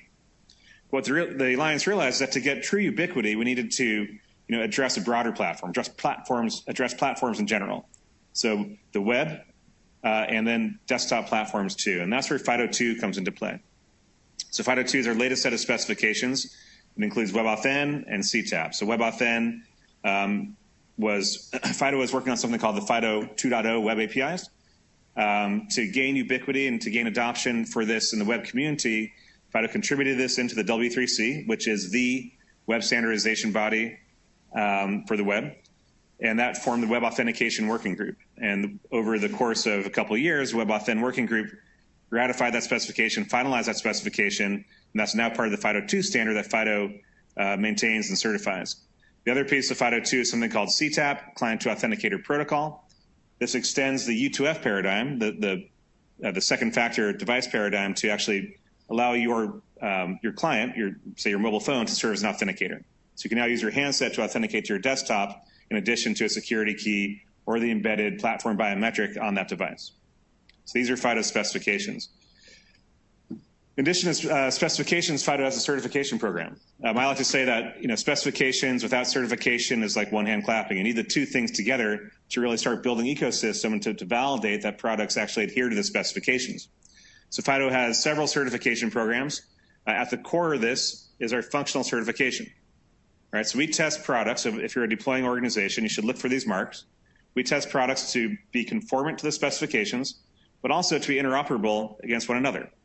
So we'll certify servers, we'll certify clients, we'll certify SDKs, any product, any specification set will interoperate with all the others. This allows deploying organizations to find value and harness the value of open standards, and also to deploy a heterogeneous architecture. In addition, we've created a universal server mark. This is for any deploying organization. We see this as a best practice. If you want to make sure that the broadest swath of consumers can authenticate to your site and to your service, we recommend you deploy a universal server, which is a server that can accept authenticators from any FIDO specification. We see several companies doing this. There's both off-the-shelf software products as well as many relying parties who are deploying FIDO and rolling their own servers are getting universal certified to make sure that they can truly interoperate and have ubiquity across their customer base. And then the third program we've launched, which is very important, is security level certification. So not all authenticators are created equally. So we have three core levels of FIDO certified authenticators, which address a variety, kind of a gradient level security associated with that authenticator. The key question that we address is, how well is this authenticator protecting the private key? So L1 means that it's meeting the FIDO specifications. There's been a vendor questionnaire behind that. And the L2 certified authenticator protects against malware attacks in addition to passing core conformance. And L3 has gone through biometric certification and asserts that that authenticator protects against hardware attacks as well. The nice thing about the security certification levels and the way that FIDO works is that a fair amount of metadata is exchanged between the authenticator and the server, such that if you're a relying party and you want to mandate a certain level authenticator be there for a certain type of transaction, you can do so. So with each authentication, information is passed about the authenticator back to the server, which allows for that authentication decision to be made individually by that relying party and feeding into the risk engine as part of the authentication assessment. I mentioned biometric certification. This is a relatively new program that we launched.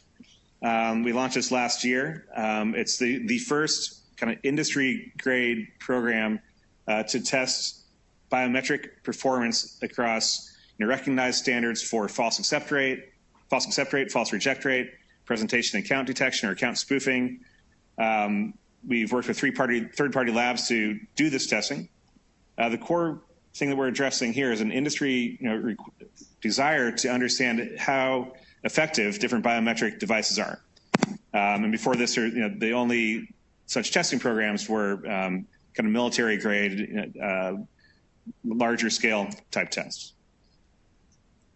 So we announced this year that the first device to actually pass biometric certification testing was Samsung's flagship device. In fact, they launched their device, announcing that this was indeed FIDO biometric certified.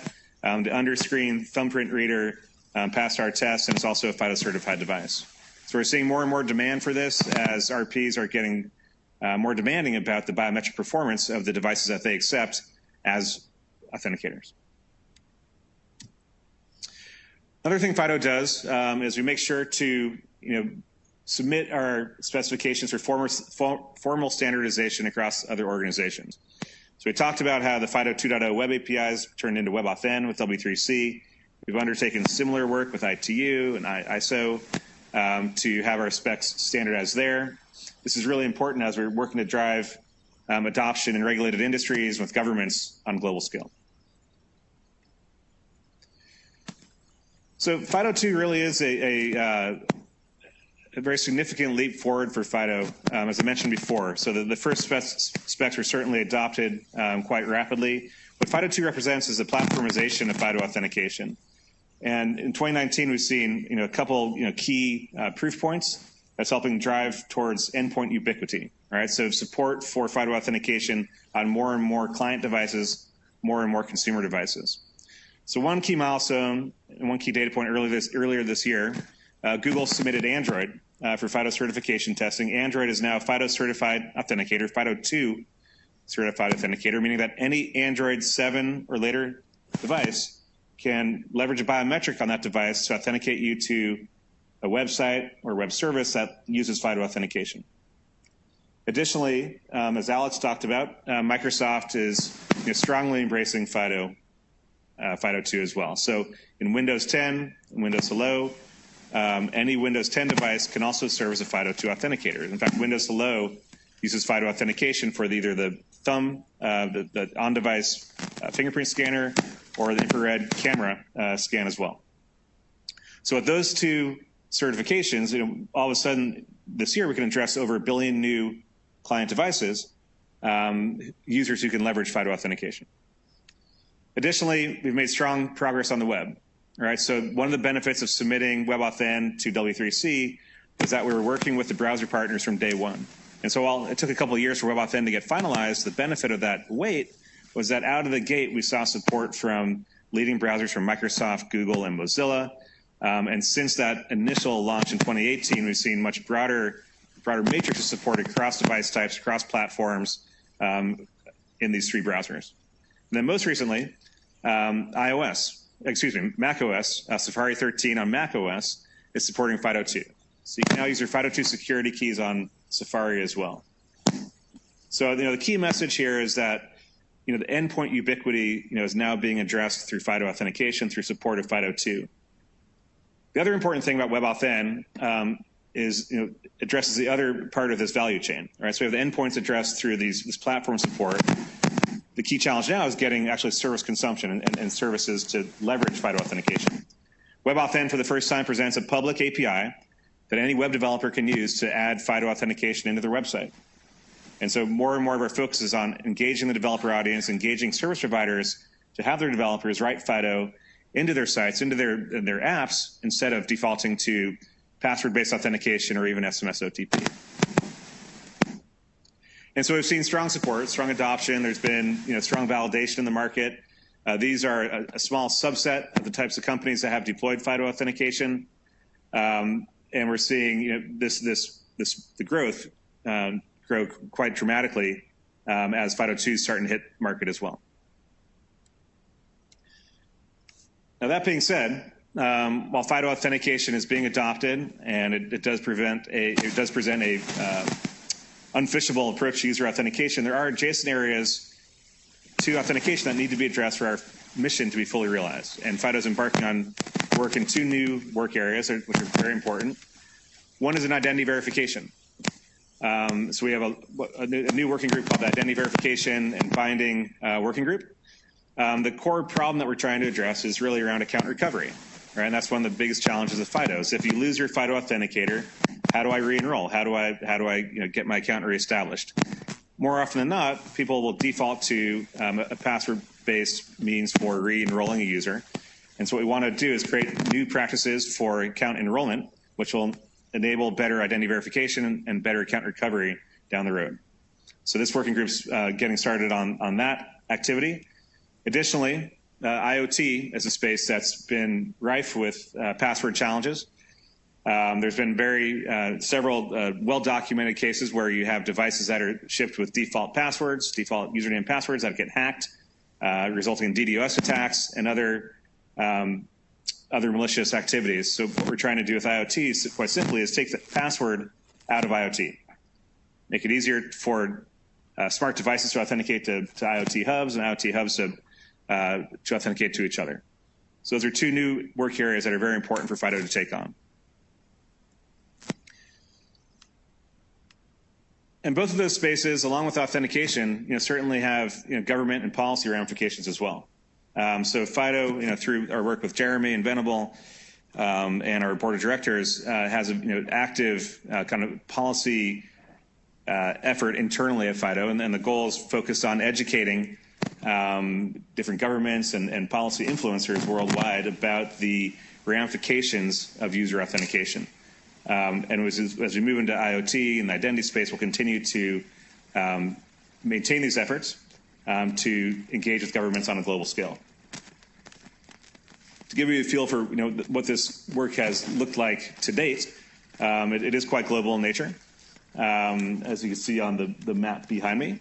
So this reflects both areas where we've responded to papers, where we've engaged with governments directly, where governments might be members of FIDO Alliance, and or where our members are engaging with those local legislative bodies. Additionally, we do have several governments who are actual active members inside of FIDO Alliance, including NIST, UK government, Australian government, Korean, China, German government, and then just this morning, the Thai government actually has joined FIDO Alliance as well, as they are looking to bring FIDO authentication into a lot of what they're doing for e-citizen services. Also significant to that is that they want to expand this into the broader ASEAN nations in Southeast Asia and try to establish FIDO as a best practice for user authentication in that region. So we're very excited about that. And to that end, we've seen many government agencies deploying FIDO, not all are members. So login.gov, we had a great case, I guess we'll be talking about that later on today, about the FIDO2 deployment done by login.gov, but we've seen support in Canada, Taiwan, Korea, UK government. Also not listed here, NHS in UK is supporting FIDO2 for user authentication there. And as I mentioned, we're seeing emerging work in Thailand and other Asian countries too. So, a couple key things, key messages to wrap up on. One is that, FIDO authentication is ready to deploy today. All right, so I talked about how FIDO2 is driving towards, ubiquitous support in client devices. Additionally, if you wish to deploy, lead with a native app, UAF is a good way to do that today. We're seeing many companies lead with a native app and then expand kind of web-based support for user authentication. Basically, you can match your use case to FIDO specifications. FIDO's alive and well, and you can deploy today. We have a number of publicly available resources. So everything FIDO does is produced for the public in general. We have case studies, best practices, developer tools that people can leverage. If you are looking to deploy and actually, if you're shopping for solutions, we encourage you to seek FIDO certified vendors, look for FIDO certified marks, and work with those companies. And then we have a variety of community resources as well that we'd encourage you to engage with. So in summary, we do see FIDO as the present and the future of user authentication. There's strong industry support. Hopefully you got a sense of that today. One thing I'd like to point out is that there's significant IP put into FIDO. So I'd say thousands of spec development hours. That's probably underselling it. All right, so FIDO specifications, which are built for the public to use, reflects some of the brightest minds in security and authentication who've poured probably tens of thousands of hours into building these specs for the public domain. So there's a lot of IP there to leverage. There's ongoing innovation. We talked about the new work areas. We want more inputs on that, but FIDO is working to bolster the broader scope of user authentication and then enablement. A lot of the focus, again, for FIDO moving forward is on enabling developers, enabling companies who are seeking to deploy FIDO authentication. So with that, I think we may have time for a couple questions. Any questions? No? All right, thank you.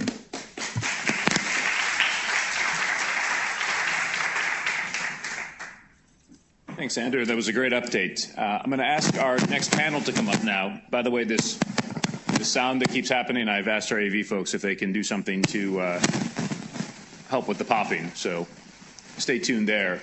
Our next panel is going to be focusing, following up on Andrew's speech, looking at new options for authentication in government.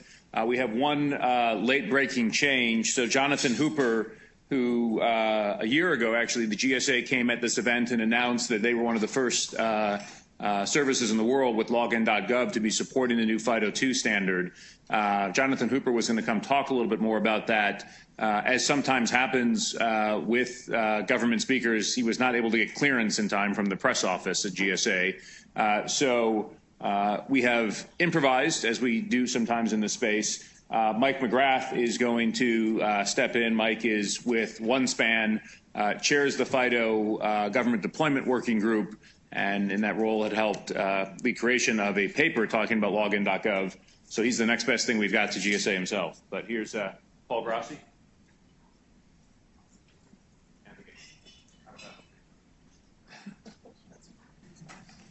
And if you all push the button on your... We can kill that one if you want. Yeah. You can go. I'm just going to slide it. Good afternoon. I apologize. I'm still recovering from a long weekend in the woods. I'm Paul Grassi. It's off? Push. It's on. It's on. Test. Maybe that one needs to be on. I don't know. Let's try again. Hello. Yep. Good afternoon. Happy to be moderating today's panel. I'm Paul Grassi. I run our cyber and identity practice at Easy Dynamics, a small 8A consulting company primarily for the government. Panelists, would you like to introduce yourselves? Sure. I'm David Treese. I'm a senior solution architect at Yubico, where we make YubiKeys, and have been in the hardware authentication world for the last 10 years, and a significant implementer and contributor to the FIDO standards, U2F and FIDO2. We have millions of keys that are being used throughout the world to be able to protect strong authentication for people, and use those for government as well as consumers and enterprises. Hey, good afternoon. I'm Andy Ramsey from Duo. I was also at the game last night. What a game. The good news is as of about 30 minutes ago, I'm now fully sober, so should be good to go. So I'm part of the federal team at Duo Security, and Duo Security, obviously in the identity and access management space, kind of laser focused on the access management side of things. So we're doing a couple of things, right? So we're validating the user as who they say they are through some strong multi-factor authentication event. We're also, pretty uniquely doing an assessment of the user's device that the user's using for access to a particular application as part of that authentication workflow. And then next, we're applying policy or adaptive policy, around context. So user plus device plus context, where the user is logging in from, preventing things like geo-impossible events like simultaneous logins from Los Angeles and New York, learn user behavior types of things as well. And we're doing that workflow for everything that the user logs into. So that's a little background of Duo. Happy to be here. Thanks. Hi, I'm Mike McGrath, not Jonathan Hooper. I'm with OneSpan, headquartered in Chicago. I work here locally in DC. My responsibilities within OneSpan is that I am responsible for global regulations and standards for the company. So I really need to keep abreast of what's happening on the regulatory and legislative front around the world, not just here in the U.S. As Jeremy had mentioned, I also serve as the co-chair of the FIDO Alliance's Government Deployment Working Group, which ties into my role with OneSpan pretty well. I'll be representing Jonathan today, and as was mentioned earlier, they had provided a webinar for the FIDO Alliance back in June to go through their FIDO 2 deployment for login.gov. So I'm happy to give remarks around that. Great. So I guess keeping with the baseball theme, here's a softball, or should I say the EFIS pitch. What are the new options in authentication for government? Everybody. Well, I mean, one of the main option is just being able to get rid of passwords altogether and be able to simply have a strong cryptographic authentication model that similar resembles what a PIV action works like. You can put a PIN in to be able to then validate or unlock the authenticator to be able to do the private public key interchange and be able to authenticate that way. So I'll go next. So I think the government gets a little bit of a bad rap sometimes for being behind the curve, but in terms of strong multi-factor authentication, it turns out that the government led the way on this. So way back when, with PKI and mutual TLS-based authentication and the Common Access Card and the PIV card, I think the government really did lead the way. It turns out that there are still lots of gaps around that, and it tends to be a complex and costly solution. But the reasons for NIST 863 in 1917 were around kind of formalizing those additional options beyond beyond the CAC and the PIV card. And I think for at least the foreseeable future, the CAC and the PIV card will remain. Mostly from a physical access point of view, and also some of the earlier panels today, we talked a little bit about the trusted root identity anchor. So I see that there's going to be some method to the madness with binding these additional new authenticators pointed out in 1917 and 863. Binding those authenticators to the user based on their trusted root identity, which is their CAC or their PIV card. So, and Paul, to answer your question, I think it's an all of the above strategy, right? Depending on the scenario, there's room for a mobile app as a one-time password. So if you think about citizen to government. Kinds of things, or small communities of interest kind of thing. So I'm a veteran, so I have a My Healthy Vet account. I also have a DS Login account, so I can use a mobile authenticator or a mobile OTP for some of that access. If I'm a soldier, for example, and I want to get access to my training record or my fitness or my performance evaluations. In order to do that, I could use a mobile authenticator to get access to my PII. Now, if I need to have an elevated privilege, for example, like a commander or an HR professional that needs to view others' PII or perform a fitness evaluation on that user, then I can use stronger hardware-based AAL3 type authenticator, like a FIDO YubiKey authenticator, for example, or some of the built-in capability on in our Mac or Windows machines, like Touch ID, for example. So to answer your question, Paul, I think there's lots of different options, and I think we depending on what the use case is, we could use any one of them.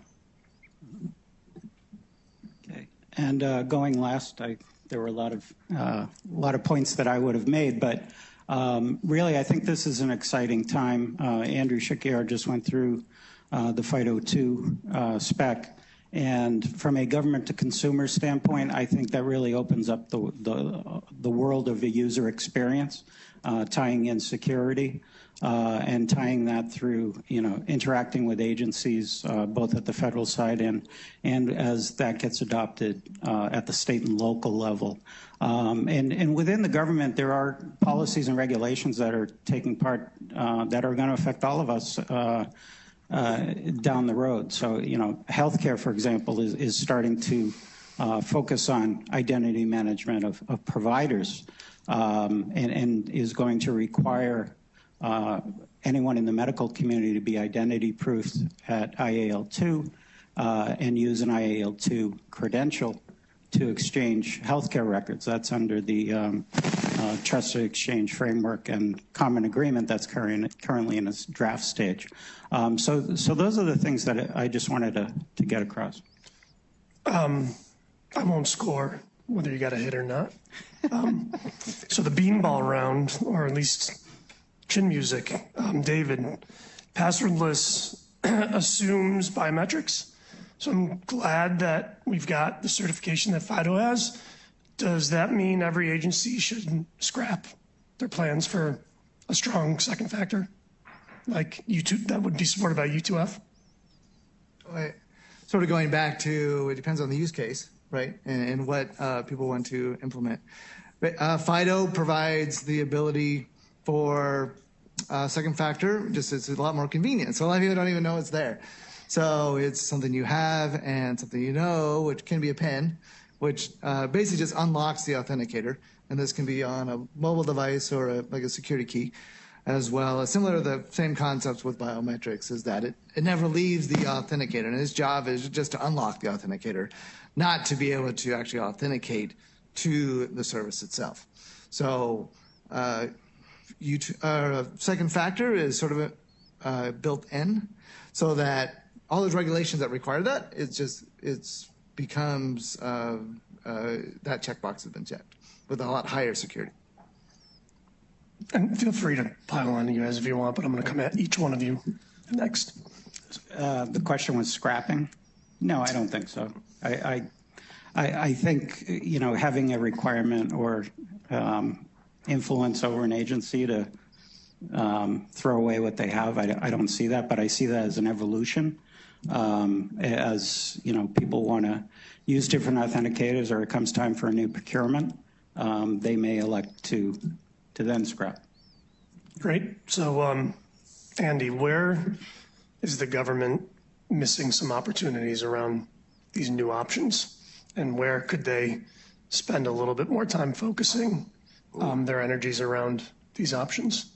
Paul, that's like an 80-mile-an-hour meatball right down the center. Thank you for that. I'm going to try and turn on that one and take a yard.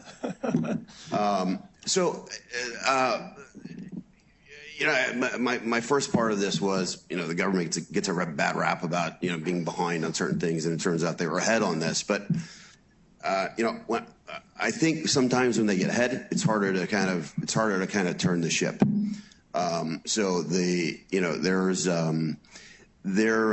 Having an additional, forms of authenticators and calling on the federal government, I would say it's a fairly hostile environment for us, right? So they have their smart cards, their CAC and their PIV cards. They've got 15 plus years of issuance and identity proofing processes around that. It's hard to turn that. So we need to find the innovators out there, the ones that are willing to go against kind of the grain versus, you know, this is the way we do it. This is the way we've always done it kind of mentality, because there are additional options. And if you talk to, you know, leadership within the government, the CAC and the PIV card are not going to go away, but there are additional options to make, you know, things easier. And CAC and PIV can become the kind of the trusted root identity anchor. So where the government is, I would say it's kind of, you know, up and down across the board. So I've got, for example, you know, Department of Defense customers that are in the process of piloting and building prototypes for mostly for these additional forms of authenticators, right? So the DoD has got the most mature PKI platform, you know, anywhere. But there are use cases where it makes sense to use an additional form of authenticator. So, for example, some of those are, you know, the user doesn't have one, right? So this could be, you know, this could be the Army Individual Ready Reserve, for example, is an example of that. These are soldiers that have left active duty and are now on inactive reserve duty. They no longer have a CAC card, but they still might need to get access to their training record, right? So CAC doesn't work in that case. You know, the other options are applications that don't support a CAC, right? Or a PIV card or PKI in general. So, you know, things like a network admin logging into you know, a router or switch or a firewall, some kind of infrastructure component. This is typically plugged with an OTP token today that's kind of on everybody's you know, keychain, or areas where the users may have a CAC or a PIV card, but they need to exchange info, but they're not part of the same domain, right? So this is areas where, you know, things like the OMB Max program were created for these kind of shared government services. And then there are areas where it's difficult because of the type of device that the user has. Maybe it's my iPhone. It's tough to plug a CAC card into that, or it's pretty complex to do a PKI based derived credential. So there's some opportunities there. So we're kind of, I think where the government is at the moment, Paul, to answer your question, is, you know, identifying places to plug the gaps where the PKI and where PKI and the smart card are not well suited. And I think we're doing a reasonable you know, job at that versus trying to, you know, plug the square peg into the round hole. But I think there's some opportunity to bleed beyond those kind of just gap filling use cases and think about, you know, things like user experience and things like that. So to summarize, I think we're headed in the right direction. I wish we would move a little bit faster, I guess. Great. So, Mike, I believe login.gov interrogates the device to determine what native authenticators are present on the device. Is that a privacy concern? And if so, or if not, what's in the specification to prevent leakage of information that user doesn't want leaked? Because I believe this is a behind-the-scenes kind of consent-free based interrogation. To my understanding, Paul, sorry. Again, I'm not the best person to answer that question. His name's on the board, but so the way login.gov works is that when the user enrolls into the system, they will select an authenticator. When they first launched it, the default authenticator was SMS OTP, which I know Paul could talk for hours about how bad that is. And they got a lot of user adoption that way. But what they found is that people weren't using the other authenticators. FIDO2, when they launched this in September of 2018, the adoption rate was very, very low. But what they did is that they mandated a second factor, or two authenticators, I should say. So if somebody was onboarding with SMS OTP, FIDO2 was presented very prominently as the second factor. Now, as far as leaking goes and that type of stuff, I really can't answer those questions, Paul. Okay. Hey, I have one thing to add. A compliment, really, to I just created a login.gov account the other day. Workflow was super simple. I've got a mobile OTP authenticator. I've got my YubiKey, and I'm using my Touch ID on my Mac. It was super simple. Probably some work to be done around the identity proofing. Yes, bits, a lot of work, and some work to be done around the federation bits as well. But I just want to give you a compliment on that. It's the workflow is really well done. I wish I could take credit for that, but yeah, I mean they do have a lot of work around the identity proofing component.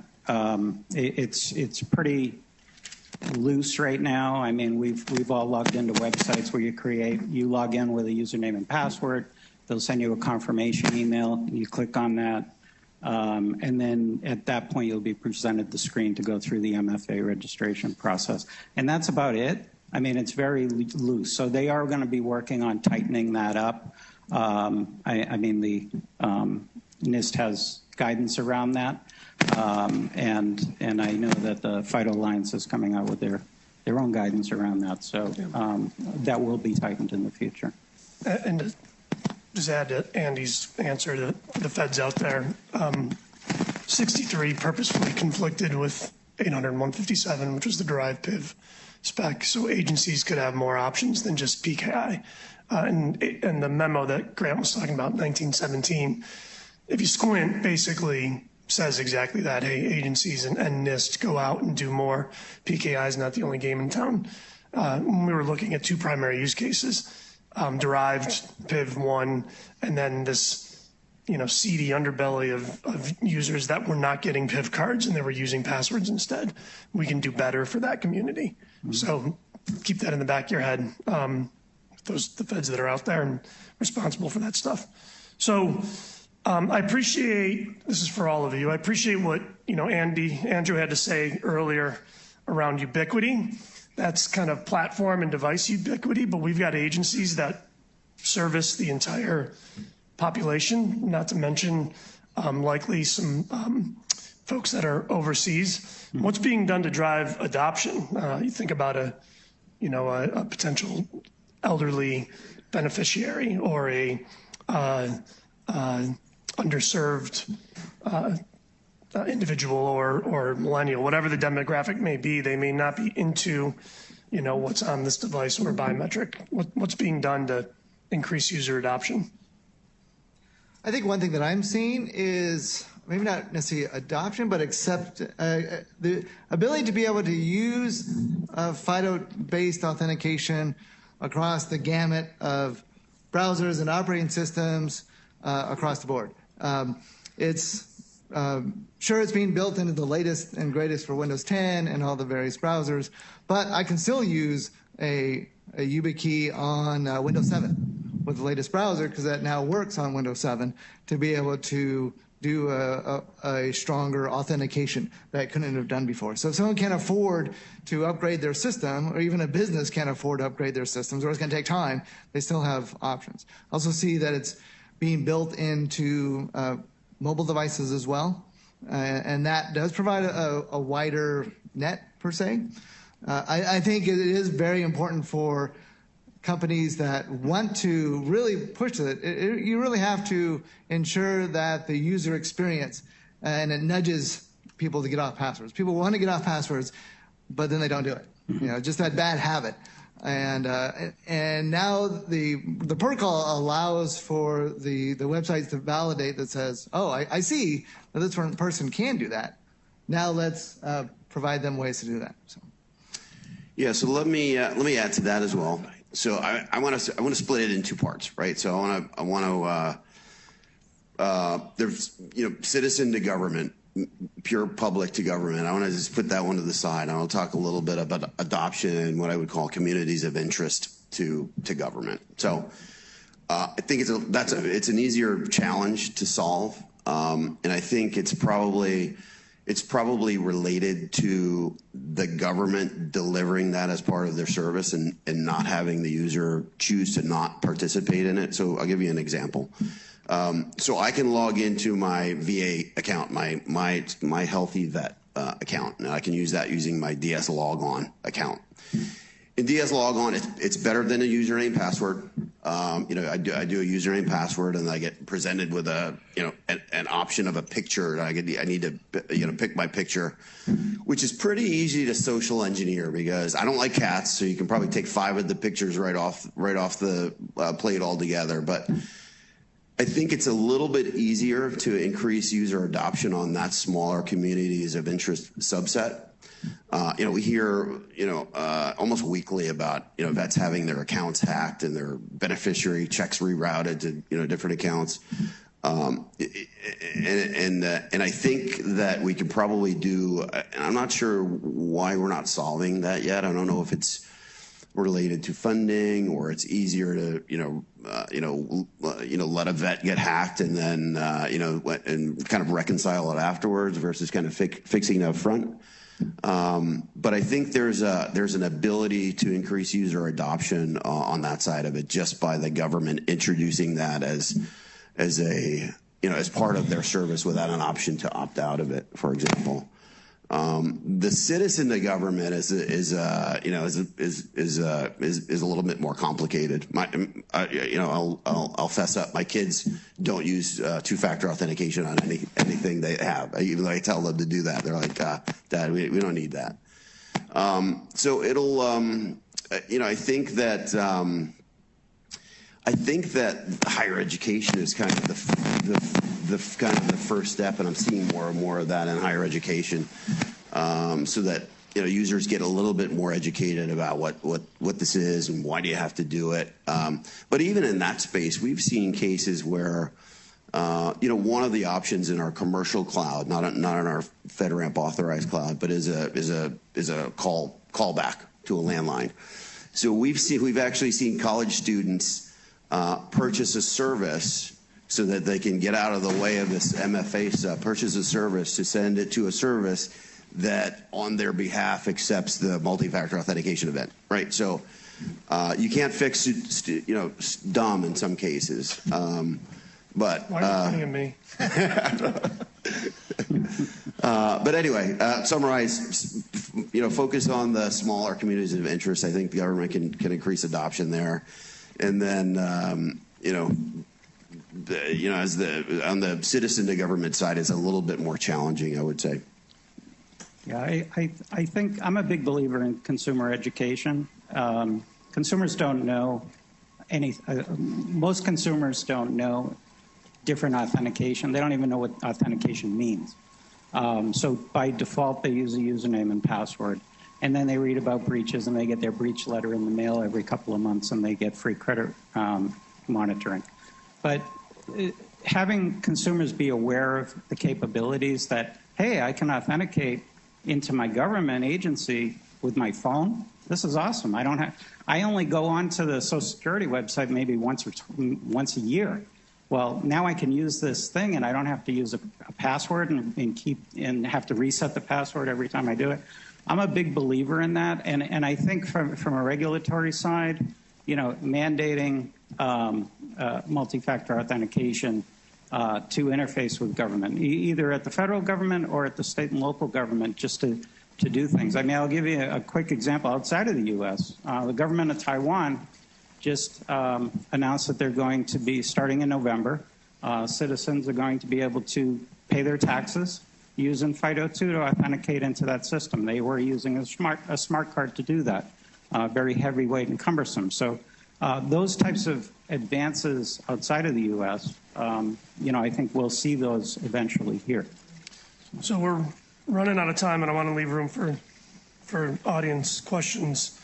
I have one more question. I think I'll kick it to you, Mike, and David, if you want to follow up, because there's an account recovery part of this as well. Mm-hmm. So this is all well and good. Strong authentication is great, but there's no identity behind any of this. It's just we know it's the same person. Mm-hmm. And identity proofing really is the first time you authenticate. Forget about what NIST says for now. What would you do to address higher assurance proofing in a way that's usable but not subject to the kind of the fraud that we're seeing today with traditional KBA? Well, ideally, throwing cost outside. having a variety of ways to do it. Okay, you can do it online. Why can't you go to an agency office and the identity for Social Security Administration, for example? And then the other thing is enabling things like video conferencing capability. You know, if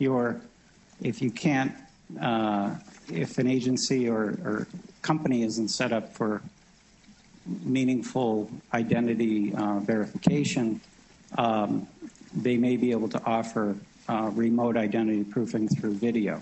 We're in DC here. You know, there's lots of buildings and people and offices, but if you're in the remote desert of Arizona or New Mexico and you have to drive 200 miles to get from one place to the other, to do that, things like that are a lot more attractive. And on the other thing is with multi-factor authentication, one of the things that I would recommend doing is if you're going to have a authenticator, have more than one. Because if you lose that, you'll have to go through an enrollment process again. I used to work in the health industry and as a product manager for electronic prescribing controlled substance software. And we advised, to comply with the DEA, all doctors have 2 tokens with those tokens at the time. Because they're always going to lose one. So that negated the need to go through an enrollment process again. And I think you want to add on to that is the goal is to never get into that scenario where you don't have an authenticator available. So, and I think also if in the government space, if you have a PIP card that is a strong authentication that you can leverage to re-register a FIDO authenticator if it does go to that case. But the hope is that we can convince the relying parties, the websites, the mobile app people, is that they can actually identify whether someone has multiple authenticators set up, encourage them to do that as well.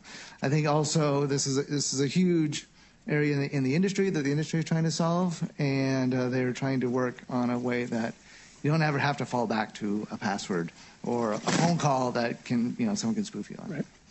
Great. So I'll turn it to the audience for if there's any questions for our panel.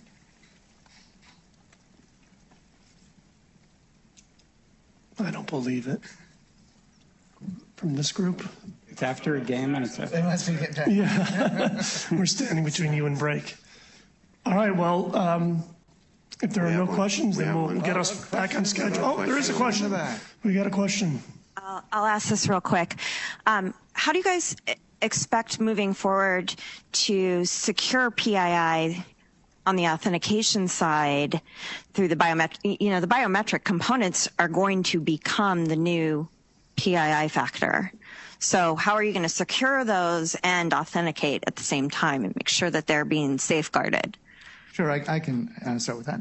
So privacy is built into the FIDO standards, and we spend a lot of time discussing privacy and working that out. For a biometric or a PIN, the standard is that it never leaves the authenticator. So it's never centralized, it's always localized. And really what is providing the authentication is the public-private key pair and making that all work properly. So, and that's what the biometric certification ensures, that all those pieces are done properly. Yeah, and I'll add to that. Andrew earlier mentioned presentation attack detection. Let's say your fingerprint is being used in a FIDO scenario, but your fingerprints are also been stolen from some centralized server. The pad is there to really make that stolen biometric unusable by anyone but you. It's not all the way there. It's not the same as revocability, but the notion that if my fingerprint is stolen, I can no longer use it, and I've lost that as an authenticator is somewhat mitigated by PAD. All right, well, thank you. Enjoy the break and the rest of your day. Thank you. So we have snacks outside, coffee in here. I'm in the mood for both. We'll get back here around 3 o'clock with a panel focusing on identity and financial services. And then we'll have a closing keynote from the CIO of the Social Security Administration, Rajiv Mather. See you in a few minutes.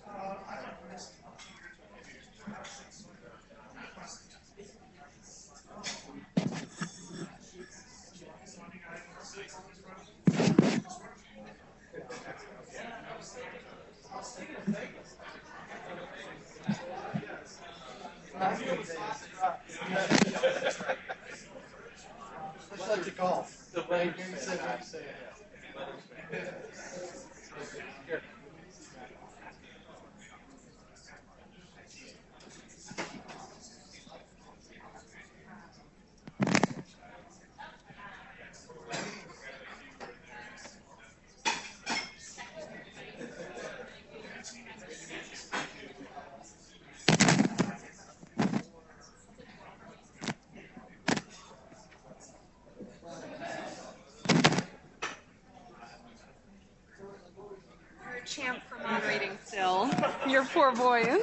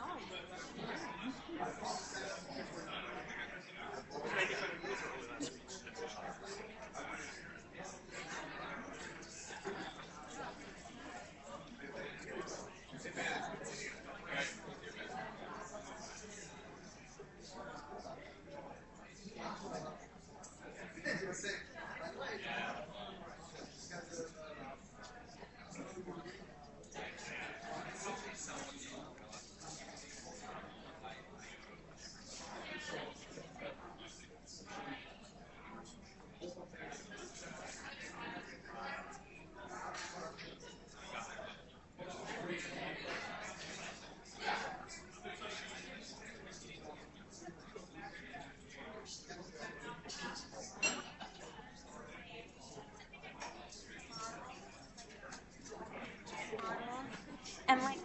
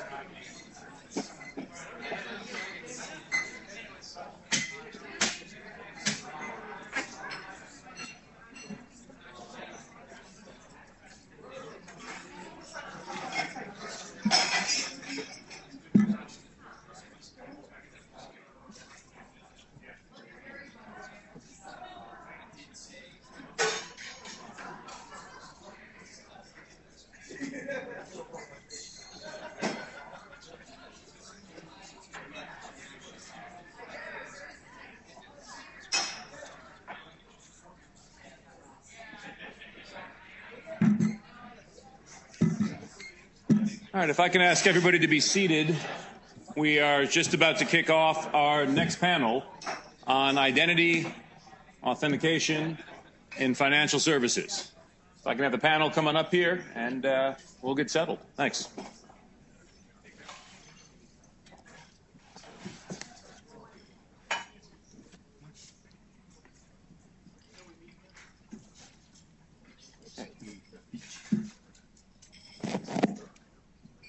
Samita? Yeah, she's here. Yeah, she's here. I saw her. Yeah.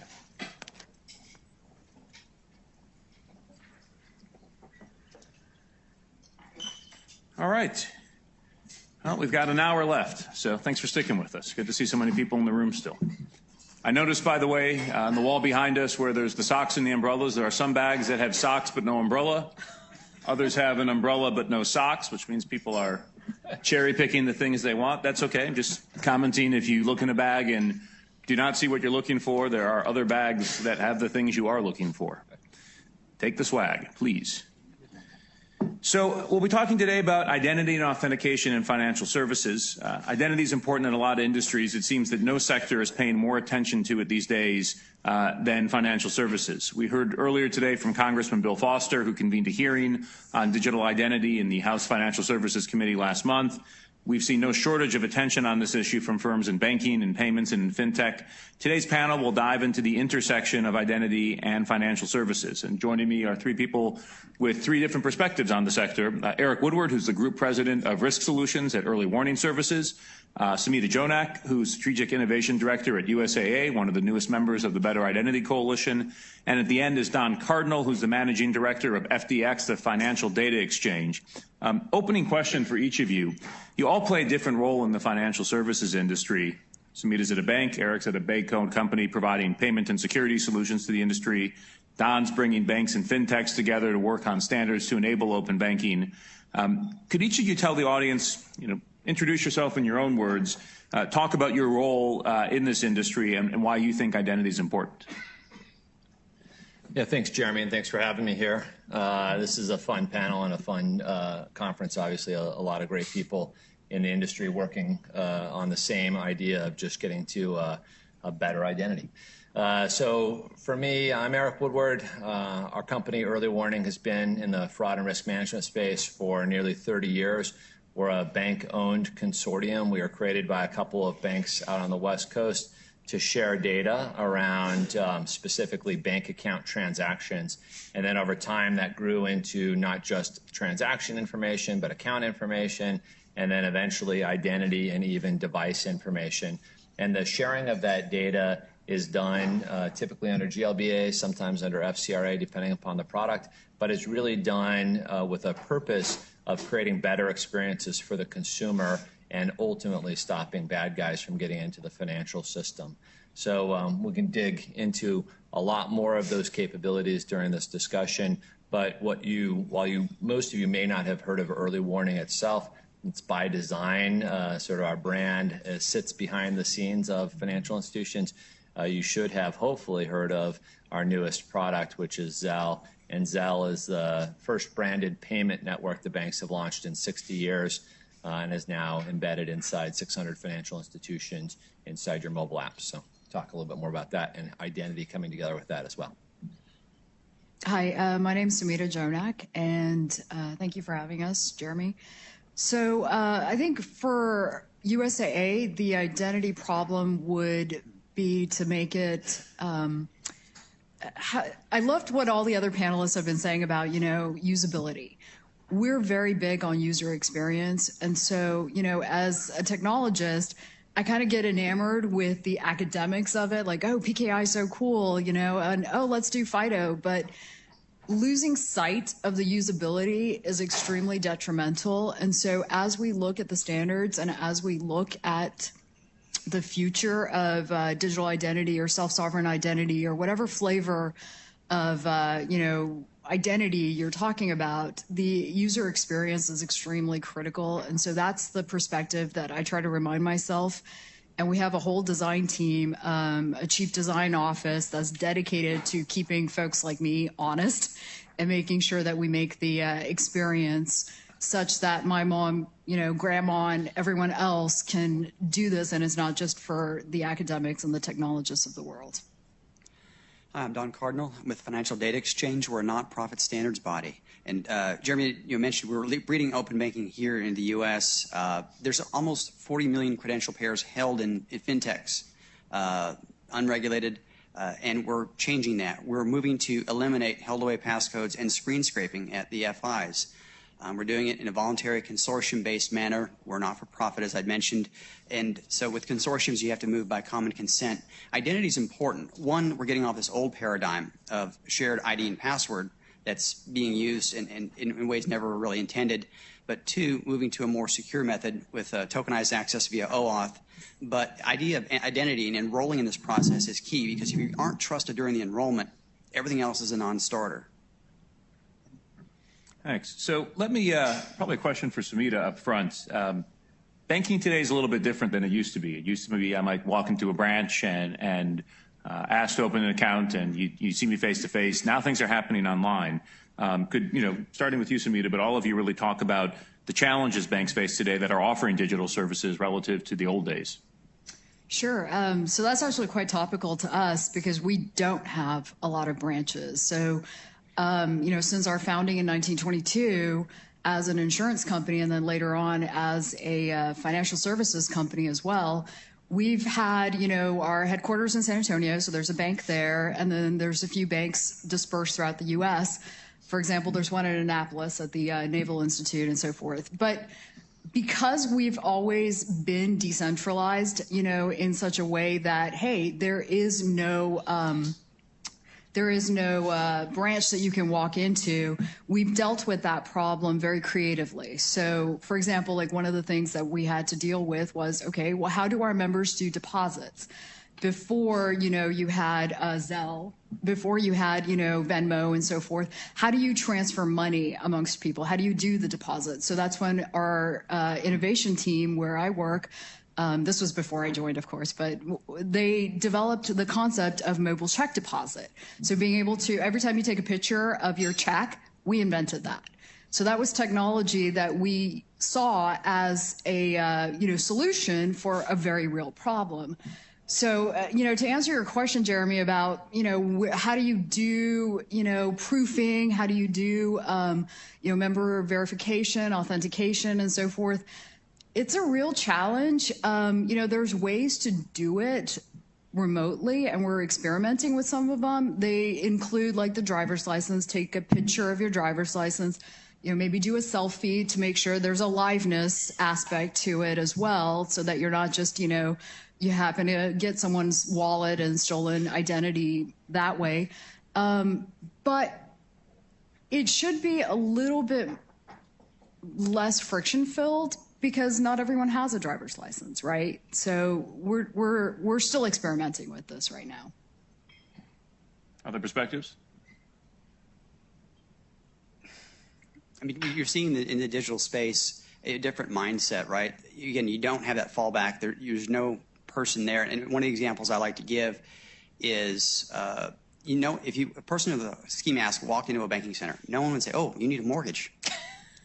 But in online, if you show up from a Tor exit node or from an anonymous VPN or a device that's on a known blacklist, how many of your financial institutions' apps or enrollments would allow that to proceed?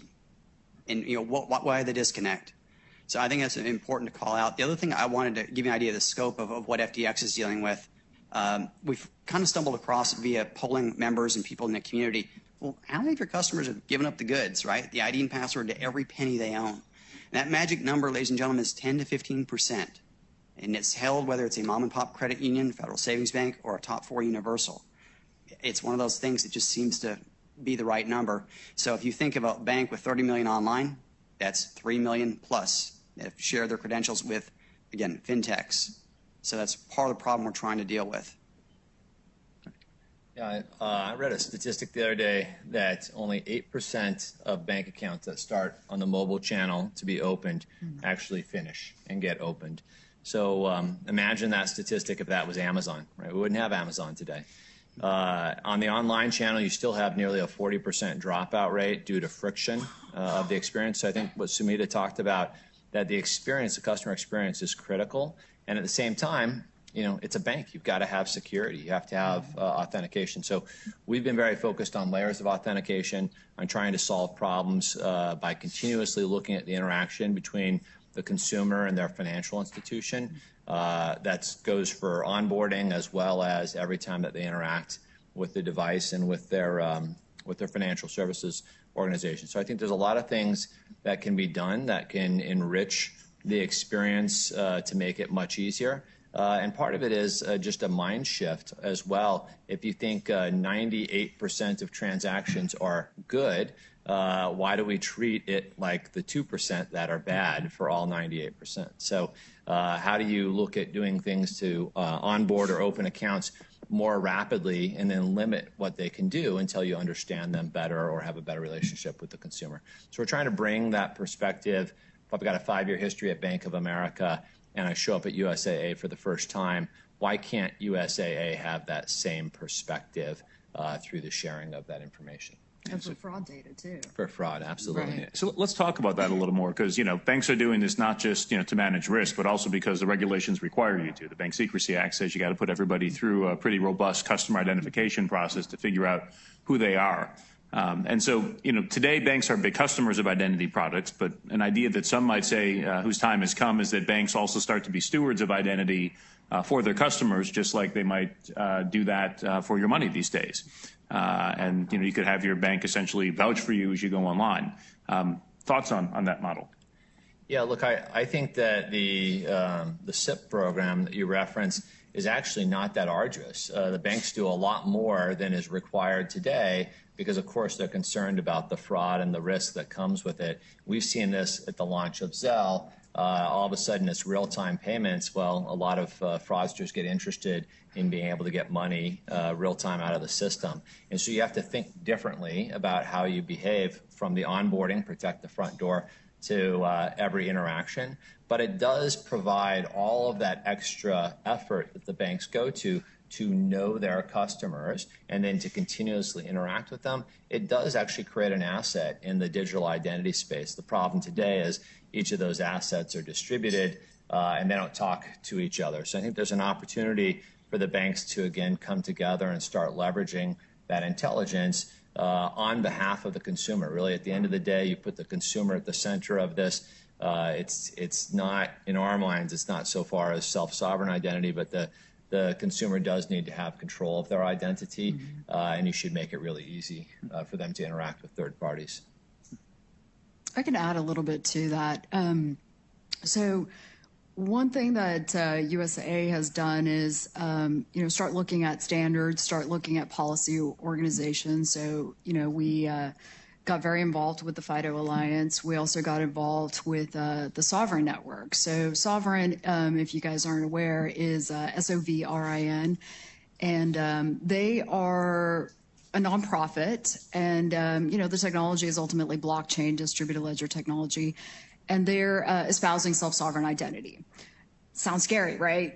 So it's like, whoa, that's very lofty. It's kind of esoteric term, and it is, right? So we're trying to bring it down to a level that makes people comfortable, that's a little bit more approachable. So it's not so, out there in the clouds. The issue that banks run into, or any, private entity that's verifying or issuing identities, is where's the reciprocity, right? So with a driver's license, as you traverse the U.S. and cross state boundaries, if you get pulled over in Virginia and you happen to have a Maryland license, the Virginia Police Department is going to be able to still run your license and validate, okay, this is a valid license, and they're going to get your full DMV history from Virginia, because there is that mutual trust and that reciprocity that exists. Until we build that in the digital sphere, it's still going to be an academic exercise. So that's extremely critical. The technology infrastructure, that's a cakewalk. The hearts and minds piece of it, which is what the Better Identity Coalition, the Chamber of Digital Commerce, and other policy and standards groups are trying to do, that's the part that we really need. I'm not worried about the technology part. That's easy. The rest of it is what's really complicated. Don, let me ask you to answer that question with a bit of a different spin in terms of banks being stewards of identity. So many of the open banking use cases we're looking for ultimately reliant on, well, many of them today have been, getting your, customer's bank credentials in order to let a third party access that. But talk a little bit about how you're trying to shift that within FDX and where you think industry is pushing all of that. Well, the good news is there is a solution to doing that. So I'm going to pick on QuickBooks just because. So normally today you pull up QuickBooks as where do you bank? Great. I'm going to pick on USAA. Bank at USA. Give me they're a member of FDX, by the way. That'll get back to me, I'm sure. So you give them your USAA ID and password, and right now they go and they log in on your behalf. Now remember, they're coming in from a server they've never seen before, and they're having to trust that. Under the new paradigm, they hand the session actually over to USAA. And that device, that customer-owned device, comes with you. So you hit the native stack for authentication, which means device fingerprinting works. It means IP blacklisting works. It means all the haptic and heuristic stuff that's present. All that stack is already there and you leverage. So it's a lot safer. And again, we talked about if that third-party fintech app doesn't hold the ID or password, they can't lose it. We're seeing tremendous adoption. We were at 2.5 million of the 40 million adopting it already by June. We expect to be at least at 6 million by year end, if not more. And the trend is growing because we're seeing everyone in the ecosystem, whether you being a fintech app, an aggregator, or a FI, everyone's seeing the value of cleaning this up and making it work. And that's why everyone's come together to do it and make it available free of charge for anyone to use. Thanks. A note on aggregators, by the way, I remember the first time a few years ago I decided to check one of these out, and it was, okay, give me your name, sure, give me your email, sure, I'm used to the sign up. Now a window pops up, will you please enter your bank credentials, your username and password? And I'm thinking, this looks like the worst crafted phishing attack I've ever seen, and it flies completely against all the advice that we're giving people, and this is National Cybersecurity Awareness Month. But there's companies building businesses, big businesses in many cases, off of that model. And, the work that I think the industry has done between, financial services, traditional banks, and fintechs, and coming up with secure API to enable these sort of use cases to go forward rather than just relying on sharing username and passwords, relying on shared secrets has been quite notable. One question, Don, I'd love to ask you as well is, when you have those sorts of situations, what are some of the privacy implications of, are there any privacy implications in terms of different firms all leveraging a common, account for sharing information, say with an API? Well, with respect to privacy, a lot of it goes with customer consent. Remember, it's a separate discussion, as you guys well know, and probably better than I, that not so much an authentication discussion, but about, okay, who's got this data and for what purpose? And so one of the big poles in the tent that we have is a large UX piece that talk about capturing informed customer consent that says, yes, I want to talk to USAA to give them data for tax preparation, the following data elements, and for this duration until I tell it to stop. And again, the FI itself says, hey, you're about to hand data over to this fintech. these fields for this purpose until you tell it to stop or until tax deadline. Are you cool with that? And that informed customer consent goes a long way to be CCPA, GDPR compliant. Because at the end of the day, you now know exactly what you're signing up for. Citi takes it a step further. In addition to what the fields they're sharing, they say, and by the way, we don't share the following. And they actually list those out. And a lot of firms, in USA is one of them, that have a dashboard that say, by the way, here are the active sharing that you've got permission in case you've forgotten. So that's a kudos to you. Informed customers are smarter customers. End of the day, they're on the cyber team. Any other perspectives from you all in terms of some of these use cases? Yeah, look, my perspective, but really it goes back to it's got to be usable at the end of the day. And I'm reminded of e-signatures. Everyone typically now thinks about, well, you can just DocuSign that, right, and send it to me. But DocuSign wasn't the first to come out with e-signatures in the U.S. Certainly, they weren't the strongest from a cybersecurity perspective. Really, a lot of it was around Adobe and how they were doing it. But the difference is DocuSign made it drop dead simple. And so what won at the end of the day, right, in their perspective was make it simple and then build the security around it later. We might come at it from a little different point of view for the banks, but I think that's why so many people give over their username and password credentials. They also feel that the banks will protect them at the end of the day if there are losses. But they give it over because they want something on the other side. It's the convenience of having all your accounts in one place to be able to view them. And when we lose sight of that and we put up too many roadblocks, it's really hard for consumers to adopt those things. So I applaud the work that's being done by Don and FDX, but really just focusing on that experience is going to be what drives this forward. Yeah, I like what Eric said about making sure it's easy and approachable for users. I can't emphasize that enough. Specifically when you're talking about why people are willing to give away their credentials. It's like, hey, Mint makes it easy for me to look at all my accounts and see all of my financial information. If I aggregate it in one place, it's a lot easier for me to get a holistic view of, hey, where do I stand financially? That's easing the disparate ecosystem burden, right, that the consumer has to deal with. I got to log into Bank 1, Bank 2, Financial Institution 3, Vanguard's got my IRAs and so forth. So when you aggregate it, of course, it gives a beautiful picture for you to see. With that comes the problems of, okay, well, did you just compromise your credentials because maybe Mint didn't do a good job of protecting them, or another bank didn't do a good job of, making sure their infrastructure was logged down. So I want to go back to, Andrew and the FIDO Alliance, because when they set that standard to be able to say, hey, your lowest common denominator for security is going to be high-risk authentication for every transaction, so that even if you're doing a $1 transaction versus a $10,000 transaction, we're going to treat it the same way, and that each transaction will have a unique, public keys, private key pairs, those are disposable, right? For each transaction, you can generate a new key. Cryptography and math doesn't care. It's not computationally expensive to do that. And that should all be transparent to the user. It should be like a black box to the user. It should just happen behind the scenes and be really easy, right? It should just auto-magically be done and make it frictionless. We're not there yet, but FIDO is a great way to help us get there. Let me shift a little bit to the intersection of identity and payments. So, Eric, you talked a little before about the work early warning and your member banks did creating Zelle, which is a bank-driven payment system. Now identities, coming more and more into the equation. You can talk about the intersection between identity and payments and where you see that going. Yeah, it's interesting. I think some people, there's a book written, identity is the new currency, and the other end.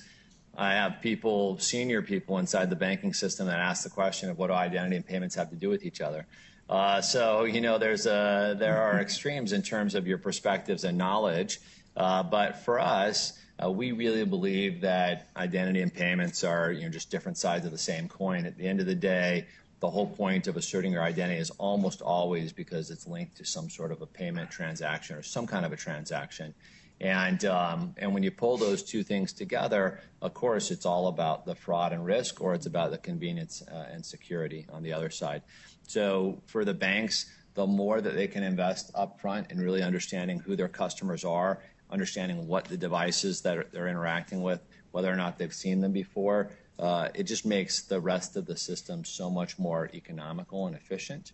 And so that's where we've put a lot of our effort, especially the last number of years, is really focusing on, and identity can take on a lot of different constructs, right? It used to just be social, name, address, phone number. As we know, all of those are now readily available for all of us on this panel and in this room. So it's really got to be a lot of different perspectives of what identity means today. And so I think you're going to start seeing some pretty exciting stuff come out of the financial systems in terms of how they manage identity going forward. Any thoughts from all of you on the intersection? Well, with respect to payments, you see it in Europe. It's got limited adoption and stops and starts. But the whole point is identity and authentication underpins that trust. We are in a trust-based industry, and the minute you lose that, you're gone. One of the ways I like to give that example of my former employer was Bank of America. At the time, they had about 10 million shares of stock outstanding, and so I held up a dime, and I said, "This is $1 billion." They looked at me, and they're like, "You're nuts." And a 10-cent drop in share price and $1 billion worth of shareholder value evaporates instantly. That's a quick way of quantifying reputational risk in a trust-based ecosystem. And that typically got enough people's attention to then pay attention to the rest of the talk. It's a pretty powerful analogy. I'll just add that I think I'll take a different spin to it. So payments, like what if I want to let my Alexa device make a payment for me? What if I want to enable my car to do something for me? So all of these Internet of Things devices that you've got out there, they're becoming very, very computationally robust. They're capable of doing a lot more than what they were originally designed for. And yet there is no standard when it comes to the security. And you're shaking your head because you absolutely get it. There's no baseline. So like with Wi-Fi, for example, there is a baseline that says, okay, 802.11, you're all going to talk in this language and you're going to communicate this way. And this is how you do, establish the connection and so forth. FIDO is like one of those very, very powerful standards that's creating that communications security establishment to say, okay, you know what, we're all going to talk in this very, very high level secure language. And that forces these devices to be able to, identify themselves, authenticate themselves, and be authorized to conduct certain transactions. I mean, for example, my sister calls my Alexa device the Amazon spy device I keep in my house, and it is true. It kind of is, right? Because it's always listening. But what if you could actually prevent that traffic from leaving your network if you wanted to? What if you could only allow certain actions that you've authorized that, okay, Alexa, you're allowed to do $25 and below charges. You're not allowed to do anything above that. Those are rules that you can establish, and that's where I think the future is headed when you're talking about, the IoT devices and allowing them to do payments. Sorry, I took it to a totally different level. Good, but let me. This was actually good, but let me shift it a little bit since this is a policy forum to talking a little bit about the role of government, and wanted to get your perspective again. 3 different executives in 3 different parts of financial services. What are the sorts of things that you think the government could be doing these days to allow all of you to build more robust identity solutions, either internally or for customers? Well, certainly, it's a little bit of a lead into Rajiv. I don't see him yet in the audience, but SSA. So I'll toss you a softball for your presentation coming up next. But with the Social Security Administration opening up access from an electronic perspective, ECBSV, this is a huge opportunity for the industry, and it's great to see government and financial services coming together. Clearly, this data is already out there. We talked, jokingly about just publishing the list. Certain companies have done that for us already. But being able to have that partnership, to have a real certainty of the identity, and then similarly, now the identity, a payment account is established. Well, there's a lot of payments that come out from the governments back into those accounts.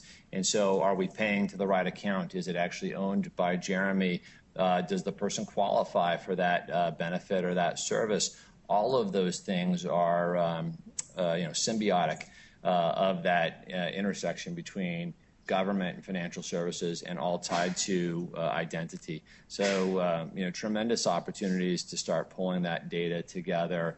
And again, at the benefit of the consumer, because it's either a consumer's opportunity to receive benefits, we should make that a happy path and a quick path, or it's not them, so it's fraud and we should stop that, or ultimately it comes out of the taxpayers' dollars and we should fix that.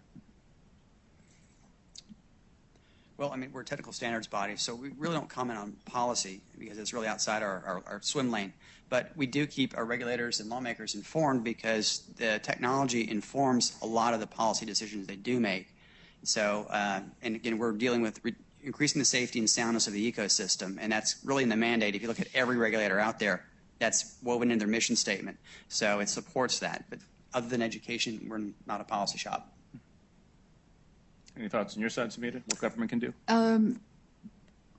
I did call on Rajiv yesterday at dinner, about what Social Security Administration can do.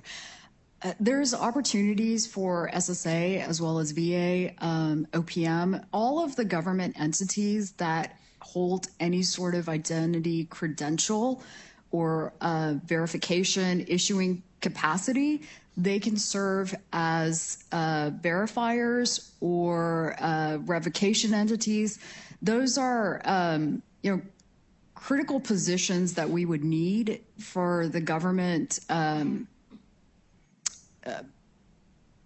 trying to think of how you would do this, because it all goes down to the Social Security number, but I don't want to put it all on you, Rajiv. I think that you have a whole team that you can work with. VA is one, as well as maybe even Treasury, maybe even the Federal Reserve. So anyone that holds any account information on individual citizens, that's potentially, a policy body that could be helpful. I want to focus on another aspect of policy, which is pending privacy legislation, or some very real stuff that's emerging in California. So we heard Alex Weiner today from Microsoft talk about how they've seen a 3,000% increase in attacks on their identity systems that they hold in Azure, from 10 million attacks a day 2 years ago to 300 million attacks a day today. And the way they're stopping a lot of that is the use of data analytic solutions. It basically will look at a whole bunch of different data points about the login and can, basically analyze what they're seeing and block things that look suspicious. So, one of the things that we've been seeing, at least in some of the states, and certainly in some discussions we've had around federal privacy, is the concern that privacy might eat identity, that it might eat security. And what I mean by that is that people are so concerned about the use of data that they might actually put restrictions on the use of data, including for things like fraud prevention or assuring the security of a transaction, which is something the Europeans didn't do with GDPR. But in California, CCPA is a lot less clear on that in terms of how widely it can be used.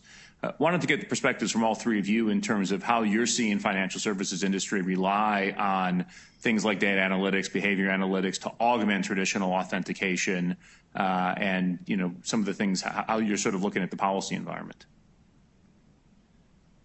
Well, I'll go first. I think historically we're a bureau, and in the traditional bureau mold, more data is a good thing. Right, and so bigger data is better data, and you have a better perspective of the individual. But that's not always true. And I think for us, a couple of years ago, before certain big breaches, we really started to take a look and say, can you answer these questions differently? Can you answer them at the source? Can you leverage attestations? And can you move toward a privacy by design model? And so that's really what we're working with our financial institution partners on, is how do you come up with a perspective that's still ironclad on the individual, the device, the knowledge, and yet not transmit or even not hold, for us, be a giant centralized data repository or a honeypot, as they say, with this data.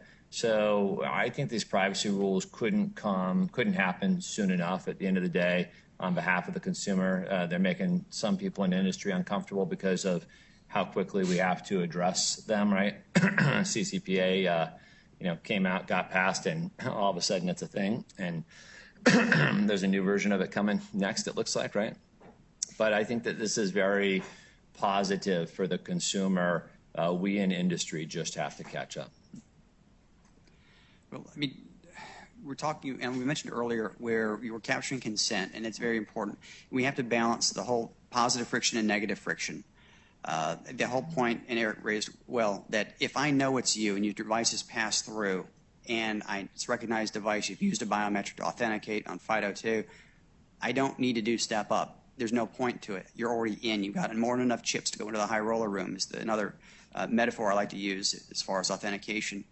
So let's see about reducing friction in that extent around the authentication piece, but we still have the privacy piece to deal with around capturing consent.